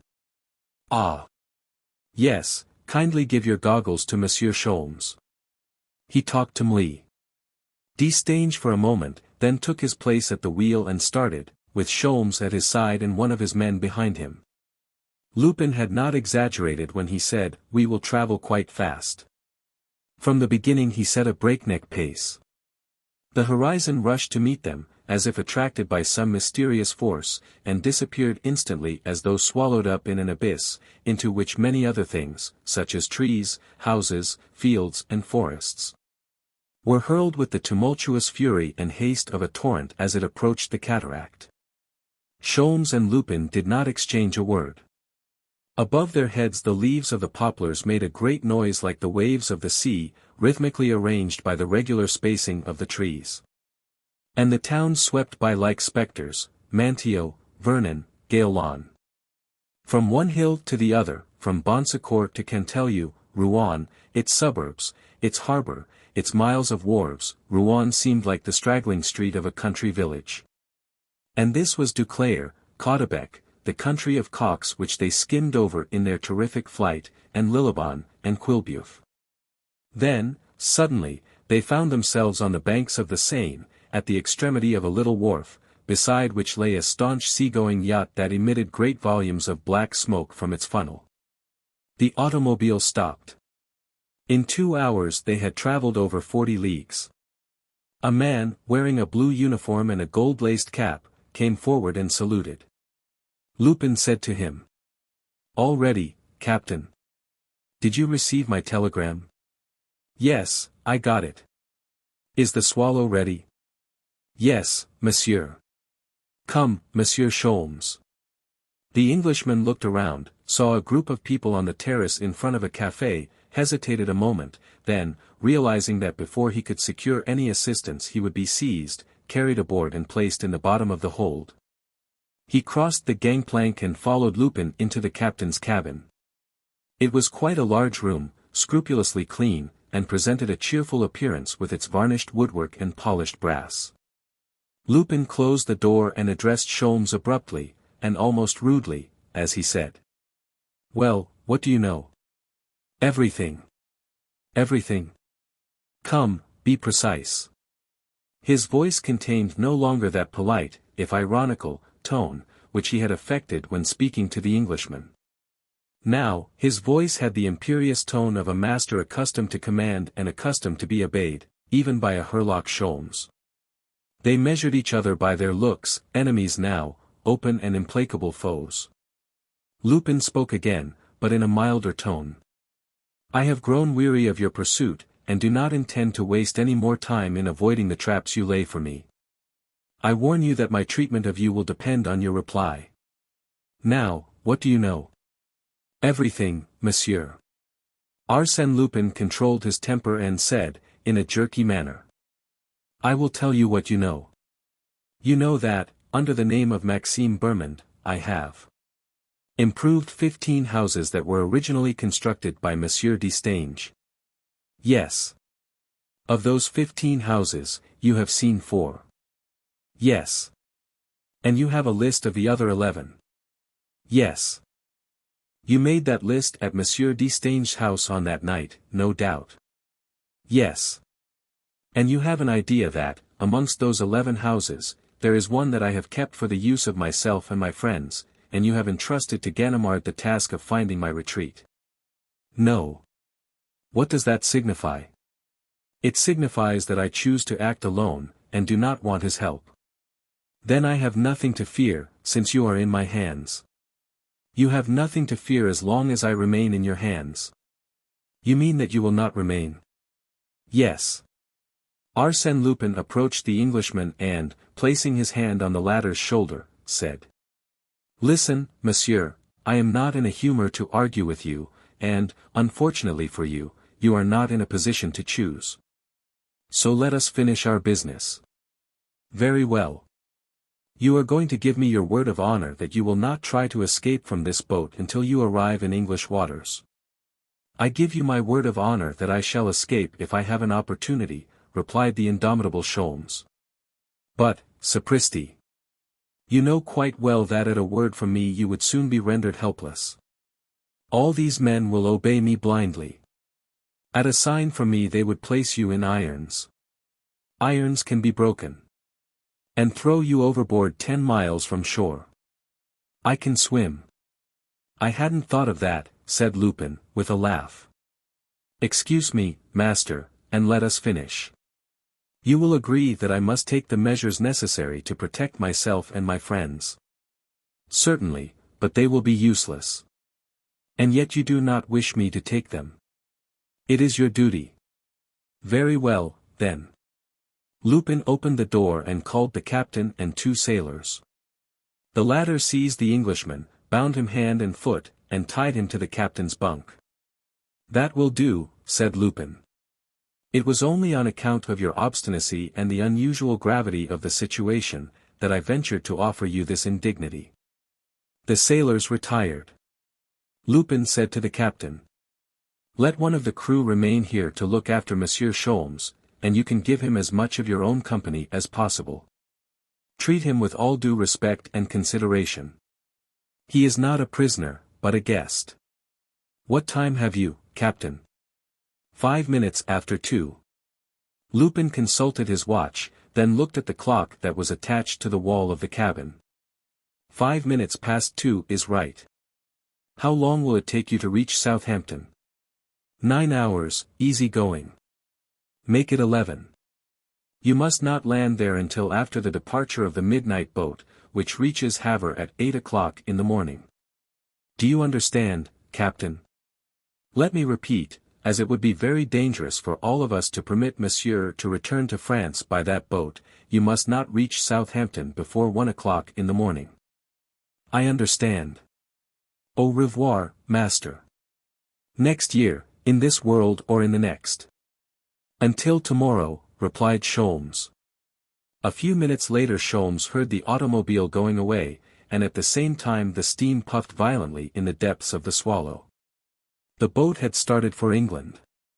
About 3 o'clock the vessel left the mouth of the river and plunged into the open sea. At that moment Sholmes was lying on the captain's bunk, sound asleep. Next morning, it being the 10th and last day of the duel between Sholmes and Lupin, the Echo de France published this interesting bit of news. Yesterday a judgment of ejectment was entered in the case of Arsène Lupin against Herlock Sholmes, the English detective. Although signed at noon, the judgment was executed the same day. At 1 o'clock this morning Sholmes was landed at Southampton.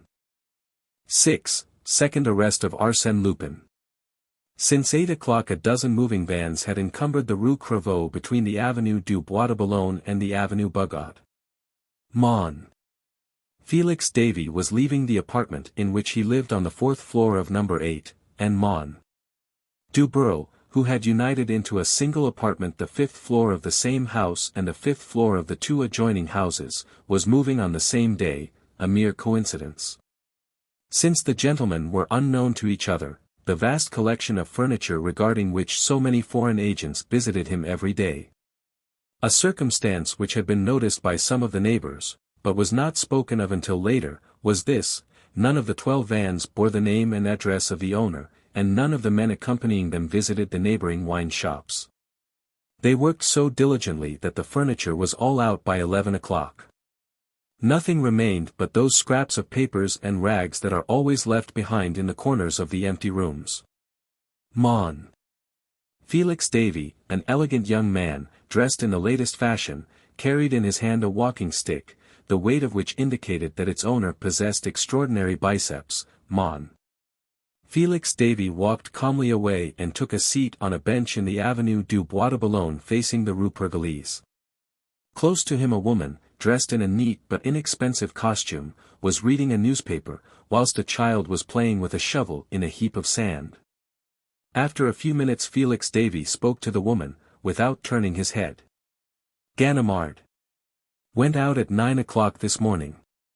Where? To police headquarters. Alone? Yes. No telegram during the night? No. Do they suspect you in the house? No. I do some little things for Madame Ganimard, and she tells me everything her husband does. I have been with her all morning. Very well. Until further orders come here every day at 11 o'clock. He rose and walked away in the direction of the Dauphine Gate, stopping at the Chinese pavilion, where he partook of a frugal repast consisting of 2 eggs, with some fruit and vegetables. Then he returned to the Rue Crevaux and said to the concierge, "I will just glance through the rooms and then give you the keys." He finished his inspection of the room that he had used as a library. Then he seized the end of a gas pipe, which hung down the side of the chimney. The pipe was bent and a hole made in the elbow. To this hole he fitted a small instrument in the form of an ear trumpet and blew into it. A slight whistling sound came by way of reply. Placing the trumpet to his mouth, he said, "Anyone around, Dubreuil?" "No." "May I come up?" "Yes." He returned the pipe to its place, saying to himself, "How progressive we are! Our century abounds with little inventions which render life really charming and picturesque. And so amusing. Especially when a person knows how to enjoy life as I do." He turned one of the marble moldings of the mantel, and the entire half of the mantel moved, and the mirror above it glided in invisible grooves, disclosing an opening and the lower steps of a stairs built in the very body of the chimney. All very clean and complete. The stairs were constructed of polished metal and the walls of white tiles. He ascended the steps, and at the 5th floor there was the same opening in the chimney. Mon. Dubreuil was waiting for him. "Have you finished in your rooms?" "Yes." "Everything cleared out?" "Yes." "And the people?" "Only the 3 men on guard." "Very well, come on." They ascended to the upper floor by the same means, one after the other, and there found 3 men, one of whom was looking through the window. "Anything new?" "Nothing, Governor." "All quiet in the street?" "Yes." "In 10 minutes I will be ready to leave." You will go also. But in the meantime, if you see the least suspicious movement in the street, warn me. I have my finger on the alarm bell all the time. Dubreuil, did you tell the moving men not to touch the wire of that bell? Certainly, it is working all right. That is all I want to know. The two gentlemen then descended to the apartment of Felix Davy, and the latter, after adjusting the marble mantle, exclaimed, joyfully. Dubreuil, I should like to see the man who is able to discover all the ingenious devices, warning bells, networks of electric wires and acoustic tubes, invisible passages, moving floors and hidden stairways. A real fairyland. What fame for Arsène Lupin!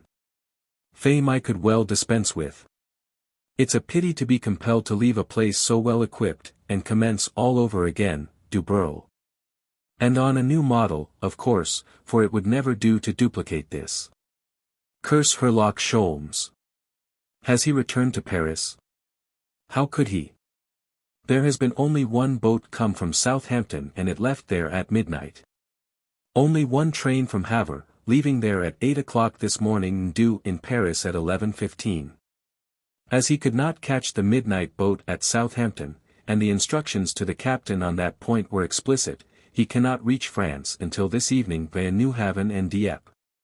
Do you think he will come back? Yes, he never gives up. He will return to Paris, but it will be too late. We will be far away.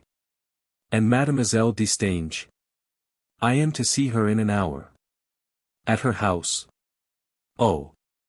No, she will not return there for several days. But you, Dubreuil, you must hurry. The loading of our goods will take a long time and you should be there to look after them. Are you sure that we are not being watched? By whom?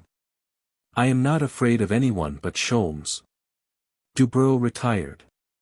Felix Davy made a last tour of the apartment, picked up 2 or 3 torn letters, then, noticing a piece of chalk, he took it and, on the dark paper of the drawing-room, drew a large frame and wrote within it the following. Arsène Lupin, gentleman burglar, lived here for 5 years at the beginning of the 20th century. This little pleasantry seemed to please him very much. He looked at it for a moment, whistling a lively air, then said to himself, now that I have placed myself in touch with the historians of future generations, I can go. You must hurry, Herlock Sholmes, as I shall leave my present abode in 3 minutes, and your defeat will be an accomplished fact. 2 minutes more. You are keeping me waiting, Monsieur Sholmes. 1 minute more. Are you not coming? Well, then, I proclaim your downfall and my apotheosis. And now I make my escape. Farewell, kingdom of Arsène Lupin. I shall never see you again. Farewell to the 55 rooms of the 6 apartments over which I reigned. Farewell, my own royal bed-chamber. His outburst of joy was interrupted by the sharp ringing of a bell, which stopped twice, started again and then ceased. It was the alarm bell. What was wrong?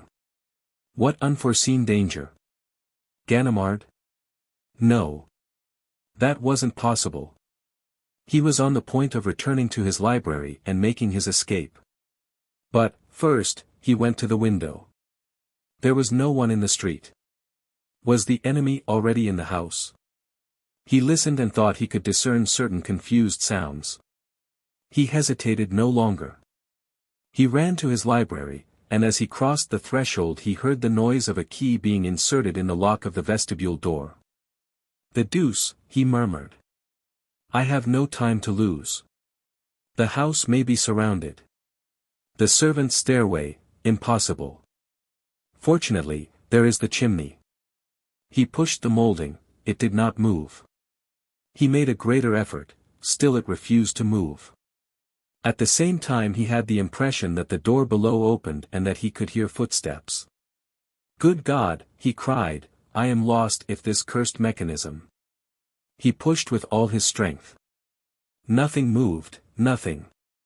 By some incredible accident, by some evil stroke of fortune, the mechanism, which had worked only a few moments ago, would not work now. He was furious. The block of marble remained immovable. He uttered frightful imprecations on the senseless stone. Was his escape to be prevented by that stupid obstacle? He struck the marble wildly, madly, he hammered it, he cursed it. Ah! What's the matter, Monsieur Lupin? You seem to be displeased about something. Lupin turned around. Herlock Sholmes stood before him. Herlock Sholmes. Lupin gazed at him with squinting eyes as if his sight were defective and misleading. Herlock Sholmes in Paris. Herlock Sholmes, whom he had shipped to England only the day before as a dangerous person, now stood before him free and victorious. Ah! Such a thing was nothing less than a miracle, it was contrary to all natural laws, it was the culmination of all that is illogical and abnormal. Herlock Sholmes here, before his face. And when the Englishman spoke his words were tinged with that keen sarcasm and mocking politeness with which his adversary had so often lashed him. He said, Monsieur Lupin, in the first place I have the honor to inform you that at this time and place I blot from my memory forever all thoughts of the miserable night that you forced me to endure in the house of Baron de Hautrec. Of the injury done to my friend Wilson, of my abduction in the automobile, and of the voyage I took yesterday under your orders, bound to a very uncomfortable couch. But the joy of this moment effaces all those bitter memories. I forgive everything. I forget everything, I wipe out the debt. I am paid, and royally paid. Lupin made no reply. So the Englishman continued. Don't you think so yourself? He appeared to insist as if demanding an acquiescence, as a sort of receipt in regard to the part. After a moment's reflection, during which the Englishman felt that he was scrutinized to the very depth of his soul, Lupin declared. I presume, monsieur, that your conduct is based upon serious motives. Very serious. The fact that you have escaped from my captain and his crew is only a secondary incident of our struggle. But the fact that you are here before me alone, understand, alone, face to face with Arsène Lupin, leads me to think that your revenge is as complete as possible. As complete as possible. This house. Surrounded. The two adjoining houses. Surrounded. The apartment above this? The 3 apartments on the 5th floor that were formerly occupied by Monsieur Dubreuil are surrounded. So that you are captured, Monsieur Lupin, absolutely captured. The feelings that Sholmes had experienced during his trip in the automobile were now suffered by Lupin, the same concentrated fury, the same revolt, and also, let us admit, the same loyalty of submission to force of circumstances. Equally brave in victory or defeat. Our accounts are squared, monsieur, said Lupin, frankly. The Englishman was pleased with that confession. After a short silence Lupin, now quite self-possessed, said smiling. And I am not sorry. It becomes monotonous to win all the time. Yesterday I had only to stretch out my hand to finish you forever. Today I belong to you. The game is yours. Lupin laughed heartily and then continued, at last the gallery will be entertained. Lupin in prison. How will he get out? In prison. What an adventure. Ah! Sholmes, life is just one damn thing after another. He pressed his closed hands to his temples as if to suppress the tumultuous joy that surged within him, and his actions indicated that he was moved by an uncontrollable mirth. At last, when he had recovered his self-possession, he approached the detective and said. And now what are you waiting for? What am I waiting for? Yes, Ganimard is here with his men, why don't they come in? I asked him not to. And he consented? I accepted his services on condition that he would be guided by me. Besides, he thinks that Felix Davy is only an accomplice of Arsène Lupin. Then I will repeat my question in another form. Why did you come in alone? Because I wished to speak to you alone. Ah! Ah! You have something to say to me. That idea seemed to please Lupin immensely. There are certain circumstances in which words are preferable to deeds. Monsieur Sholmes, I am sorry I cannot offer you an easy chair. How would you like that broken box? Or perhaps you would prefer the window ledge?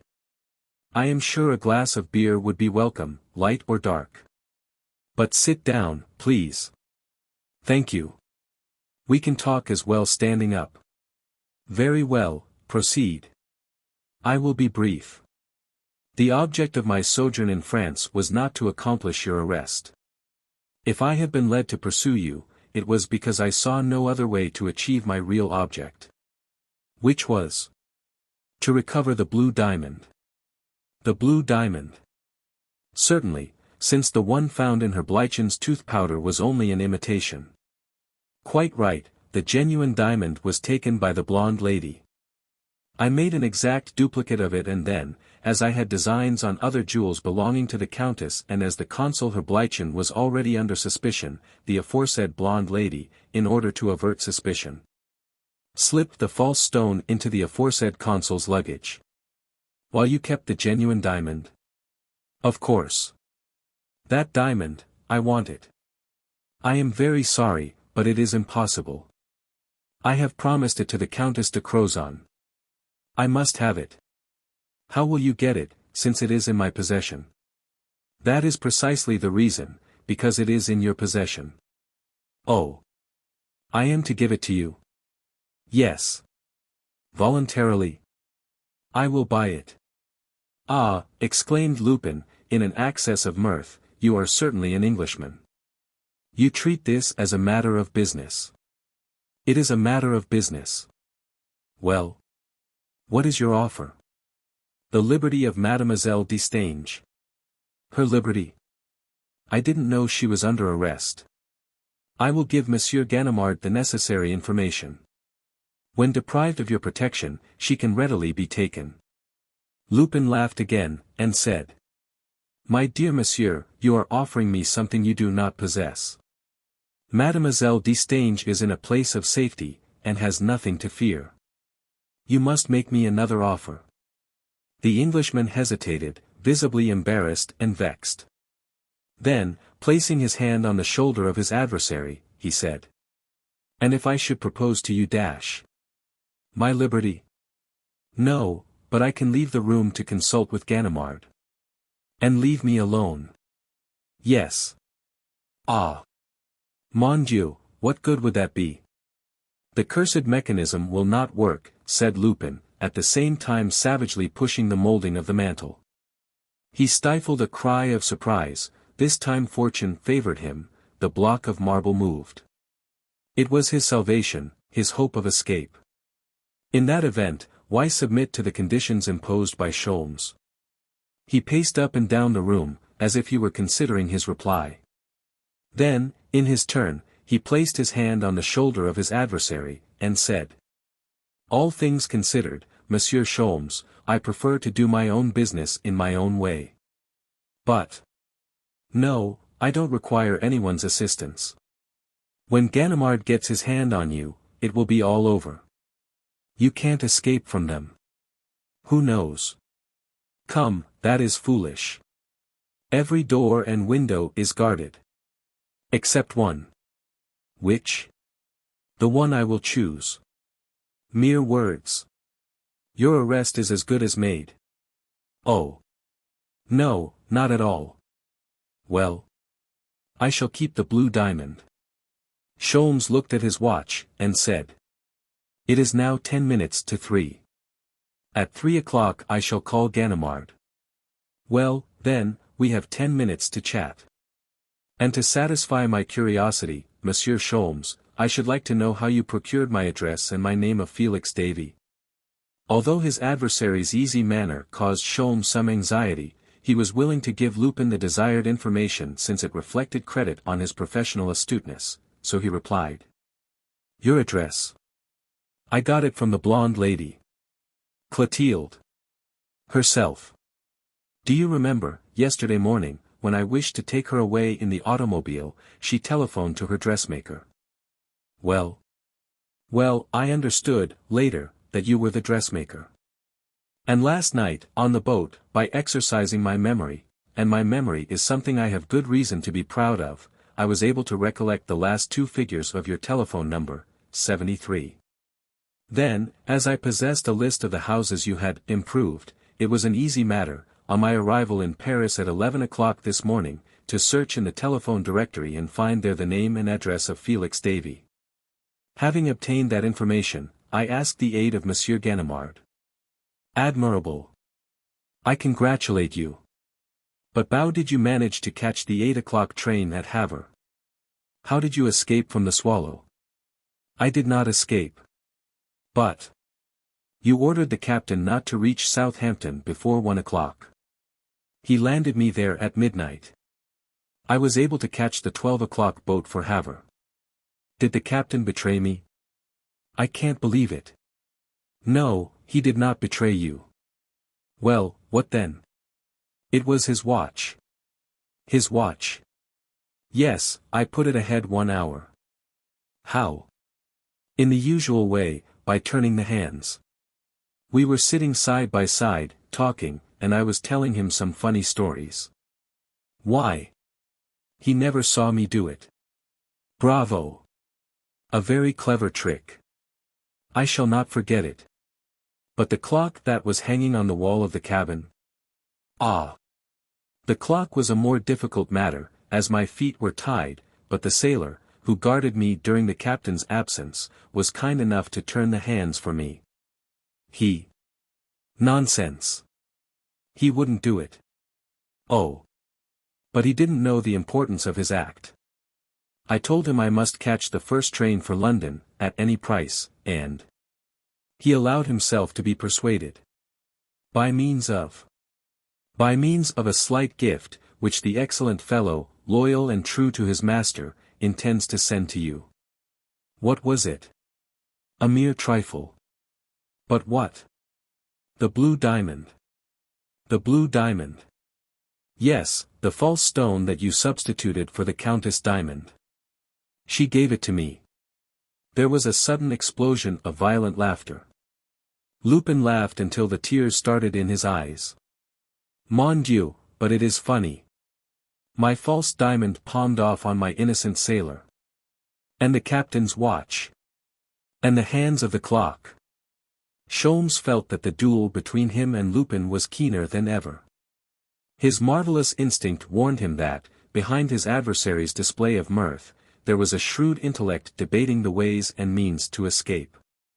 Gradually Lupin approached the Englishman, who recoiled, and, unconsciously, slipped his hand into his watch pocket. It is 3 o'clock, Monsieur Lupin. 3 o'clock, already. What a pity. We were enjoying our chat so much. I am waiting for your answer. My answer? Mon Dieu. But you are particular. And so this is the last move in our little game, and the stake is my liberty. Or the blue diamond. Very well. It's your play. What are you going to do? I play the king, said Sholmes, as he fired his revolver. And I the ace, replied Lupin, as he struck at Sholmes with his fist. Sholmes had fired into the air, as a signal to Ganimard, whose assistance he required.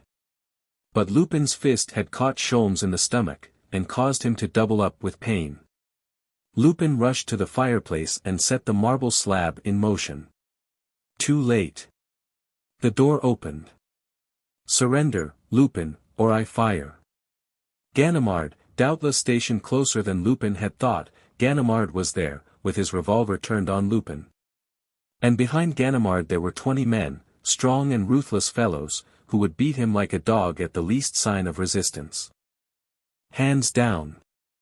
I surrender, said Lupin, calmly, and he folded his arms across his breast. Everyone was amazed. In the room, divested of its furniture and hangings, Arsène Lupin's words sounded like an echo. I surrender. It seemed incredible. No one would have been astonished if he had suddenly vanished through a trap, or if a section of the wall had rolled away and allowed him to escape. But he surrendered. Ganimard advanced, nervously, and with all the gravity that the importance of the occasion demanded, he placed his hand on the shoulder of his adversary, and had the infinite pleasure of saying, I arrest you, Arsène Lupin. "Brr," said Lupin, "you make me shiver, my dear Ganimard. What a lugubrious face. One would imagine you were speaking over the grave of a friend. For heaven's sake, don't assume such a funereal air. I arrest you.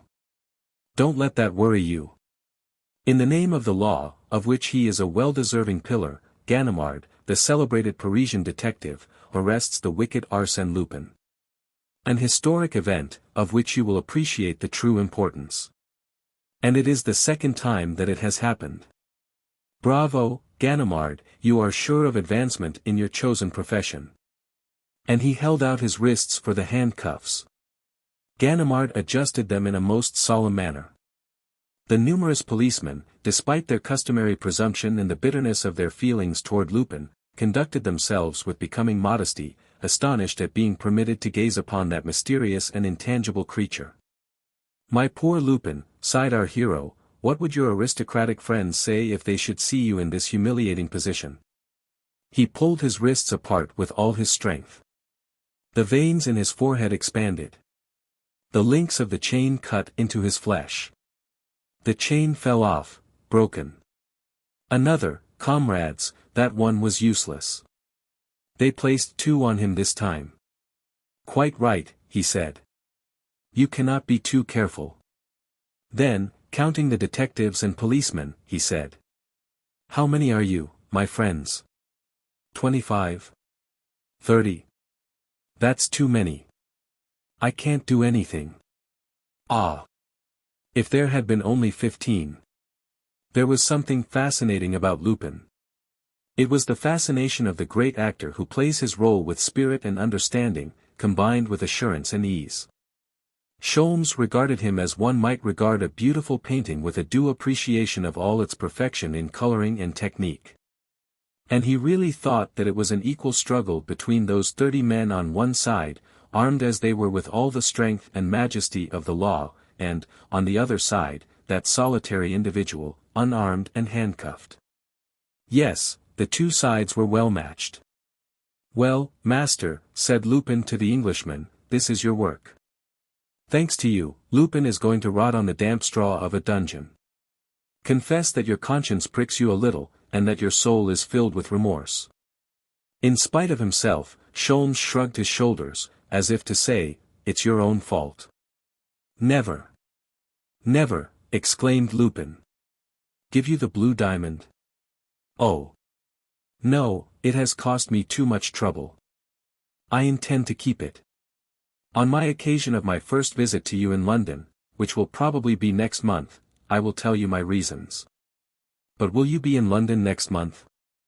Or do you prefer Vienna? Or St. Petersburg?" Then Lupin received a surprise. A bell commenced to ring. It was not the alarm bell, but the bell of the telephone which was located between the 2 windows of the room and had not yet been removed. The telephone. Ah! Who could it be?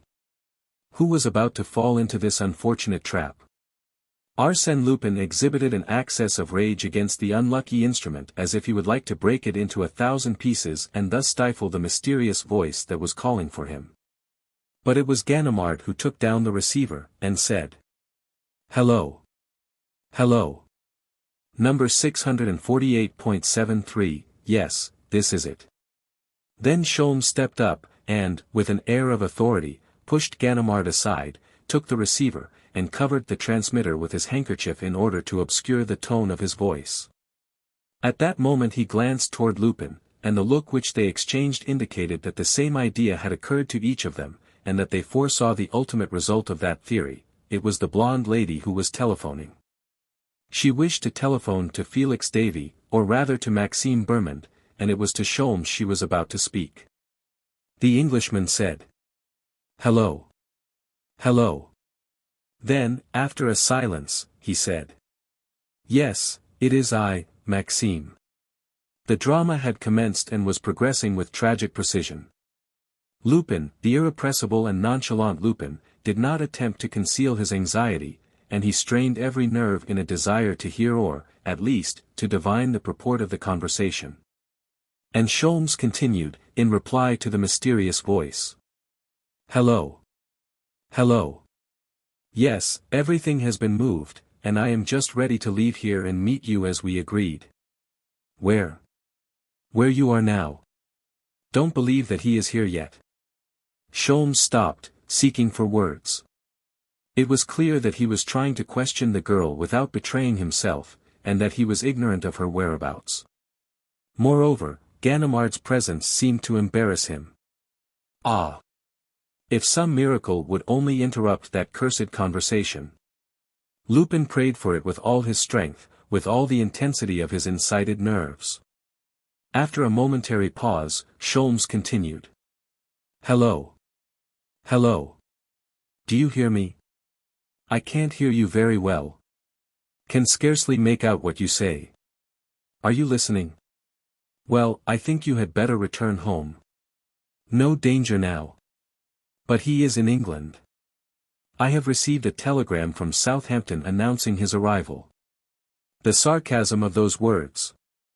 Sholmes uttered them with an inexpressible comfort. And he added. Very well, don't lose any time. I will meet you there. He hung up the receiver. Monsieur Ganimard, can you furnish me with 3 men? For the blonde lady, eh? Yes. You know who she is, and where she is? Yes. Good. That settles Monsieur Lupin. Folenfant, take 2 men, and go with Monsieur Sholmes. The Englishman departed, accompanied by the 3 men. The game was ended. The blonde lady was, also, about to fall into the hands of the Englishman. Thanks to his commendable persistence and to a combination of fortuitous circumstances, the battle had resulted in a victory for the detective, and in irreparable disaster for Lupin. Monsieur Sholmes. The Englishman stopped. Monsieur Lupin. Lupin was clearly shattered by this final blow. His forehead was marked by deep wrinkles. He was sullen and dejected. However, he pulled himself together, and, notwithstanding his defeat, he exclaimed, in a cheerful tone. You will concede that fate has been against me. A few minutes ago, it prevented my escape through that chimney, and delivered me into your hands. Now, by means of the telephone, it presents you with the blonde lady. I submit to its decrees. What do you mean? I mean that I am ready to reopen our negotiation. Sholmes took Ganimard aside and asked, in a manner that did not permit a reply, the authority to exchange a few words with the prisoner. Then he approached Lupin, and said, in a sharp, nervous tone. What do you want? Mademoiselle Destange's liberty. You know the price. Yes. And you accept? Yes, I accept your terms. Ah, said the Englishman, in surprise, but... You refused, for yourself. Yes, I can look out for myself, Monsieur Sholmes, but now the question concerns a young woman, and a woman I love. In France, understand, we have very decided ideas about such things. And Lupin has the same feelings as other people. He spoke with simplicity and candor. Sholmes replied by an almost imperceptible inclination of his head, and murmured. Very well, the blue diamond. Take my cane, there, at the end of the mantle. Press on the head of the cane with one hand, and, with the other, turn the iron ferrule at the bottom. Holmes took the cane and followed the directions. As he did so, the head of the cane divided and disclosed a cavity which contained a small ball of wax which, in turn, enclosed a diamond. He examined it. It was the blue diamond. Monsieur Lupin, Mademoiselle Destange is free. Is her future safety assured? Has she nothing to fear from you? Neither from me, nor anyone else. How can you manage it? Quite easily. I have forgotten her name and address. Thank you. And au revoir, for I will see you again, sometime, Monsieur Sholmes. I have no doubt of it. Then followed an animated conversation between Sholmes and Ganimard, which was abruptly terminated by the Englishman, who said. I am very sorry, Monsieur Ganimard, that we cannot agree on that point. But I have no time to waste trying to convince you. I leave for England within an hour. But, the blonde lady? I do not know such a person. And yet, a moment ago. You must take the affair as it stands. I have delivered Arsène Lupin into your hands. Here is the blue diamond, which you will have the pleasure of returning to the Countess de Crozon. What more do you want? The blonde lady. Find her. Sholmes pulled his cap down over his forehead and walked rapidly away, like a man who is accustomed to go as soon as his business is finished. Bon voyage, monsieur, cried Lupin, and, believe me, I shall never forget the friendly way in which our little business affairs have been arranged. My regards to Monsieur Wilson. Not receiving any reply, Lupin added, sneeringly. That is what is called, taking British leave. Ah! Their insular dignity lacks the flower of courtesy by which we are distinguished. Consider for a moment, Ganimard, what a charming exit a Frenchman would have made under similar circumstances. With what exquisite courtesy he would have masked his triumph. But, God bless me, Ganimard, what are you doing? Making a search? Come, what's the use? There is nothing left, not even a scrap of paper. I assure you my archives are in a safe place. I am not so sure of that, replied Ganimard. I must search everything. Lupin submitted to the operation. Held by 2 detectives and surrounded by the others, he patiently endured the proceedings for 20 minutes, then he said. Hurry up, Ganimard, and finish. You are in a hurry. Of course I am. An important appointment. At the police station? No, in the city. Ah. At what time? 2 o'clock. It is 3 o'clock now. Just so, I will be late. And punctuality is one of my virtues. Well, give me 5 minutes. Not a second more, said Lupin. I am doing my best to expedite. Oh. Don't talk so much. Still searching that cupboard? It is empty. Here are some letters. Old invoices, I presume. No, a packet tied with a ribbon. A red ribbon? Oh. Ganimard, for God's sake, don't untie it. From a woman? Yes. A woman of the world. The best in the world. Her name? Madame Ganimard. Very funny. Very funny, exclaimed the detective. At that moment the men, who had been sent to search the other rooms, returned and announced their failure to find anything. Lupin laughed and said. Parbleu! Did you expect to find my visiting list, or evidence of my business relations with the Emperor of Germany?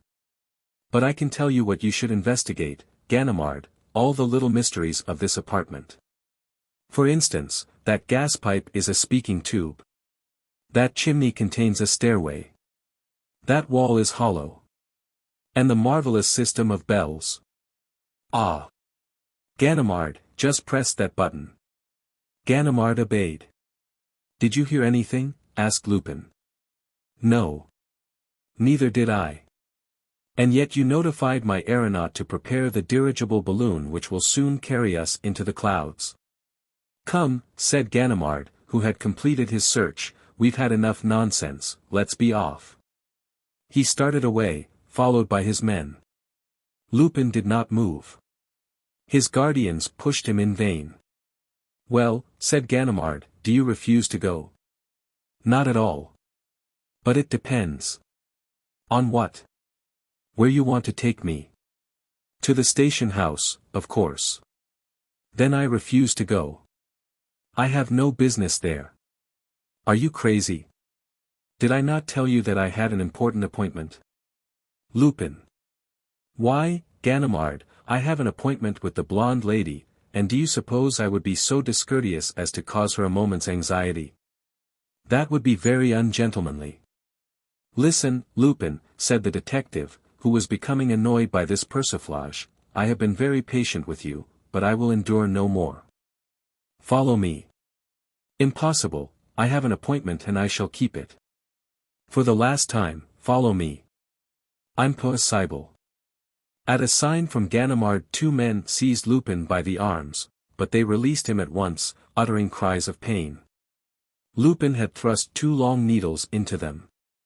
The other men now rushed at Lupin with cries of rage and hatred, eager to avenge their comrades and to avenge themselves for the many affronts he had heaped upon them, and now they struck and beat him to their heart's desire.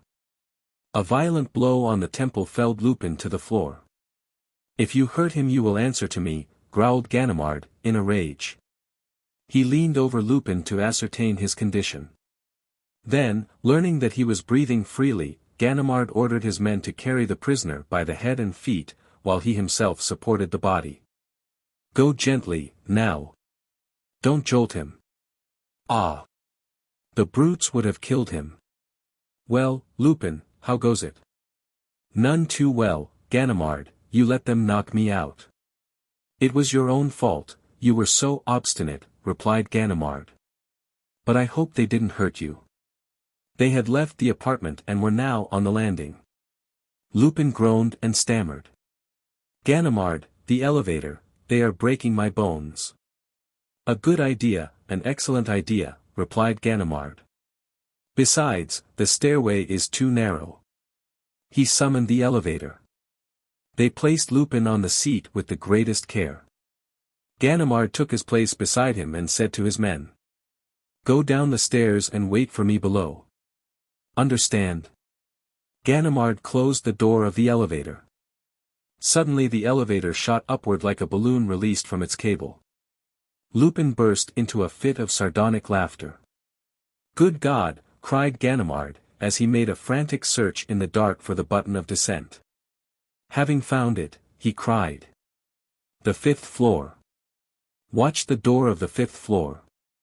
His assistants clambered up the stairs, 2 and 3 steps at a time. But this strange circumstance happened: the elevator seemed to break through the ceiling of the last floor, disappeared from the sight of Ganimard's assistants, suddenly made its appearance on the upper floor, the servants' floor, and stopped. 3 men were there waiting for it. They opened the door. 2 of them seized Ganimard, who, astonished at the sudden attack, scarcely made any defense. The other man carried off Lupin. "I warned you, Ganimard, about the dirigible balloon. Another time, don't be so tender-hearted. And, moreover, remember that Arsène Lupin doesn't allow himself to be struck and knocked down without sufficient reason. Adieu." The door of the elevator was already closed on Ganimard, and the machine began to descend, and it all happened so quickly that the old detective reached the ground floor as soon as his assistants. Without exchanging a word they crossed the court and ascended the servants' stairway, which was the only way to reach the servants' floor through which the escape had been made. A long corridor with several turns and bordered with little numbered rooms led to a door that was not locked. On the other side of this door and, therefore, in another house there was another corridor with similar turns and similar rooms, and at the end of it a servants' stairway. Ganimard descended it, crossed a court and a vestibule and found himself in the Rue Picot. Then he understood the situation: the 2 houses, built the entire depth of the lots, touched at the rear, while the fronts of the houses faced upon 2 streets that ran parallel to each other at a distance of more than 60 meters apart. He found the concierge and, showing his card, inquired, "Did 4 men pass here just now?" "Yes, the 2 servants from the 4th and 5th floors, with 2 friends." "Who lives on the 4th and 5th floors?" "2 men named Fauvel and their cousins, whose name is Provost. They moved today, leaving the 2 servants, who went away just now." "Ah," thought Ganimard, "what a grand opportunity we have missed. The entire band lived in these houses." And he sank down on a chair in despair. 40 minutes later 2 gentlemen were driven up to the station of the Northern Railway and hurried to the Calais Express, followed by a porter who carried their valises. One of them had his arm in a sling, and the pallor of his face denoted some illness. The other man was in a jovial mood. "We must hurry, Wilson, or we will miss the train." "Ah! Wilson, I shall never forget these 10 days. "Neither will I." "Ah! It was a great struggle. Superb. A few repulses, here and there. Of no consequence. And, at last, victory all along the line. Lupin arrested. The blue diamond recovered. My arm broken. What does a broken arm count for in such a victory as that? Especially when it is my arm. Ah. Yes, don't you remember, Wilson, that it was at the very time you were in the pharmacy, suffering like a hero, that I discovered the clue to the whole mystery? How lucky. The doors of the carriages were being closed. All aboard. Hurry up, gentlemen. The porter climbed into an empty compartment and placed their valises in the rack, whilst Sholmes assisted the unfortunate Wilson. What's the matter, Wilson? You're not done up, are you? Come, pull your nerves together. My nerves are all right. Well, what is it, then? I have only one hand. What of it? Exclaimed Sholmes, cheerfully. You are not the only one who has had a broken arm. Cheer up. Sholmes handed the porter a piece of 50 centimes. Thank you, Monsieur Sholmes, said the porter. The Englishman looked at him. It was Arsène Lupin. You, he stammered, absolutely astounded. And Wilson brandished his sound arm in the manner of a man who demonstrates a fact as he said. You. But you were arrested. Sholmes told me so. When he left you Ganimard and 30 men had you in charge. Lupin folded his arms and said, with an air of indignation. Did you suppose I would let you go away without bidding you adieu? After the very friendly relations that have always existed between us. That would be discourteous and ungrateful on my part. The train whistled. Lupin continued. I beg your pardon, but have you everything you need? Tobacco and matches, yes, and the evening papers. You will find in them an account of my arrest, your last exploit, Monsieur Sholmes. And now, au revoir. I am delighted to have made your acquaintance. And if ever I can be of any service to you, I shall be only too happy. He leaped to the platform and closed the door. Adieu, he repeated, waving his handkerchief. Adieu. I shall write to you. You will write also, eh? And your arm broken, Wilson. I am truly sorry. I shall expect to hear from both of you. A postal card, now and then, simply address, Lupin, Paris. That is sufficient. Adieu. See you soon. 7. The Jewish Lamp. Herlock Sholmes and Wilson were sitting in front of the fireplace, in comfortable armchairs, with the feet extended toward the grateful warmth of a glowing coke fire. Sholmes' pipe, a short briar with a silver band, had gone out. He knocked out the ashes, filled it, lighted it, pulled the skirts of his dressing gown over his knees, and drew from his pipe great puffs of smoke, which ascended toward the ceiling in scores of shadow rings. Wilson gazed at him, as a dog lying curled up on a rug before the fire might look at his master, with great round eyes which have no hope other than to obey the least gesture of his owner. Was the master going to break the silence? Would he reveal to Wilson the subject of his reverie and admit his satellite into the charmed realm of his thoughts? When Sholmes had maintained his silent attitude for some time, Wilson ventured to speak.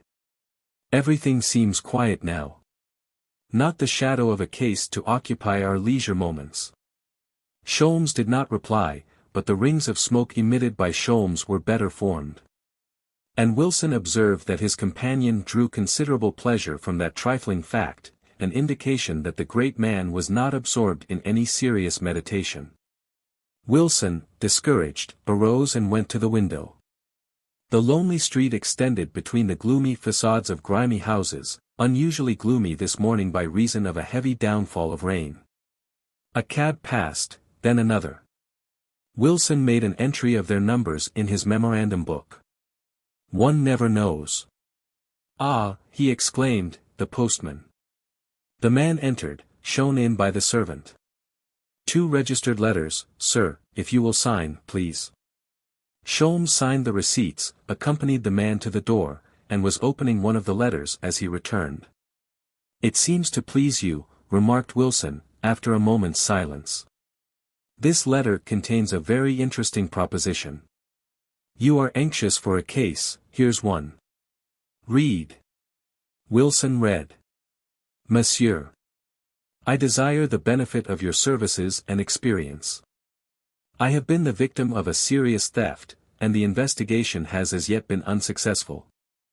I am sending to you by this mail a number of newspapers which will inform you of the affair, and if you will undertake the case, I will place my house at your disposal and ask you to fill in the enclosed check, signed by me, for whatever sum you require for your expenses. Kindly reply by telegraph, and much oblige. Your humble servant, Baron Victor d'Imblevalle, 18 Rue Murillo, Paris." "Ah," exclaimed Sholmes, "that sounds good, a little trip to Paris, and why not, Wilson? Since my famous duel with Arsène Lupin, I have not had an excuse to go there. I should be pleased to visit the capital of the world under less strenuous conditions." He tore the check into 4 pieces and, while Wilson, whose arm had not yet regained its former strength, uttered bitter words against Paris and the Parisians, Sholmes opened the second envelope. Immediately, he made a gesture of annoyance, and a wrinkle appeared on his forehead during the reading of the letter, then, crushing the paper into a ball, he threw it, angrily, on the floor. "Well? What's the matter?" asked Wilson, anxiously. He picked up the ball of paper, unfolded it, and read, with increasing amazement. "My dear monsieur. You know full well the admiration I have for you and the interest I take in your renown. Well, believe me, when I warn you to have nothing whatever to do with the case on which you have just now been called to Paris. Your intervention will cause much harm, your efforts will produce a most lamentable result. And you will be obliged to make a public confession of your defeat. Having a sincere desire to spare you such humiliation, I implore you, in the name of the friendship that unites us, to remain peacefully reposing at your own fireside. My best wishes to Monsieur Wilson, and, for yourself, the sincere regards of your devoted Arsène Lupin." "Arsène Lupin," repeated Wilson, astounded. Sholmes struck the table with his fist, and exclaimed. "Ah! He is pestering me already, the fool. He laughs at me as if I were a schoolboy. The public confession of my defeat.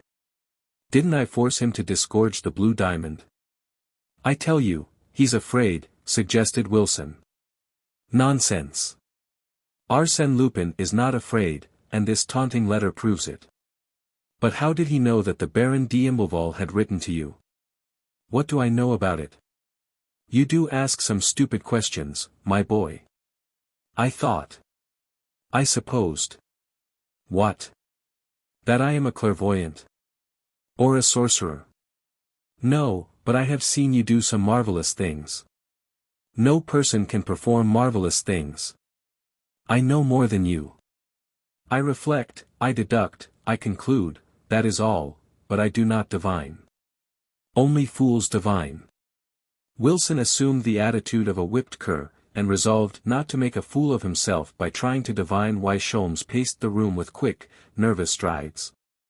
But when Sholmes rang for the servant and ordered his valise, Wilson thought that he was in possession of a material fact which gave him the right to reflect, deduct and conclude that his associate was about to take a journey. The same mental operation permitted him to assert, with almost mathematical exactness. "Sholmes, you are going to Paris." "Possibly. And Lupin's affront impels you to go, rather than the desire to assist the Baron d'Imblevalle." "Possibly. Sholmes, I shall go with you." "Ah, ah. My old friend," exclaimed Sholmes, interrupting his walking, "you are not afraid that your right arm will meet the same fate as your left?" "What can happen to me?" "You will be there." "That's the way to talk, Wilson. We will show that clever Frenchman that he made a mistake when he threw his glove in our faces. Be quick, Wilson, we must catch the first train." "Without waiting for the papers the Baron has sent you?" "What good are they?" "I will send a telegram." "No, if you do that, Arsène Lupin will know of my arrival." "I wish to avoid that. This time, Wilson, we must fight under cover." That afternoon, the two friends embarked at Dover. The passage was a delightful one. In the train from Calais to Paris, Sholmes had 3 hours sound sleep, while Wilson guarded the door of the compartment. Sholmes awoke in good spirits.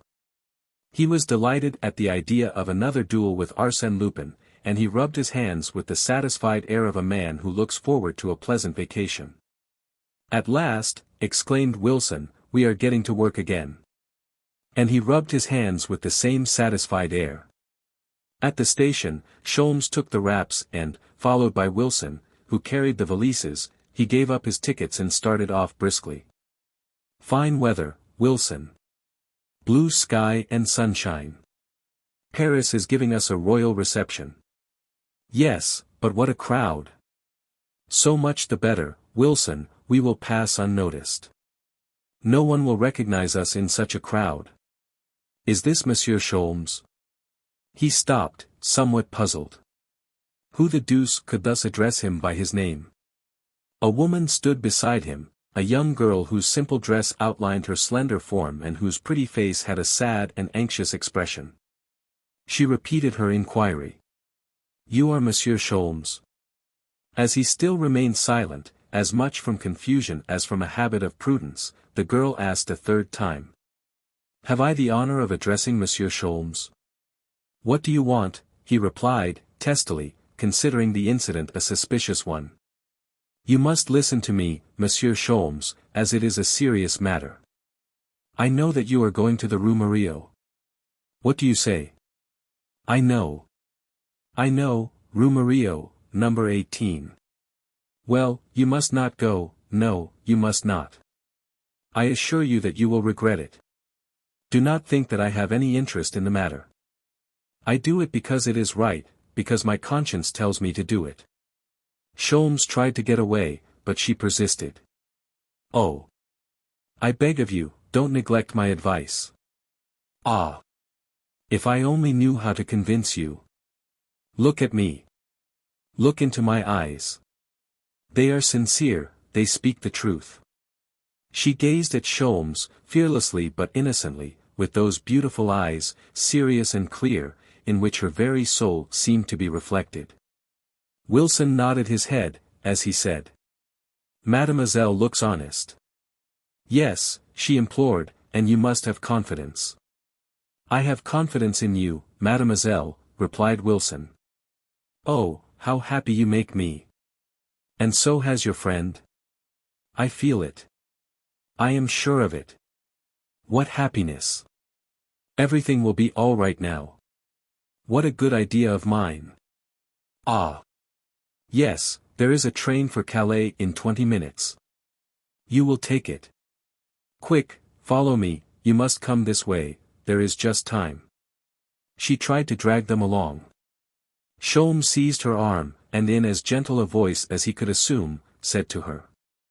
"Excuse me, mademoiselle, if I cannot yield to your wishes, but I never abandon a task that I have once undertaken. I beseech you.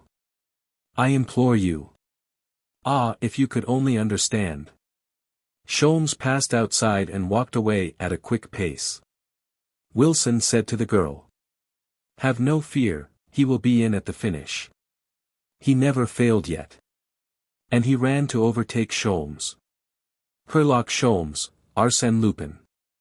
These words, in great black letters, met their gaze as soon as they left the railway station. A number of sandwich men were parading through the street, one behind the other, carrying heavy canes with iron ferrules with which they struck the pavement in harmony, and, on their backs, they carried large posters, on which one could read the following notice. The match between Herlock Sholmes and Arsène Lupin. Arrival of the English champion. The great detective attacks. The mystery of the Rue Murillo. Read the details in the Echo de France. Wilson shook his head, and said. "Look at that, Sholmes, and we thought we were traveling incognito.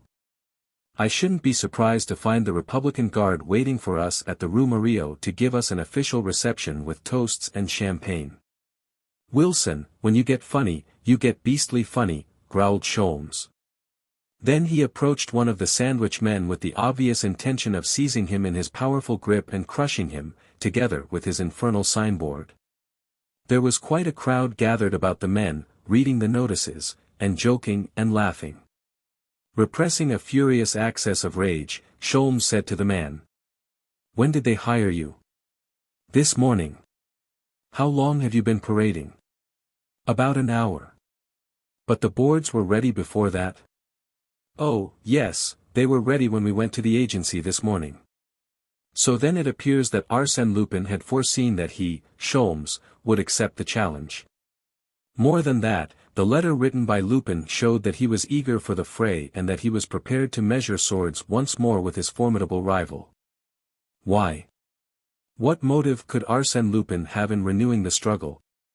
Sholmes hesitated for a moment. Lupin must be very confident of his success to show so much insolence in advance, and was not he, Sholmes, falling into a trap by rushing into the battle at the first call for help? However, he called a carriage. "Come, Wilson." "Driver, 18 Rue Murillo," he exclaimed, with an outburst of his accustomed energy. With distended veins and clenched fists, as if he were about to engage in a boxing bout, he jumped into the carriage. The Rue Murillo is bordered with magnificent private residences, the rear of which overlook the Parc Monceau. One of the most pretentious of these houses is number 18, owned and occupied by the Baron d'Imblevalle and furnished in a luxurious manner consistent with the owner's taste and wealth. There was a courtyard in front of the house, and, in the rear, a garden well filled with trees whose branches mingle with those of the park.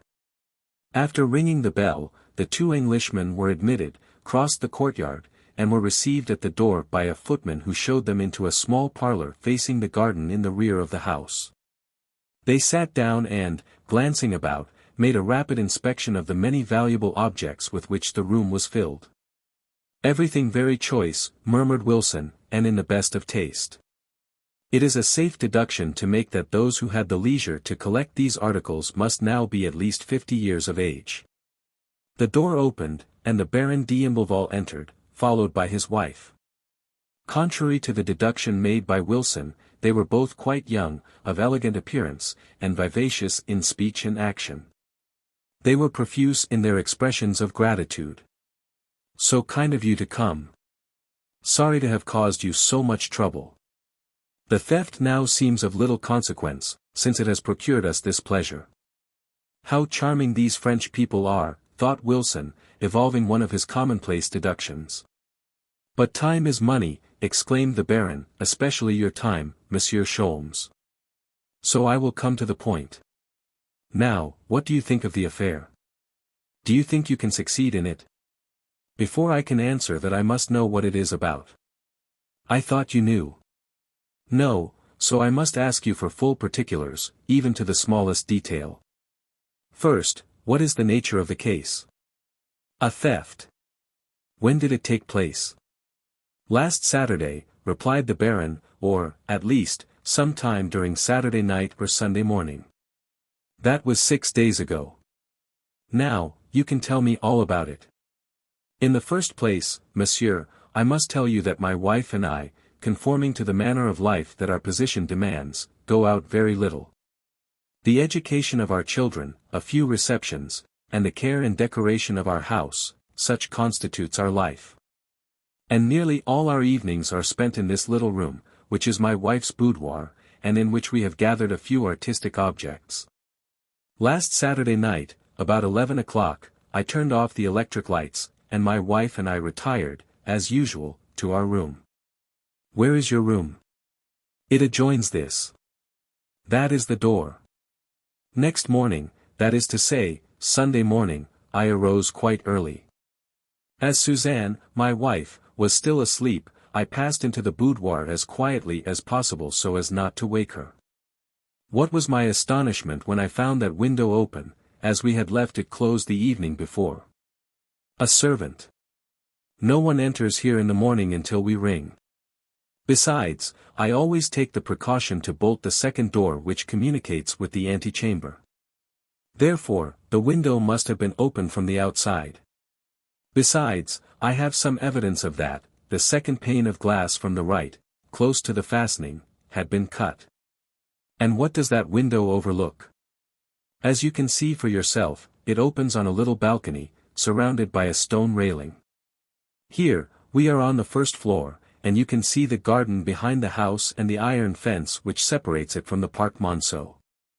It is quite certain that the thief came through the park, climbed the fence by the aid of a ladder, and thus reached the terrace below the window. That is quite certain, you say. Well, in the soft earth on either side of the fence, they found the 2 holes made by the bottom of the ladder, and 2 similar holes can be seen below the window. And the stone railing of the balcony shows 2 scratches which were doubtless made by the contact of the ladder. Is the Parc Monceau closed at night? No. But if it were, there is a house in course of erection at number 14, and a person could enter that way. Herlock Sholmes reflected for a few minutes, and then said, "Let us come down to the theft. It must have been committed in this room." Yes. There was here, between that 12th century Virgin and that tabernacle of chased silver, a small Jewish lamp. It has disappeared. And is that all? That is all. Ah. And what is a Jewish lamp? One of those copper lamps used by the ancient Jews, consisting of a standard which supported a bowl containing the oil, and from this bowl projected several burners intended for the wicks. Upon the whole, an object of small value. No great value, of course. But this one contained a secret hiding place in which we were accustomed to place a magnificent jewel, a chimera in gold, set with rubies and emeralds, which was of great value. Why did you hide it there? Oh.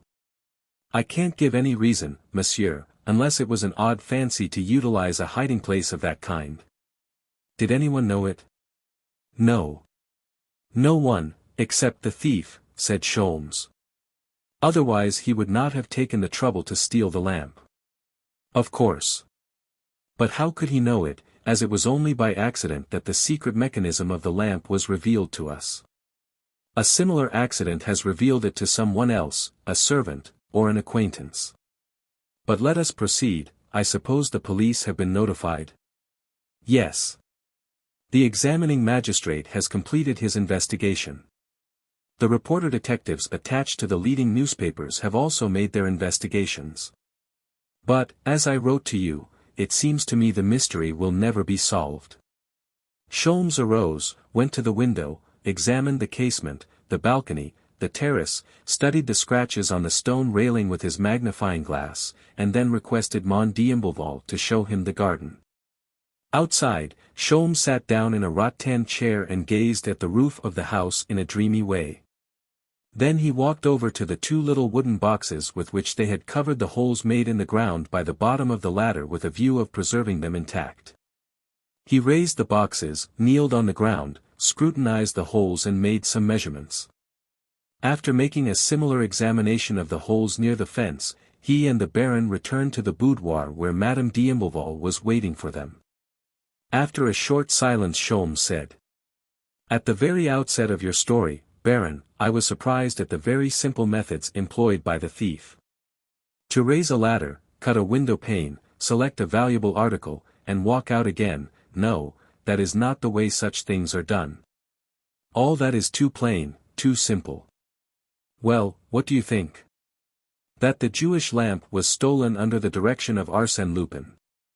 "Arsène Lupin," exclaimed the Baron. "Yes, but he did not do it himself, as no one came from the outside. Perhaps a servant descended from the upper floor by means of a waterspout that I noticed when I was in the garden." "What makes you think so?" "Arsène Lupin would not leave this room empty-handed." "Empty-handed. But he had the lamp. But that would not have prevented his taking that snuff-box, set with diamonds, or that opal necklace. When he leaves anything, it is because he can't carry it away. But the marks of the ladder outside? A false scent.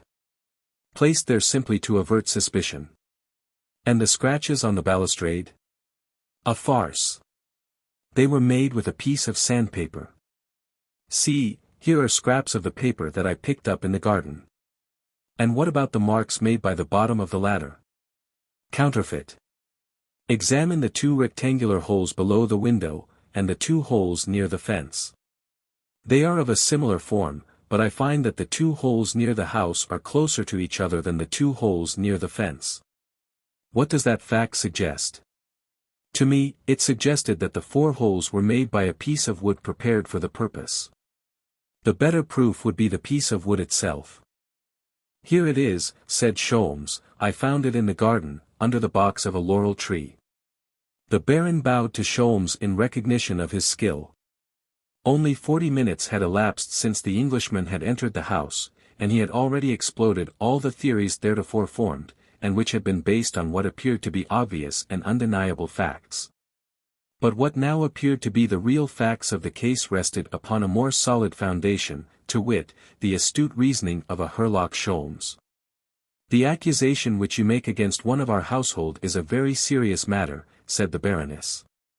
Our servants have been with us a long time and none of them would betray our trust. If none of them has betrayed you, how can you explain the fact that I received this letter on the same day and by the same mail as the letter you wrote to me? He handed to the Baroness the letter that he had received from Arsène Lupin. She exclaimed, in amazement. Arsène Lupin.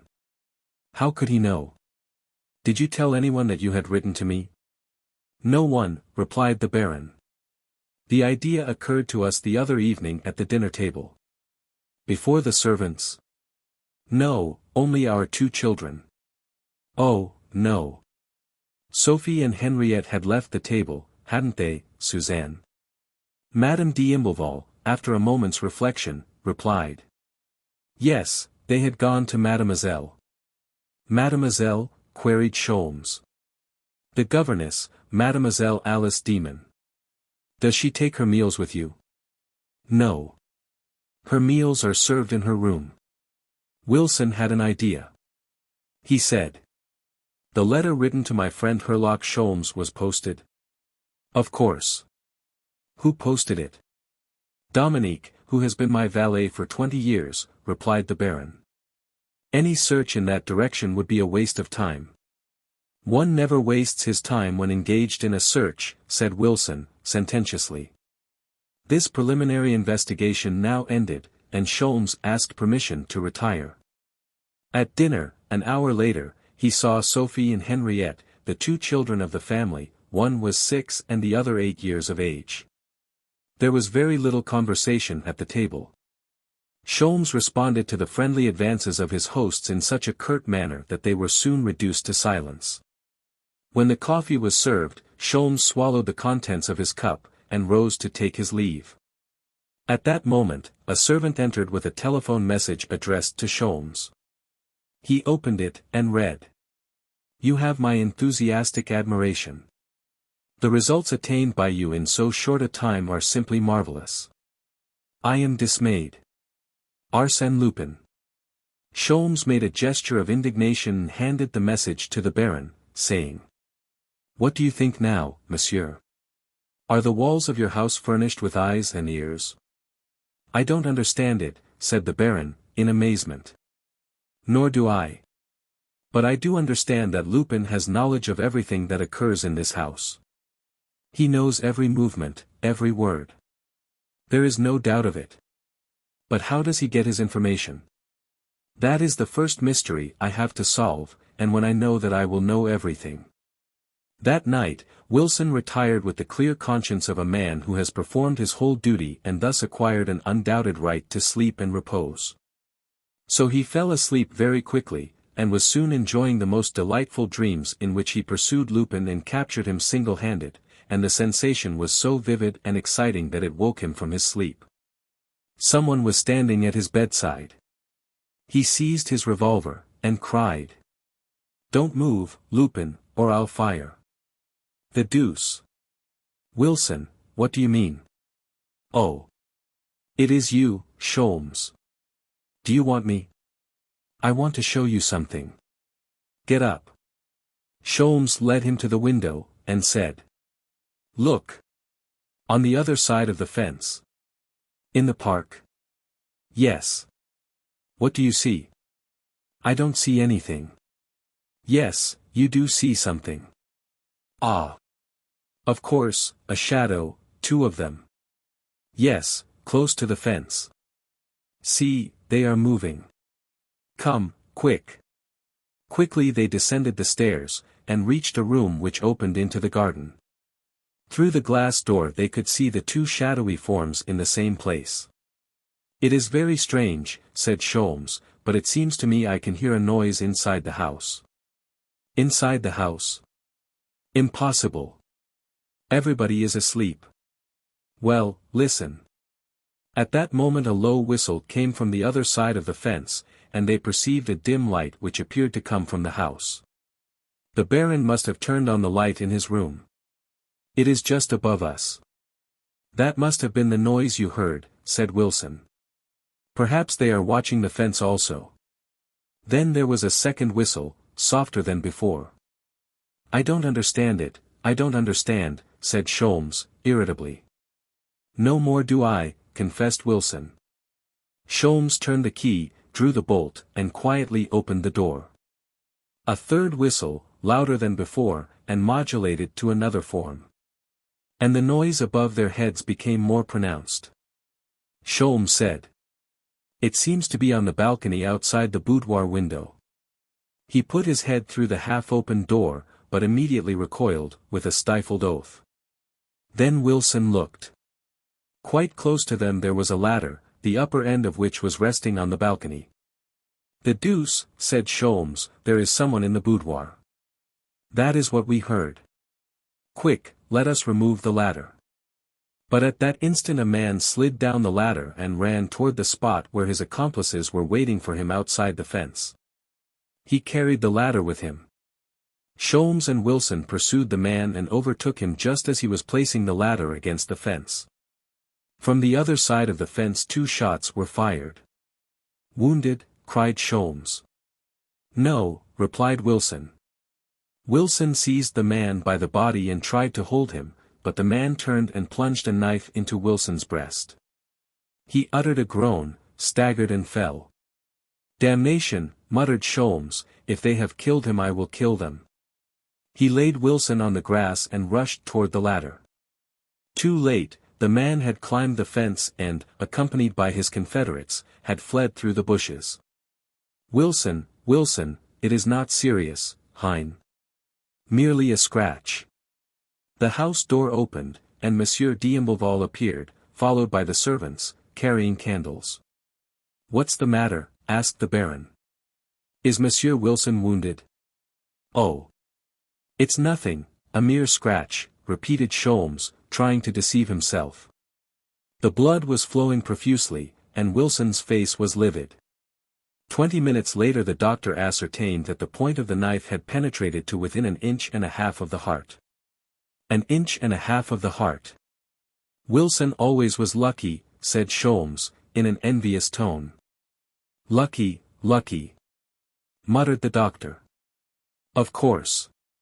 Why, with his robust constitution he will soon be out again. 6 weeks in bed and 2 months of convalescence. Not more. No, unless complications set in." "Oh. The devil. What does he want complications for?" Fully reassured, Sholmes joined the Baron in the boudoir. This time the mysterious visitor had not exercised the same restraint. Ruthlessly, he had laid his vicious hand upon the diamond snuff-box, upon the opal necklace, and, in a general way, upon everything that could find a place in the greedy pockets of an enterprising burglar. The window was still open. One of the window panes had been neatly cut, and, in the morning, a summary investigation showed that the latter belonged to the house then in course of construction. "Now, you can see," said Mon. d'Imblevalle, with a touch of irony, "it is an exact repetition of the affair of the Jewish lamp." "Yes, if we accept the first theory adopted by the police." "Haven't you adopted it yet? Doesn't this second theft shatter your theory in regard to the first?" "It only confirms it, monsieur." "That is incredible. You have positive evidence that last night's theft was committed by an outsider, and yet you adhere to your theory that the Jewish lamp was stolen by someone in the house." "Yes, I am sure of it." "How do you explain it?" I do not explain anything, monsieur. I have established two facts which do not appear to have any relation to each other, and yet I am seeking the missing link that connects them. His conviction seemed to be so earnest and positive that the Baron submitted to it, and said, "Very well, we will notify the police." "Not at all," exclaimed the Englishman, quickly, "not at all. I intend to ask for their assistance when I need it, but not before." "But the attack on your friend? That's of no consequence. He is only wounded. Secure the license of the doctor. I shall be responsible for the legal side of the affair." The next 2 days proved uneventful. Yet Sholmes was investigating the case with a minute care, and with a sense of wounded pride resulting from that audacious theft, committed under his nose, in spite of his presence and beyond his power to prevent it. He made a thorough investigation of the house and garden, interviewed the servants, and paid lengthy visits to the kitchen and stables. And, although his efforts were fruitless, he did not despair. "I will succeed," he thought, "and the solution must be sought within the walls of this house. This affair is quite different from that of the blonde lady, where I had to work in the dark, on unknown ground. This time I am on the battlefield itself. The enemy is not the elusive and invisible Lupin, but the accomplice, in flesh and blood, who lives and moves within the confines of this house. Let me secure the slightest clue and the game is mine." That clue was furnished to him by accident. On the afternoon of the third day, when he entered a room located above the boudoir, which served as a study for the children, he found Henriette, the younger of the two sisters. She was looking for her scissors. "You know," she said to Sholmes, "I make papers like that you received the other evening." "The other evening?" "Yes, just as dinner was over, you received a paper with marks on it, you know, a telegram. Well, I make them, too." She left the room. To anyone else these words would seem to be nothing more than the insignificant remark of a child, and Sholmes himself listened to them with a distracted air and continued his investigation. But, suddenly, he ran after the child, and overtook her at the head of the stairs. He said to her, "So you paste stamps and marks on papers?" Henriette, very proudly, replied, "Yes, I cut them out and paste them on." "Who taught you that little game?" "Mademoiselle, my governess. I have seen her do it often.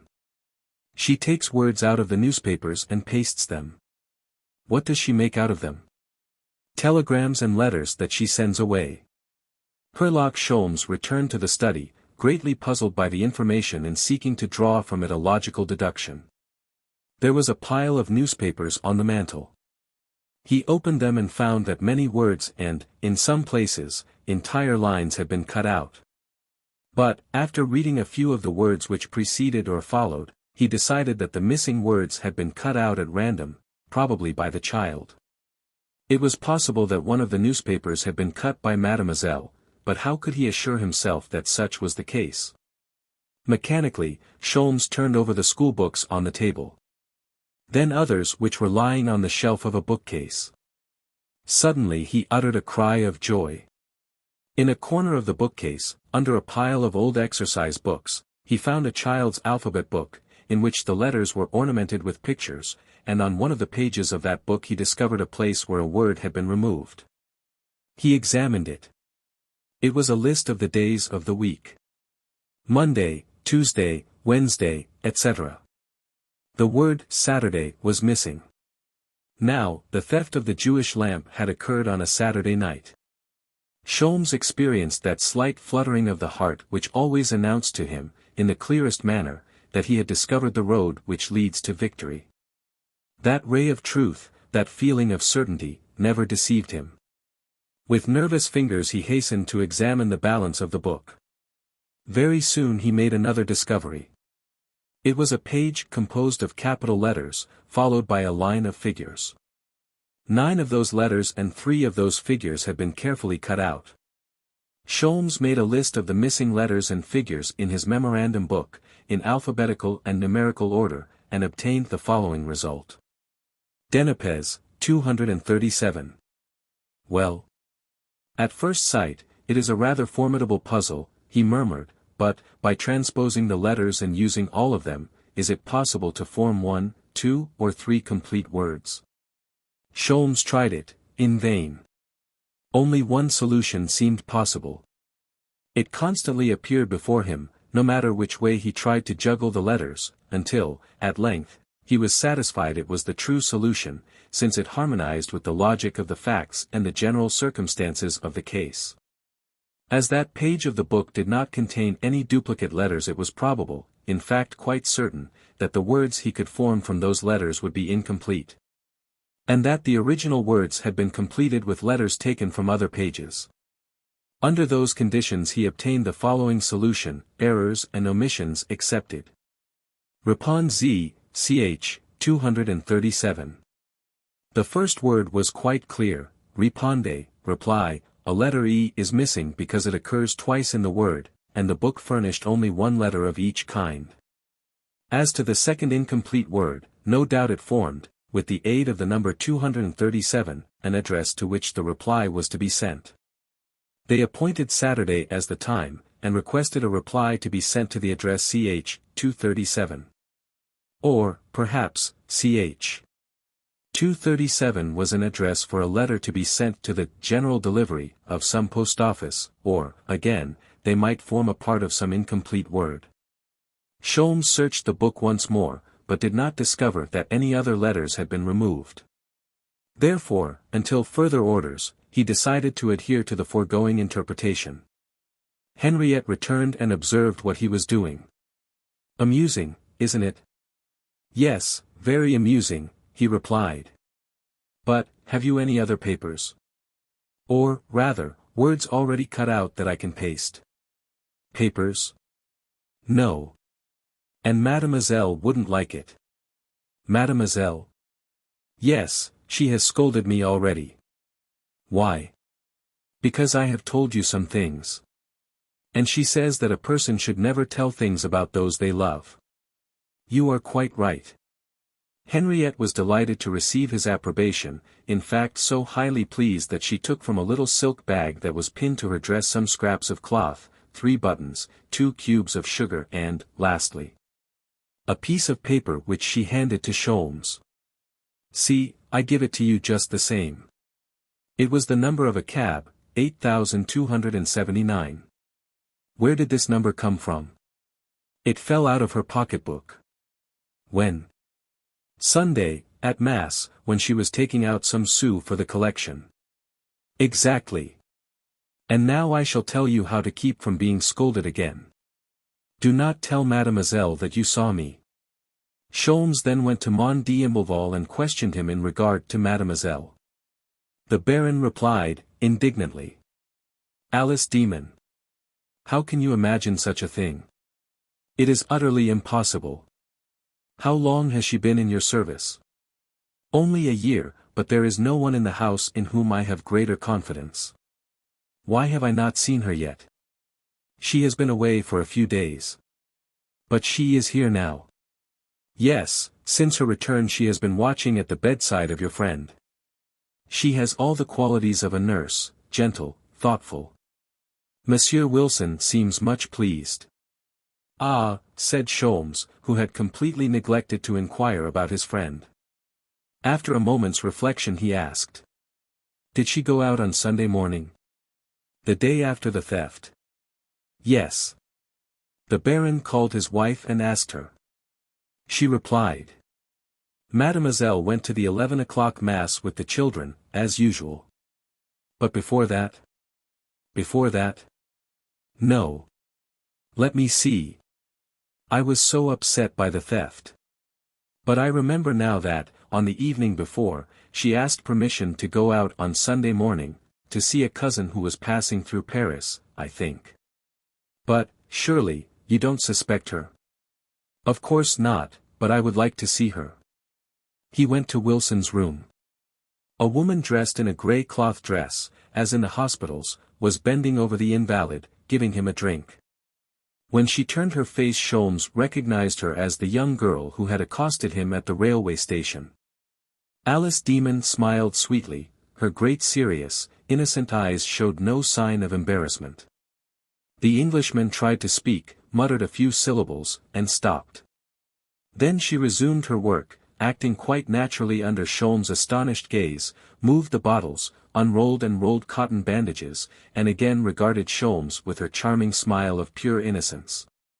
He turned on his heels, descended the stairs, noticed Mon d'Imbleval's automobile in the courtyard, jumped into it, and went to Levallois, to the office of the cab company whose address was printed on the paper he had received from Henriette. The man who had driven carriage number 8279 on Sunday morning not being there, Sholmes dismissed the automobile and waited for the man's return. He told Sholmes that he had picked up a woman in the vicinity of the Parc Monceau, a young woman dressed in black, wearing a heavy veil, and, apparently, quite nervous. Did she have a package? Yes, quite a long package. Where did you take her? Avenue de Tournis, corner of the Place Saint-Ferdinand. She remained there about 10 minutes, and then returned to the Parc Monceau. Could you recognize the house in the Avenue de Tournis? Parbleu! Shall I take you there? Presently. First take me to 36 Quai d'Orfèvres. At the police office he saw Detective Ganimard. Monsieur Ganimard, are you at liberty? If it has anything to do with Lupin, no. It has something to do with Lupin. Then I do not go. What? You surrender. I bow to the inevitable. I am tired of the unequal struggle, in which we are sure to be defeated. Lupin is stronger than I am, stronger than the two of us, therefore, we must surrender. I will not surrender. He will make you, as he has all others. And you would be pleased to see it, Ganimard? At all events, it is true, said Ganimard, frankly. And since you are determined to pursue the game, I will go with you. Together they entered the carriage and were driven to the Avenue de Tournis. Upon their order the carriage stopped on the other side of the street, at some distance from the house, in front of a little café, on the terrace of which the two men took seats amongst the shrubbery. It was commencing to grow dark. Waiter, said Sholmes, some writing material. He wrote a note, recalled the waiter and gave him the letter with instructions to deliver it to the concierge of the house which he pointed out. In a few minutes the concierge stood before them. Sholmes asked him if, on the Sunday morning, he had seen a young woman dressed in black. In black? Yes, about 9 o'clock. She went to the second floor. Have you seen her often? No, but for some time, well, during the last few weeks, I have seen her almost every day. And since Sunday? Only once, until today. What? Did she come today? She is here now. Here now? Yes, she came about 10 minutes ago. Her carriage is standing in the Place Saint-Ferdinand, as usual. I met her at the door. Who is the occupant of the second floor?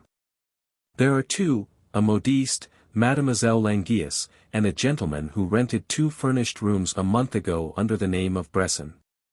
Why do you say, under the name? Because I have an idea that it is an assumed name.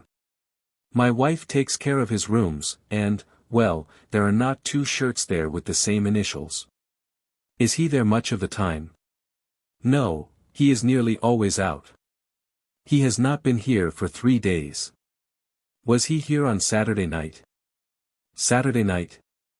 Let me think. Yes, Saturday night, he came in and stayed all night. What sort of a man is he? Well, I can scarcely answer that. He is so changeable. He is, by turns, big, little, fat, thin, dark and light. I do not always recognize him. Ganimard and Sholmes exchanged looks. That is he, all right, said Ganimard. Ah, said the concierge, there is the girl now. Mademoiselle had just emerged from the house and was walking toward her carriage in the Place Saint-Ferdinand. And there is Monsieur Bresson. Monsieur Bresson? Which is he? The man with the parcel under his arm. But he is not looking after the girl. She is going to her carriage alone. Yes, I have never seen them together. The 2 detectives had arisen. By the light of the street lamps they recognized the form of Arsène Lupin, who had started off in a direction opposite to that taken by the girl. "Which will you follow?" asked Ganimard. "I will follow him, of course. He's the biggest game." "Then I will follow the girl," proposed Ganimard. "No, no," said Sholmes, quickly, who did not wish to disclose the girl's identity to Ganimard. "I know where to find her. Come with me." They followed Lupin at a safe distance, taking care to conceal themselves as well as possible amongst the moving throng and behind the newspaper kiosks. They found the pursuit an easy one, as he walked steadily forward without turning to the right or left, but with a slight limp in the right leg, so slight as to require the keen eye of a professional observer to detect it. Ganimard observed it, and said, "He is pretending to be lame. Ah! If we could only collect 2 or 3 policemen and pounce on our man. We run a chance to lose him." But they did not meet any policemen before they reached the Porte de Tournevis, and, having passed the fortifications, there was no prospect of receiving any assistance. "We had better separate," said Sholmes, "as there are so few people on the street." They were now on the boulevard Victor Hugo. They walked one on each side of the street, and kept well in the shadow of the trees. They continued thus for 20 minutes, when Lupin turned to the left and followed the Seine. Very soon they saw him descend to the edge of the river. He remained there only a few seconds, but they could not observe his movements. Then Lupin retraced his steps. His pursuers concealed themselves in the shadow of a gateway. Lupin passed in front of them. His parcel had disappeared. And as he walked away another man emerged from the shelter of a house and glided amongst the trees. "He seems to be following him also," said Sholmes, in a low voice. The pursuit continued, but was now embarrassed by the presence of the third man. Lupin returned the same way, passed through the Porte de Tournevis, and re-entered the house in the Avenue de Tournevis. The concierge was closing the house for the night when Ganimard presented himself. "Did you see him?" "Yes," replied the concierge, "I was putting out the gas on the landing when he closed and bolted his door." "Is there any person with him?" "No, he has no servant. He never eats here." "Is there a servant's stairway?" "No." Ganimard said to Sholmes, "I had better stand at the door of his room while you go for the commissary of police in the Rue Demours." "And if he should escape during that time," said Sholmes. "While I am here." "He can't escape. 1-to-1, with Lupin, is not an even chance for you." "Well, I can't force the door. I have no right to do that, especially at night."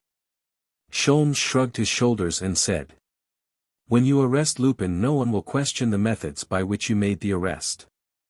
However, let us go up and ring, and see what happens then." They ascended to the second floor. There was a double door at the left of the landing. Ganimard rang the bell. No reply. He rang again. Still no reply. "Let us go in," said Sholmes. "All right, come on," replied Ganimard. Yet, they stood still, irresolute. Like people who hesitate when they ought to accomplish a decisive action, they feared to move, and it seemed to them impossible that Arsène Lupin was there, so close to them.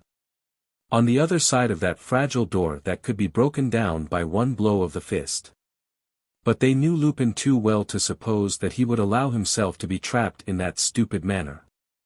No, no, 1,000 times, no, Lupin was no longer there. Through the adjoining houses, over the roofs, by some conveniently prepared exit, he must have already made his escape, and, once more, it would only be Lupin's shadow that they would seize. They shuddered as a slight noise, coming from the other side of the door, reached their ears. Then they had the impression, amounting almost to a certainty, that he was there, separated from them by that frail wooden door, and that he was listening to them, that he could hear them. What was to be done? The situation was a serious one. In spite of their vast experience as detectives, they were so nervous and excited that they thought they could hear the beating of their own hearts. Ganimard questioned Sholmes by a look. Then he struck the door a violent blow with his fist. Immediately they heard the sound of footsteps, concerning which there was no attempt at concealment. Ganimard shook the door. Then he and Sholmes, uniting their efforts, rushed at the door, and burst it open with their shoulders. Then they stood still, in surprise. A shot had been fired in the adjoining room. Another shot, and the sound of a falling body. When they entered they saw the man lying on the floor with his face toward the marble mantel. His revolver had fallen from his hand. Ganimard stooped and turned the man's head. The face was covered with blood, which was flowing from 2 wounds, one in the cheek, the other in the temple. "You can't recognize him for blood." "No matter," said Sholmes. "It is not Lupin." "How do you know?" "You haven't even looked at him." "Do you think that Arsène Lupin is the kind of a man that would kill himself?" asked Sholmes, with a sneer. "But we thought we recognized him outside." "We thought so, because the wish was father to the thought. That man has us bewitched." "Then it must be one of his accomplices." "The accomplices of Arsène Lupin do not kill themselves." "Well, then, who is it?" They searched the corpse. In one pocket Herlock Sholmes found an empty pocketbook, in another Ganimard found several louis. There were no marks of identification on any part of his clothing. In a trunk and 2 valises they found nothing but wearing apparel. On the mantel there was a pile of newspapers. Ganimard opened them. All of them contained articles referring to the theft of the Jewish lamp. An hour later, when Ganimard and Sholmes left the house, they had acquired no further knowledge of the strange individual who had been driven to suicide by their untimely visit. Who was he? Why had he killed himself? What was his connection with the affair of the Jewish lamp? Who had followed him on his return from the river? The situation involved many complex questions, many mysteries. Herlock Sholmes went to bed in a very bad humor. Early next morning he received the following telephonic message. "Arsène Lupin has the honor to inform you of his tragic death in the person of Monsieur Bresson, and requests the honor of your presence at the funeral service and burial, which will be held at the public expense on Thursday, June 25th.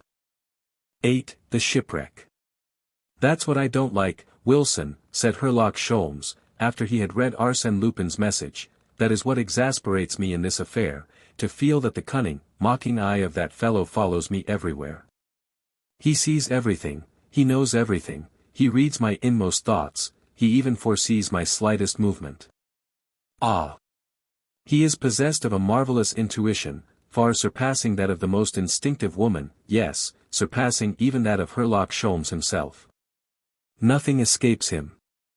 I resemble an actor whose every step and movement are directed by a stage manager, who says this and does that in obedience to a superior will. That is my position. Do you understand, Wilson?" Certainly Wilson would have understood if his faculties had not been deadened by the profound slumber of a man whose temperature varies between 100 and 103 degrees. But whether he heard or not was a matter of no consequence to Herlock Sholmes, who continued. "I have to concentrate all my energy and bring all my resources into action in order to make the slightest progress. And, fortunately for me, those petty annoyances are like so many pricks from a needle and serve only to stimulate me. As soon as the heat of the wound is appeased and the shock to my vanity has subsided, I say to myself, amuse yourself, my dear fellow, but remember that he who laughs last laughs best. Sooner or later you will betray yourself. For you know, Wilson, it was Lupin himself, who, by his first dispatch and the observation that it suggested to little Henriette, disclosed to me the secret of his correspondence with Alice Hemon. Have you forgotten that circumstance, dear boy?" But Wilson was asleep, and Sholmes, pacing to and fro, resumed his speech. "And, now, things are not in a bad shape, a little obscure, perhaps, but the light is creeping in. In the first place, I must learn all about Monsieur Bresson. Ganimard and I will visit the bank of the river, at the spot where Bresson threw away the package, and the particular role of that gentleman will be known to me. After that the game will be played between me and Alice Demon. Rather a lightweight opponent, Wilson. And do you not think that I will soon know the phrase represented by the letters clipped from the alphabet book, and what the isolated letters, the C and the H, mean? That is all I want to know, Wilson. Mademoiselle entered at that moment, and, observing Sholmes gesticulating, she said, in her sweetest manner. Monsieur Sholmes, I must scold you if you waken my patient. It isn't nice of you to disturb him. The doctor has ordered absolute rest. He looked at her in silence, astonished, as on their first meeting, at her wonderful self-possession. Why do you look at me so, Monsieur Sholmes? You seem to be trying to read my thoughts. No. Then what is it? She questioned him with the most innocent expression on her pretty face and in her frank blue eyes. A smile played upon her lips, and she displayed so much unaffected candor that the Englishman almost lost his temper. He approached her and said, in a low voice. Bresson killed himself last night. She affected not to understand him, so he repeated. Bresson killed himself yesterday. She did not show the slightest emotion. She acted as if the matter did not concern or interest her in any way. You have been informed, said Sholmes, displaying his annoyance. Otherwise, the news would have caused you to start, at least. Ah! You are stronger than I expected. But what's the use of your trying to conceal anything from me? He picked up the alphabet book, which he had placed on a convenient table, and, opening it at the mutilated page, said, Will you tell me the order in which the missing letters should be arranged in order to express the exact wording of the message you sent to Bresson 4 days before the theft of the Jewish lamp? The order. Bresson. The theft of the Jewish lamp. She repeated the words slowly, as if trying to grasp their meaning. He continued. Yes. Here are the letters employed, on this bit of paper. What did you say to Bresson? The letters employed, what did I say? Suddenly she burst into laughter. Ah! That is it. I understand. I am an accomplice in the crime. There is a Monsieur Bresson who stole the Jewish lamp and who has now committed suicide. And I am the friend of that gentleman. Oh! How absurd you are! Whom did you go to see last night on the second floor of a house in the Avenue de Tournis? Who? My modiste, Mademoiselle Languius. Do you suppose that my modiste and my friend Monsieur Bresson are the same person?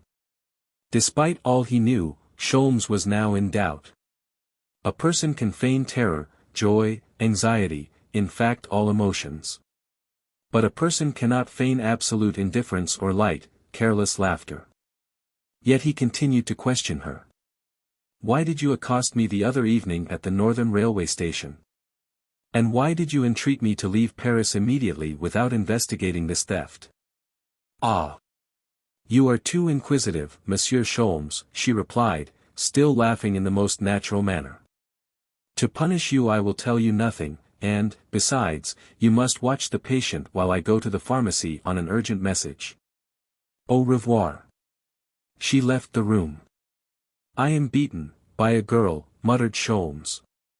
Not only did I get nothing out of her but I exposed my hand and put her on her guard. And he recalled the affair of the blue diamond and his first interview with Clotilde Destange.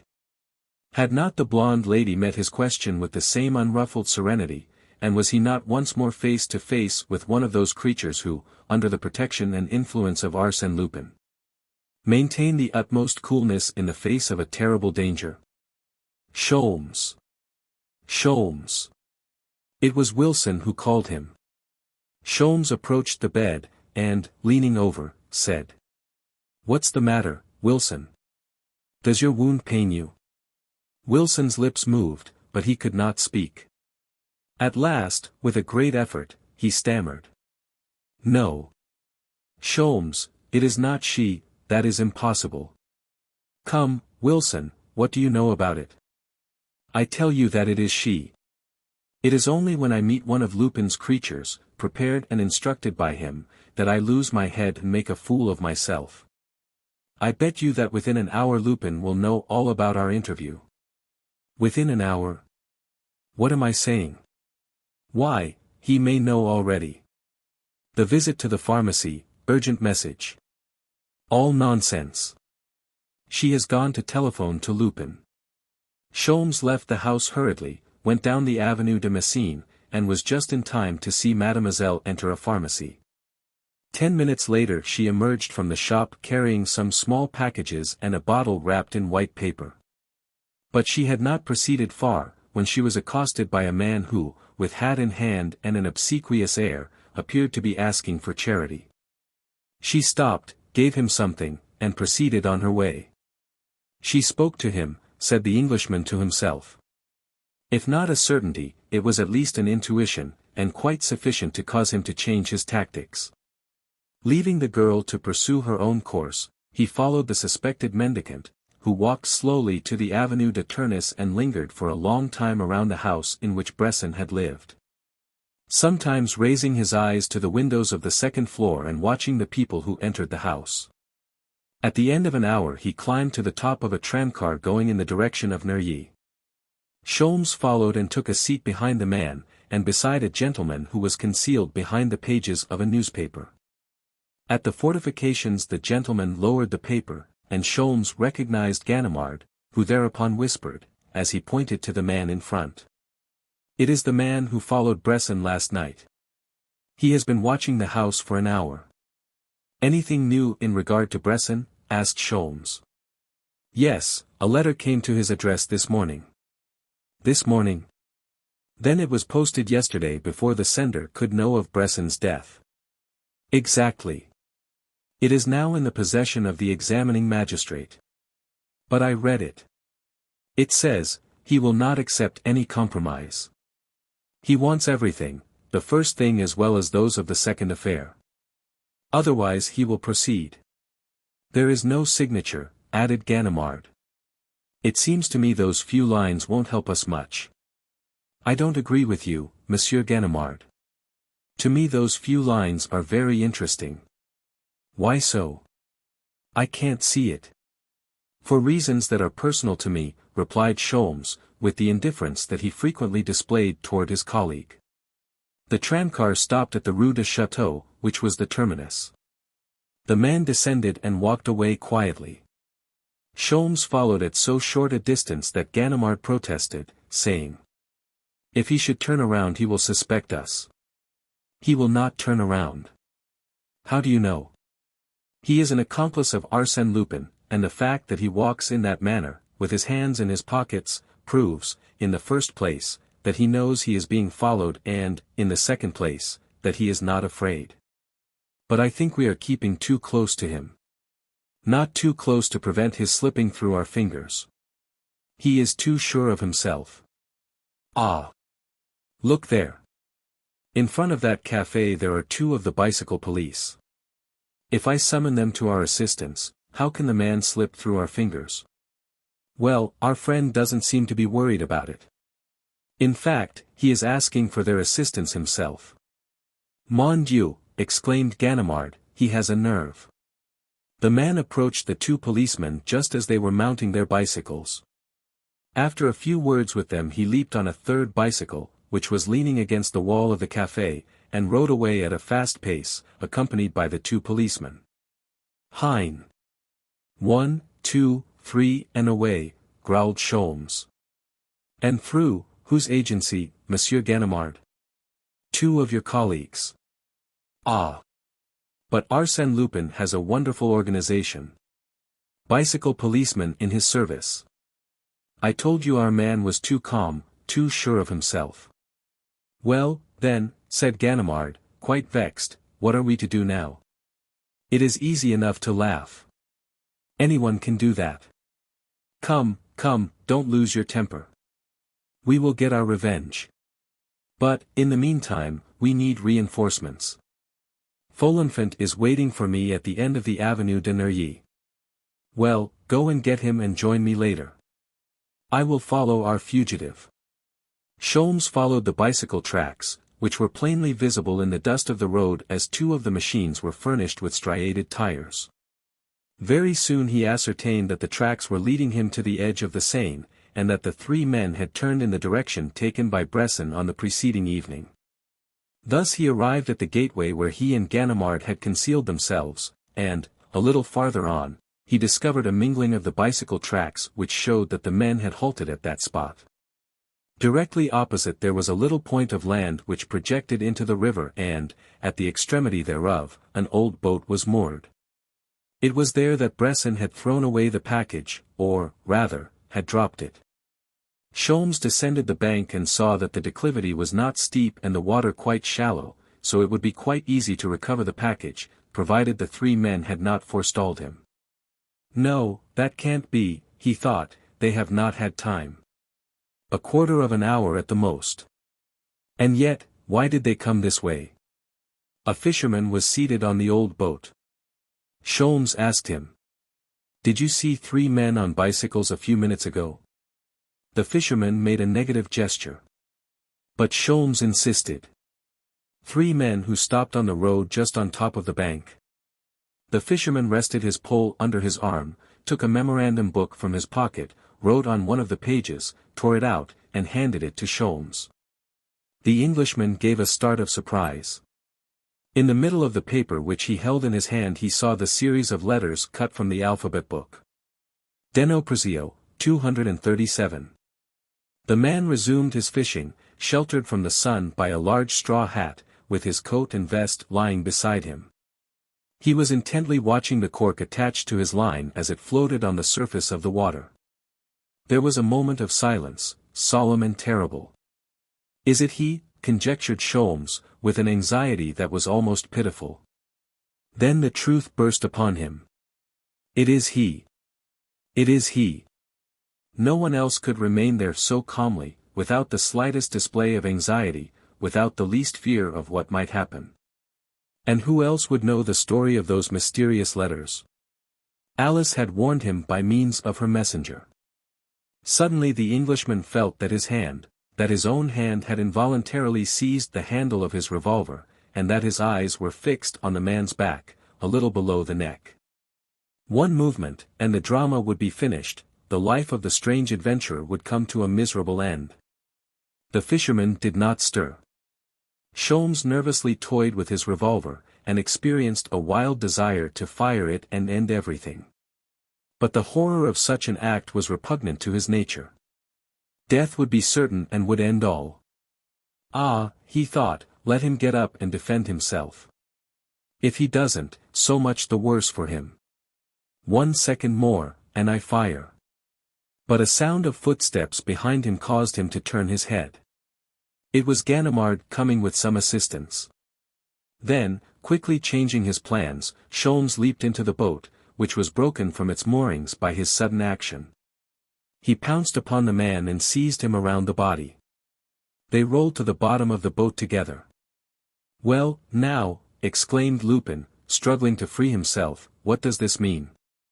When one of us has conquered the other, what good will it do? You will not know what to do with me, nor I with you. We will remain here like two idiots. The two oars slipped into the water. The boat drifted into the stream. Good Lord, what a fuss you make. A man of your age ought to know better. You act like a child. Lupin succeeded in freeing himself from the grasp of the detective, who, thoroughly exasperated and ready to kill, put his hand in his pocket. He uttered an oath. Lupin had taken his revolver. Then he knelt down and tried to capture one of the lost oars in order to regain the shore, while Lupin was trying to capture the other oar in order to drive the boat down the river. It's gone. I can't reach it, said Lupin. But it's of no consequence. If you get your oar I can prevent your using it. And you could do the same to me. But, you see, that is the way in this world, we act without any purpose or reason, as our efforts are in vain since fate decides everything. Now, don't you see, fate is on the side of his friend Lupin. The game is mine. The current favors me. The boat was slowly drifting down the river. Look out, cried Lupin, quickly. Someone on the bank was pointing a revolver. Lupin stooped, a shot was fired, it struck the water beyond the boat. Lupin burst into laughter. God bless me. It's my friend Ganimard. But it was very wrong of you to do that, Ganimard. You have no right to shoot except in self-defense. Does poor Lupin worry you so much that you forget yourself? Now, be good, and don't shoot again. If you do you will hit our English friend. He stood behind Sholmes, facing Ganimard, and said. Now, Ganimard, I am ready. Aim for his heart. Higher. A little to the left. Ah. You missed that time, deuced bad shot. Try again. Your hand shakes, Ganimard. Now, once more, 1, 2, 3, fire. Missed. Parbleu. The authorities furnish you with toy pistols. Lupin drew a long revolver and fired without taking aim. Ganimard put his hand to his hat, the bullet had passed through it. What do you think of that, Ganimard? Ah. That's a real revolver. A genuine English bulldog. It belongs to my friend, Herlock Sholmes. And, with a laugh, he threw the revolver to the shore, where it landed at Ganimard's feet. Sholmes could not withhold a smile of admiration. What a torrent of youthful spirits! And how he seemed to enjoy himself. It appeared as if the sensation of peril caused him a physical pleasure, and this extraordinary man had no other purpose in life than to seek for dangers simply for the amusement it afforded him in avoiding them. Many people had now gathered on the banks of the river, and Ganimard and his men followed the boat as it slowly floated down the stream. Lupin's capture was a mathematical certainty. Confess, old fellow, said Lupin, turning to the Englishman, that you would not exchange your present position for all the gold in the Transvaal. You are now in the first row of the orchestra chairs. But, in the first place, we must have the prologue, after which we can leap, at one bound, to the fifth act of the drama, which will represent the capture or escape of Arsène Lupin. Therefore, I am going to ask you a plain question, to which I request a plain answer, a simple yes or no. Will you renounce this affair? At present I can repair the damage you have done, later it will be beyond my power. Is it a bargain? No. Lupin's face showed his disappointment and annoyance. He continued. I insist. More for your sake than my own, I insist, because I am certain you will be the first to regret your intervention. For the last time, yes or no? No. Lupin stooped down, removed one of the boards in the bottom of the boat, and, for some minutes, was engaged in a work the nature of which Sholmes could not discern. Then he arose, seated himself beside the Englishman, and said. I believe, monsieur, that we came to the river today for the same purpose, to recover the object which Bresson threw away. For my part one had invited a few friends to join me here, and I was on the point of making an examination of the bed of the river when my friends announced your approach. I confess that the news did not surprise me, as I have been notified every hour concerning the progress of your investigation. That was an easy matter. Whenever anything occurred in the Rue Murillo that might interest me, simply a ring on the telephone and I was informed. He stopped. The board that he had displaced in the bottom of the boat was rising and water was working into the boat all around it. The deuce! I didn't know how to fix it. I was afraid this old boat would leak. You are not afraid, monsieur. Sholmes shrugged his shoulders. Lupin continued. You will understand then, in those circumstances, and knowing in advance that you would be more eager to seek a battle than I would be to avoid it. I assure you I was not entirely displeased to enter into a contest of which the issue is quite certain, since I hold all the trump cards in my hand. And I desired that our meeting should be given the widest publicity in order that your defeat may be universally known, so that another Countess de Crozon or another Baron d'Imbleval may not be tempted to solicit your aid against me. Besides, my dear monsieur. He stopped again and, using his half-closed hands as a lorgnette, he scanned the banks of the river. Mon Dieu! They have chartered a superb boat, a real war vessel, and see how they are rowing. In 5 minutes they will be alongside, and I am lost. Monsieur Sholmes, a word of advice, you seize me, bind me and deliver me to the officers of the law. Does that program please you, Unless, in the meantime, we are shipwrecked, in which event we can do nothing but prepare our wills. What do you think?" They exchanged looks. Sholmes now understood Lupin's scheme. He had scuttled the boat. And the water was rising. It had reached the soles of their boots. Then it covered their feet, but they did not move. It was halfway to their knees. The Englishman took out his tobacco, rolled a cigarette, and lighted it. Lupin continued to talk. "But do not regard that offer as a confession of my weakness. I surrender to you in a battle in which I can achieve a victory in order to avoid a struggle upon a field not of my own choosing. In so doing I recognize the fact that Sholmes is the only enemy I fear, and announce my anxiety that Sholmes will not be diverted from my track. I take this opportunity to tell you these things since fate has accorded me the honor of a conversation with you. I have only one regret, it is that our conversation should have occurred while we are taking a footbath. A situation that is lacking in dignity, I must confess." "What did I say? A footbath? It is worse than that." The water had reached the board on which they were sitting, and the boat was gradually sinking. Sholmes, smoking his cigarette, appeared to be calmly admiring the scenery.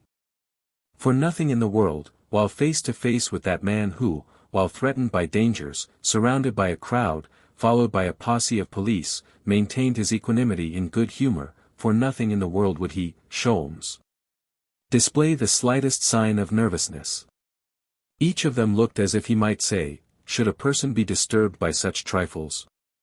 Are not people drowned in a river every day? Is it such an unusual event as to deserve special attention?" One chatted, whilst the other dreamed. Both concealing their wounded pride beneath a mask of indifference. 1 minute more and the boat will sink. Lupin continued his chatter. "The important thing to know is whether we will sink before or after the arrival of the champions of the law. That is the main question. As to our shipwreck, that is a foregone conclusion. Now, monsieur, the hour has come in which we must make our wills. I give, devise, and bequeath all my property to Herlock Sholmes, a citizen of England, for his own use and benefit. But, mon Dieu, how quickly the champions of the law are approaching. Ah! The brave fellows! It is a pleasure to watch them. Observe the precision of the oars. Ah! Is it you, Brigadier Folenfant? Bravo! The idea of a war vessel is an excellent one. I commend you to your superiors, Brigadier Folenfant. Do you wish a medal? You shall have it. And your comrade Dieuzy, where is he? Ah! Yes, I think I see him on the left bank of the river at the head of 100 natives. So that, if I escape shipwreck, I shall be captured on the left by Dieuzy and his natives, or, on the right, by Ganimard and the populace of Neuilly. An embarrassing dilemma. The boat entered an eddy. It swung around and Sholmes caught hold of the oarlocks. Lupin said to him, "Monsieur, you should remove your coat. You will find it easier to swim without a coat." "No. You refuse? Then I shall put on my own." He donned his coat, buttoned it closely, the same as Sholmes, and said, "What a discourteous man you are. And what a pity that you should be so stubborn in this affair, in which, of course, you display your strength, but, oh! so vainly. Really, you mar your genius." "Monsieur Lupin," interrupted Sholmes, emerging from his silence, "you talk too much, and you frequently err through excess of confidence and through your frivolity. That is a severe reproach. Thus, without knowing it, you furnished me, only a moment ago, with the information I required." "What? You required some information and you didn't tell me?" "I had no occasion to ask you for it, you volunteered it. Within 3 hours I can deliver the key of the mystery to Monsieur d'Imblevalle. That is the only reply." He did not finish the sentence. The boat suddenly sank, taking both of the men down with it. It emerged immediately, with its keel in the air. Shouts were heard on either bank, succeeded by an anxious moment of silence. Then the shouts were renewed. One of the shipwrecked party had come to the surface. It was Herlock Sholmes. He was an excellent swimmer, and struck out, with powerful strokes, for Folenfant's boat. "Courage, Monsieur Sholmes," shouted Folenfant, "we are here. Keep it up, we will get you, a little more, Monsieur Sholmes, catch the rope." The Englishman seized the rope they had thrown to him. But, while they were hauling him into the boat, he heard a voice behind him, saying, "The key of the mystery, monsieur, yes, you shall have it. I am astonished that you haven't got it already." "What then? What good will it do you? By that time you will have lost the battle." Now comfortably installed astride the keel of the boat, Lupin continued his speech with solemn gestures, as if he hoped to convince his adversary. "You must understand, my dear Sholmes, there is nothing to be done, absolutely nothing. You find yourself in the deplorable position of a gentleman." "Surrender, Lupin," shouted Folenfant. "You are an ill-bred fellow, Folenfant, to interrupt me in the middle of a sentence. I was saying. Surrender, Lupin." "Oh. Parbleu. Brigadier Folenfant, a man surrenders only when he is in danger. Surely, you do not pretend to say that I am in any danger. For the last time, Lupin, I call on you to surrender. Brigadier Folenfant, you have no intention of killing me, you may wish to wound me since you are afraid I may escape. But if by chance the wound prove mortal, just think of your remorse. It would embitter your old age." The shot was fired. Lupin staggered, clutched at the keel of the boat for a moment, then let go and disappeared. It was exactly 3 o'clock when the foregoing events transpired.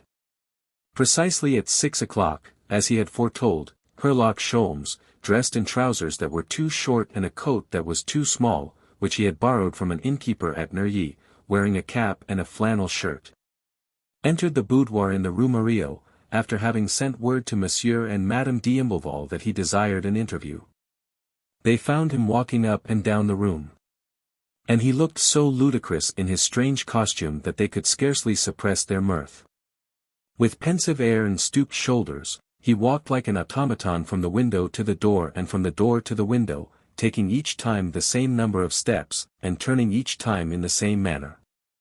He stopped, picked up a small ornament, examined it mechanically, and resumed his walk. At last, planting himself before them, he asked, "Is Mademoiselle here?" "Yes, she is in the garden with the children." "I wish Mademoiselle to be present at this interview." "Is it necessary?" "Have a little patience, monsieur. From the facts I am going to present to you, you will see the necessity for her presence here." "Very well. Suzanne, will you call her?" Madame d'Imblevalle arose, went out, and returned almost immediately, accompanied by Alice Demon. Mademoiselle, who was a trifle paler than usual, remained standing, leaning against a table, and without even asking why she had been called. Sholmes did not look at her, but, suddenly turning toward Monsieur d'Imblevalle, he said, in a tone which did not admit of a reply, "After several days' investigation, monsieur, I must repeat what I told you when I first came here, the Jewish lamp was stolen by some one living in the house." "The name of the guilty party?" "I know it." "Your proof?" "I have sufficient to establish that fact. But we require more than that. We desire the restoration of the stolen goods." "The Jewish lamp?" "It is in my possession." "The opal necklace?" "The snuff-box?" "The opal necklace, the snuff-box, and all the goods stolen on the second occasion are in my possession." Sholmes delighted in these dramatic dialogues, and it pleased him to announce his victories in that curt manner. The Baron and his wife were amazed, and looked at Sholmes with a silent curiosity, which was the highest praise. He related to them, very minutely, what he had done during those 3 days. He told of his discovery of the alphabet book, wrote upon a sheet of paper the sentence formed by the missing letters, then related the journey of Bresson to the bank of the river and the suicide of the adventurer, and, finally, his struggle with Lupin, the shipwreck, and the disappearance of Lupin. When he had finished, the Baron said, in a low voice. Now, you have told us everything except the name of the guilty party. Whom do you accuse?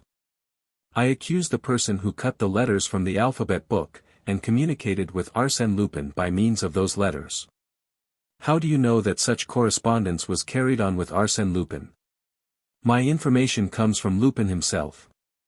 He produced a piece of paper that was wet and crumpled. It was the page which Lupin had torn from his memorandum book, and upon which he had written the phrase. And you will notice, said Sholmes, with satisfaction, that he was not obliged to give me that sheet of paper, and, in that way, disclose his identity. Simple childishness on his part, and yet it gave me exactly the information I desired. What was it? Asked the Baron. I don't understand. Sholmes took a pencil and made a fresh copy of the letters and figures. Denoprazio, 237. Well, said the Baron, it is the formula you showed me yourself. No. If you had turned and returned that formula in every way, as I have done, you would have seen at first glance that this formula is not like the first one. In what respect do they differ? This one has two more letters, an E and an O. Really? I hadn't noticed that. Join those two letters to the C and the H which remained after forming the word respondus, and you will agree with me that the only possible word is echo. What does that mean? It refers to the Echo de France, Lupin's newspaper, his official organ, the one in which he publishes his communications. Reply in the Echo de France, in the personal advertisements, under number 237. That is the key to the mystery, and Arsène Lupin was kind enough to furnish it to me. I went to the newspaper office. What did you find there? I found the entire story of the relations between Arsène Lupin and his accomplice. Sholmes produced 7 newspapers which he opened at the 4th page and pointed to the following lines. 1. Ars. Lup. Lady implores protection. 540. 2. 540. Awaiting particulars. AL. 3. AL. Under Damen. Enemy. Lost. 4. 540. Right address. Will make investigation. 5. A.L. Murillo. 6. 540. Park 3 o'clock. Violets. 7. 237. Understand. Saturday. Will be Sunday morn. Park. And you call that the whole story, exclaimed the Baron. Yes, and if you will listen to me for a few minutes, I think I can convince you. In the first place, a lady who signs herself 540 implores the protection of Arsène Lupin, who replies by asking for particulars. The lady replies that she is under the domination of an enemy, who is Bresson, no doubt, and that she is lost if someone does not come to her assistance. Lupin is suspicious and does not yet venture to appoint an interview with the unknown woman, demands the address and proposes to make an investigation. The lady hesitates for 4 days, look at the dates, finally, under stress of circumstances and influenced by Bresson's threats, she gives the name of the street, Murillo. Next day, Arsène Lupin announces that he will be in the Parc Monceau at 3 o'clock, and asks his unknown correspondent to wear a bouquet of violets as a means of identification. Then there is a lapse of 8 days in the correspondence. Arsène Lupin and the lady do not require to correspond through the newspaper now, as they see each other or write directly. The scheme is arranged in this way: in order to satisfy Bresson's demands, the lady is to carry off the Jewish lamp. The date is not yet fixed. The lady who, as a matter of prudence, corresponds by means of letters cut out of a book, decides on Saturday and adds, reply Echo 237. Lupin replies that it is understood and that he will be in the park on Sunday morning. Sunday morning, the theft takes place. Really, that is an excellent chain of circumstantial evidence and every link is complete, said the Baron. The theft has taken place, continued Sholmes. The lady goes out on Sunday morning, tells Lupin what she has done, and carries the Jewish lamp to Bresson. Everything occurs then exactly as Lupin had foreseen. The officers of the law, deceived by an open window, for holes in the ground and 2 scratches on the balcony railing, immediately advanced the theory that the theft was committed by a burglar. The lady is safe. Yes, I confess the theory was a logical one, said the Baron. But the second theft? The second theft was provoked by the first. The newspapers having related how the Jewish lamp had disappeared, someone conceived the idea of repeating the crime and carrying away what had been left. This time, it was not a simulated theft, but a real one, a genuine burglary, with ladders and other paraphernalia. Lupin, of course. No. Lupin does not act so stupidly. He doesn't fire at people for trifling reasons. Then, who was it? Bresson, no doubt, and unknown to the lady whom he had menaced. It was Bresson who entered here, it was Bresson that I pursued, it was Bresson who wounded poor Wilson. Are you sure of it? Absolutely. One of Bresson's accomplices wrote to him yesterday, before his suicide, a letter which proves that negotiations were pending between this accomplice and Lupin for the restitution of all the articles stolen from your house. Lupin demanded everything, the first thing, that is, the Jewish lamp, as well as those of the second affair. Moreover, he was watching Bresson. When the latter returned from the river last night, one of Lupin's men followed him as well as we. What was Bresson doing at the river? Having been warned of the progress of my investigations. Warned? By whom? By the same lady, who justly feared that the discovery of the Jewish lamp would lead to the discovery of her own adventure.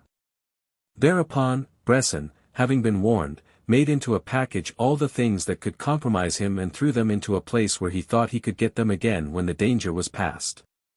It was after his return, tracked by Ganimard and myself, having, no doubt, other sins on his conscience, that he lost his head and killed himself. But what did the package contain? The Jewish lamp and your other ornaments. Then, they are not in your possession. Immediately after Lupin's disappearance, I profited by the bath he had forced upon me, went to the spot selected by Bresson, where I found the stolen articles wrapped in some soiled linen. They are there, on the table.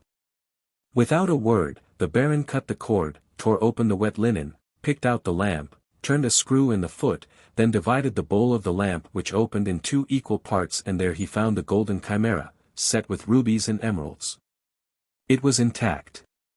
There was in that scene, so natural in appearance and which consisted of a simple exposition of facts, something which rendered it frightfully tragic. It was the formal, direct, irrefutable accusation that Sholmes launched in each of his words against Mademoiselle. And it was also the impressive silence of Alice Demon.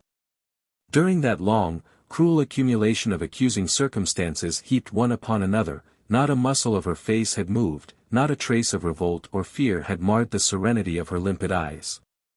What were her thoughts? And, especially, what was she going to say at the solemn moment when it would become necessary for her to speak and defend herself in order to break the chain of evidence that Herlock Sholmes had so cleverly woven around her? That moment had come, but the girl was silent. Speak! Speak! Cried Mon d'Imblevalle. She did not speak. So he insisted. One word will clear you.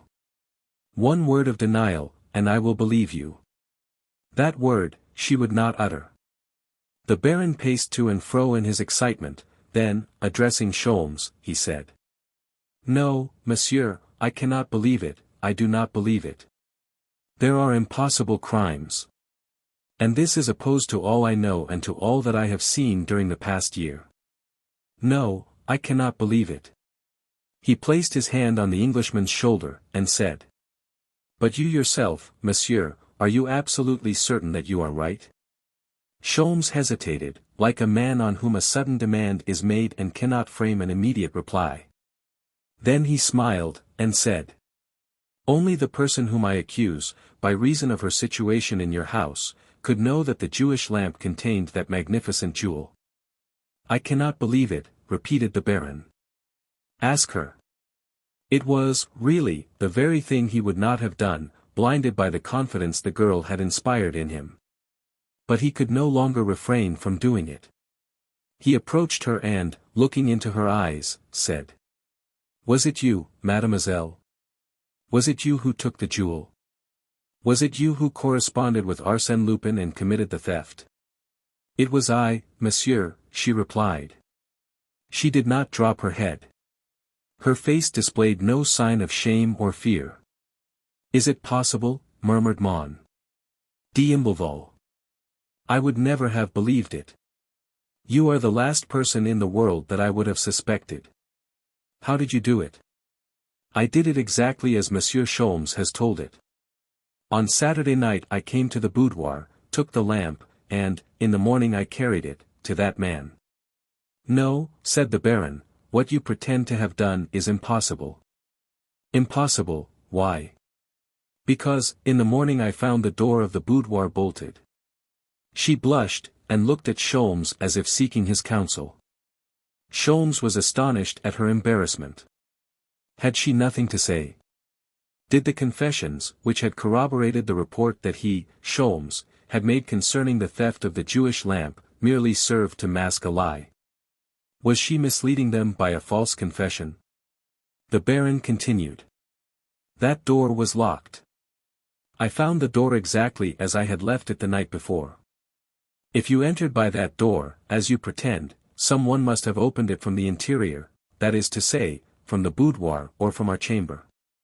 Now, there was no one inside these two rooms, there was no one except my wife and myself. Sholmes bowed his head and covered his face with his hands in order to conceal his emotion. A sudden light had entered his mind, that startled him and made him exceedingly uncomfortable. Everything was revealed to him, like the sudden lifting of a fog from the morning landscape.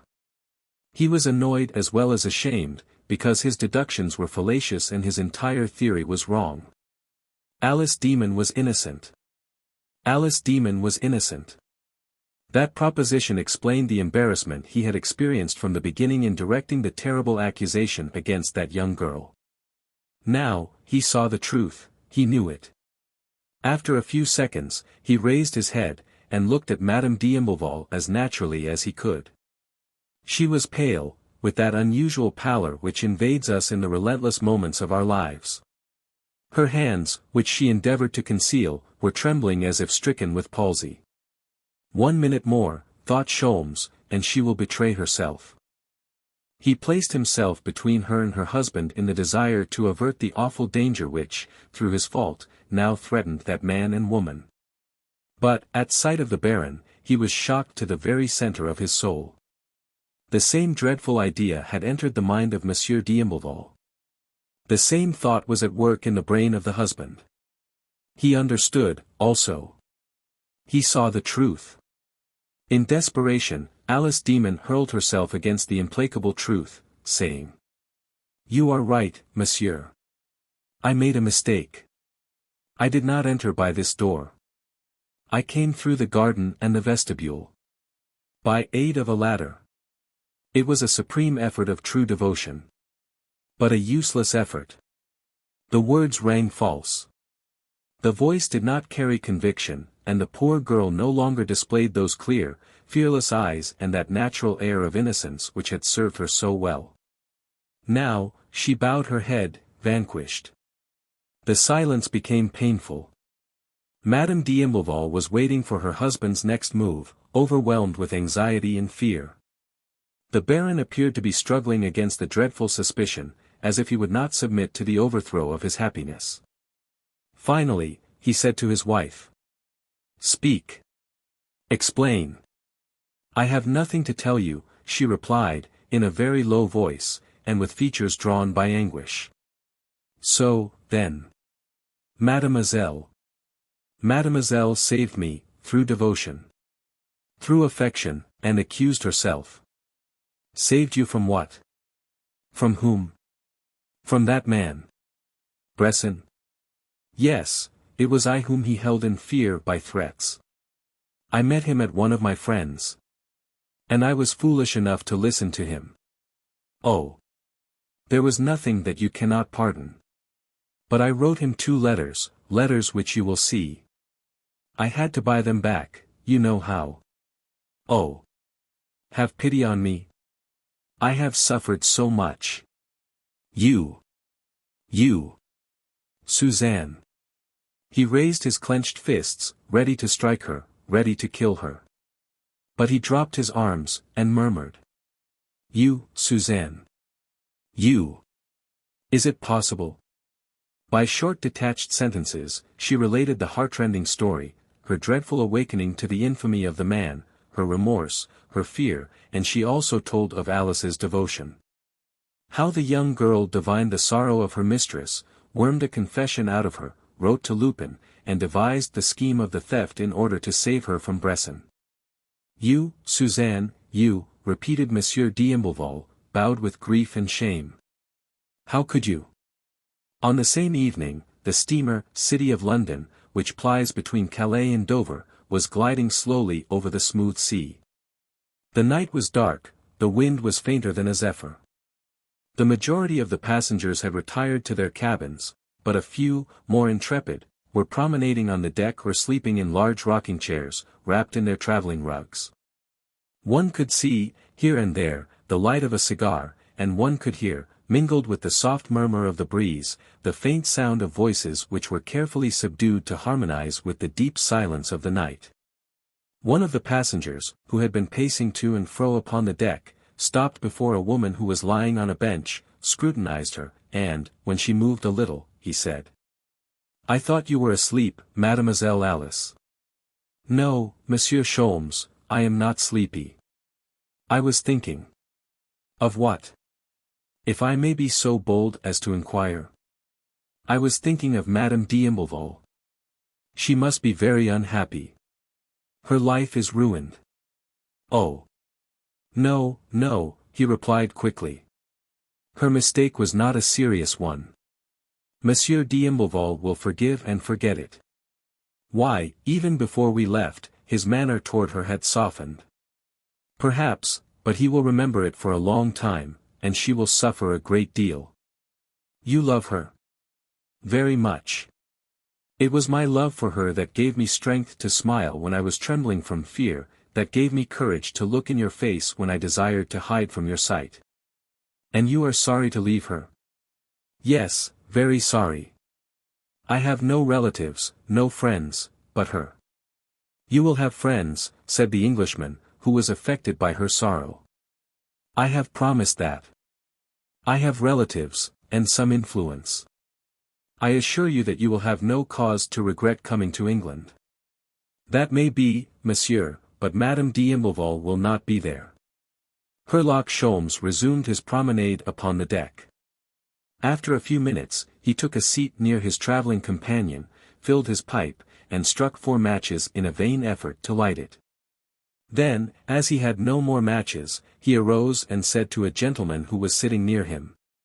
May I trouble you for a match? The gentleman opened a box of matches and struck one. The flame lighted up his face.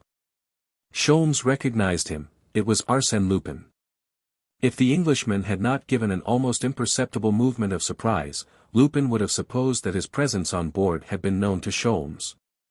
So well did he control his feelings and so natural was the easy manner in which he extended his hand to his adversary.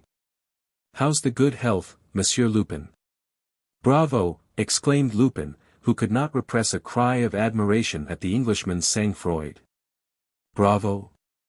And why? Why? Because I appear before you like a ghost, only a few hours after you saw me drowned in the Seine, and through pride, a quality that is essentially English, you evince not the slightest surprise. You greet me as a matter of course. Ah! I repeat, bravo! Admirable! There is nothing remarkable about it. From the manner in which you fell from the boat, I knew very well that you fell voluntarily, and that the bullet had not touched you. And you went away without knowing what had become of me? What had become of you? Why, I knew that. There were at least 500 people on the 2 banks of the river within a space of half a mile. If you escaped death, your capture was certain. And yet I am here. Monsieur Lupin, there are 2 men in the world at whom I am never astonished, in the first place, myself, and then, Arsène Lupin. The treaty of peace was concluded. If Sholmes had not been successful in his contests with Arsène Lupin. If Lupin remained the only enemy whose capture he must never hope to accomplish. If, in the course of their struggles, he had not always displayed a superiority, the Englishman had, none the less, by means of his extraordinary intuition and tenacity, succeeded in recovering the Jewish lamp as well as the blue diamond. This time, perhaps, the finish had not been so brilliant, especially from the standpoint of the public spectators, since Sholmes was obliged to maintain a discreet silence in regard to the circumstances in which the Jewish lamp had been recovered. And to announce that he did not know the name of the thief. But as man to man, Arsène Lupin against Herlock Sholmes, detective against burglar, there was neither victor nor vanquished. Each of them had won corresponding victories. Therefore they could now converse as courteous adversaries who had lain down their arms and held each other in high regard. At Sholmes' request, Arsène Lupin related the strange story of his escape. "If I may dignify it by calling it an escape," he said. "It was so simple. My friends were watching for me, as I had asked them to meet me there to recover the Jewish lamp. So, after remaining a good half-hour under the overturned boat, I took advantage of an occasion when Folenfant and his men were searching for my dead body along the bank of the river, to climb on top of the boat.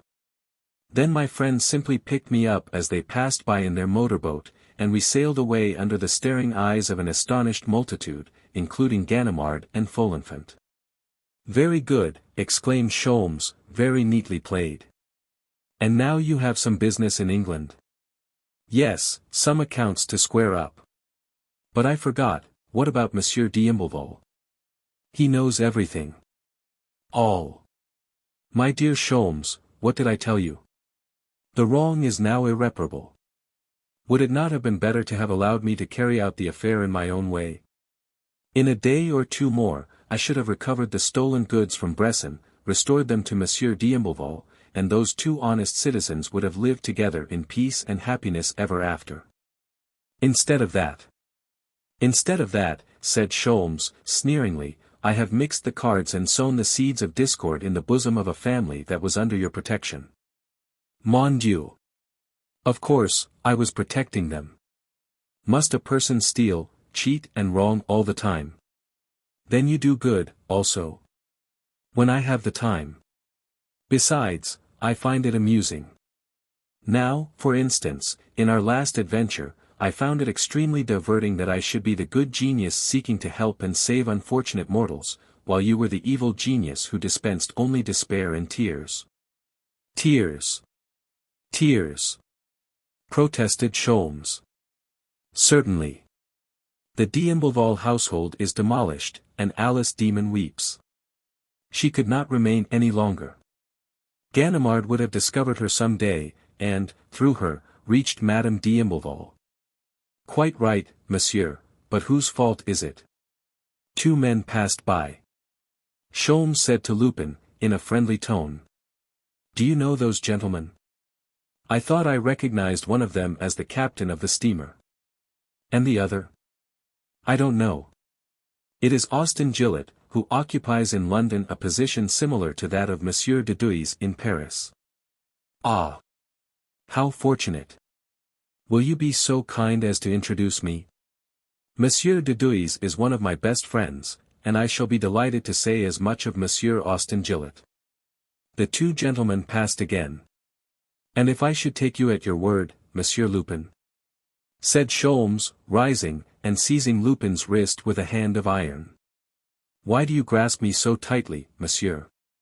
I am quite willing to follow you. In fact, he allowed himself to be dragged along without the least resistance. The two gentlemen were disappearing from sight. Sholmes quickened his pace. His fingernails even sank into Lupin's flesh. Come! Come, he exclaimed, with a sort of feverish haste, in harmony with his action. Come! Quicker than that. But he stopped suddenly. Alice Demon was following them. What are you doing, mademoiselle? You need not come. You must not come. It was Lupin who replied. You will notice, monsieur, that she is not coming of her own free will. I am holding her wrist in the same tight grasp that you have on mine. Why? Because I wish to present her also.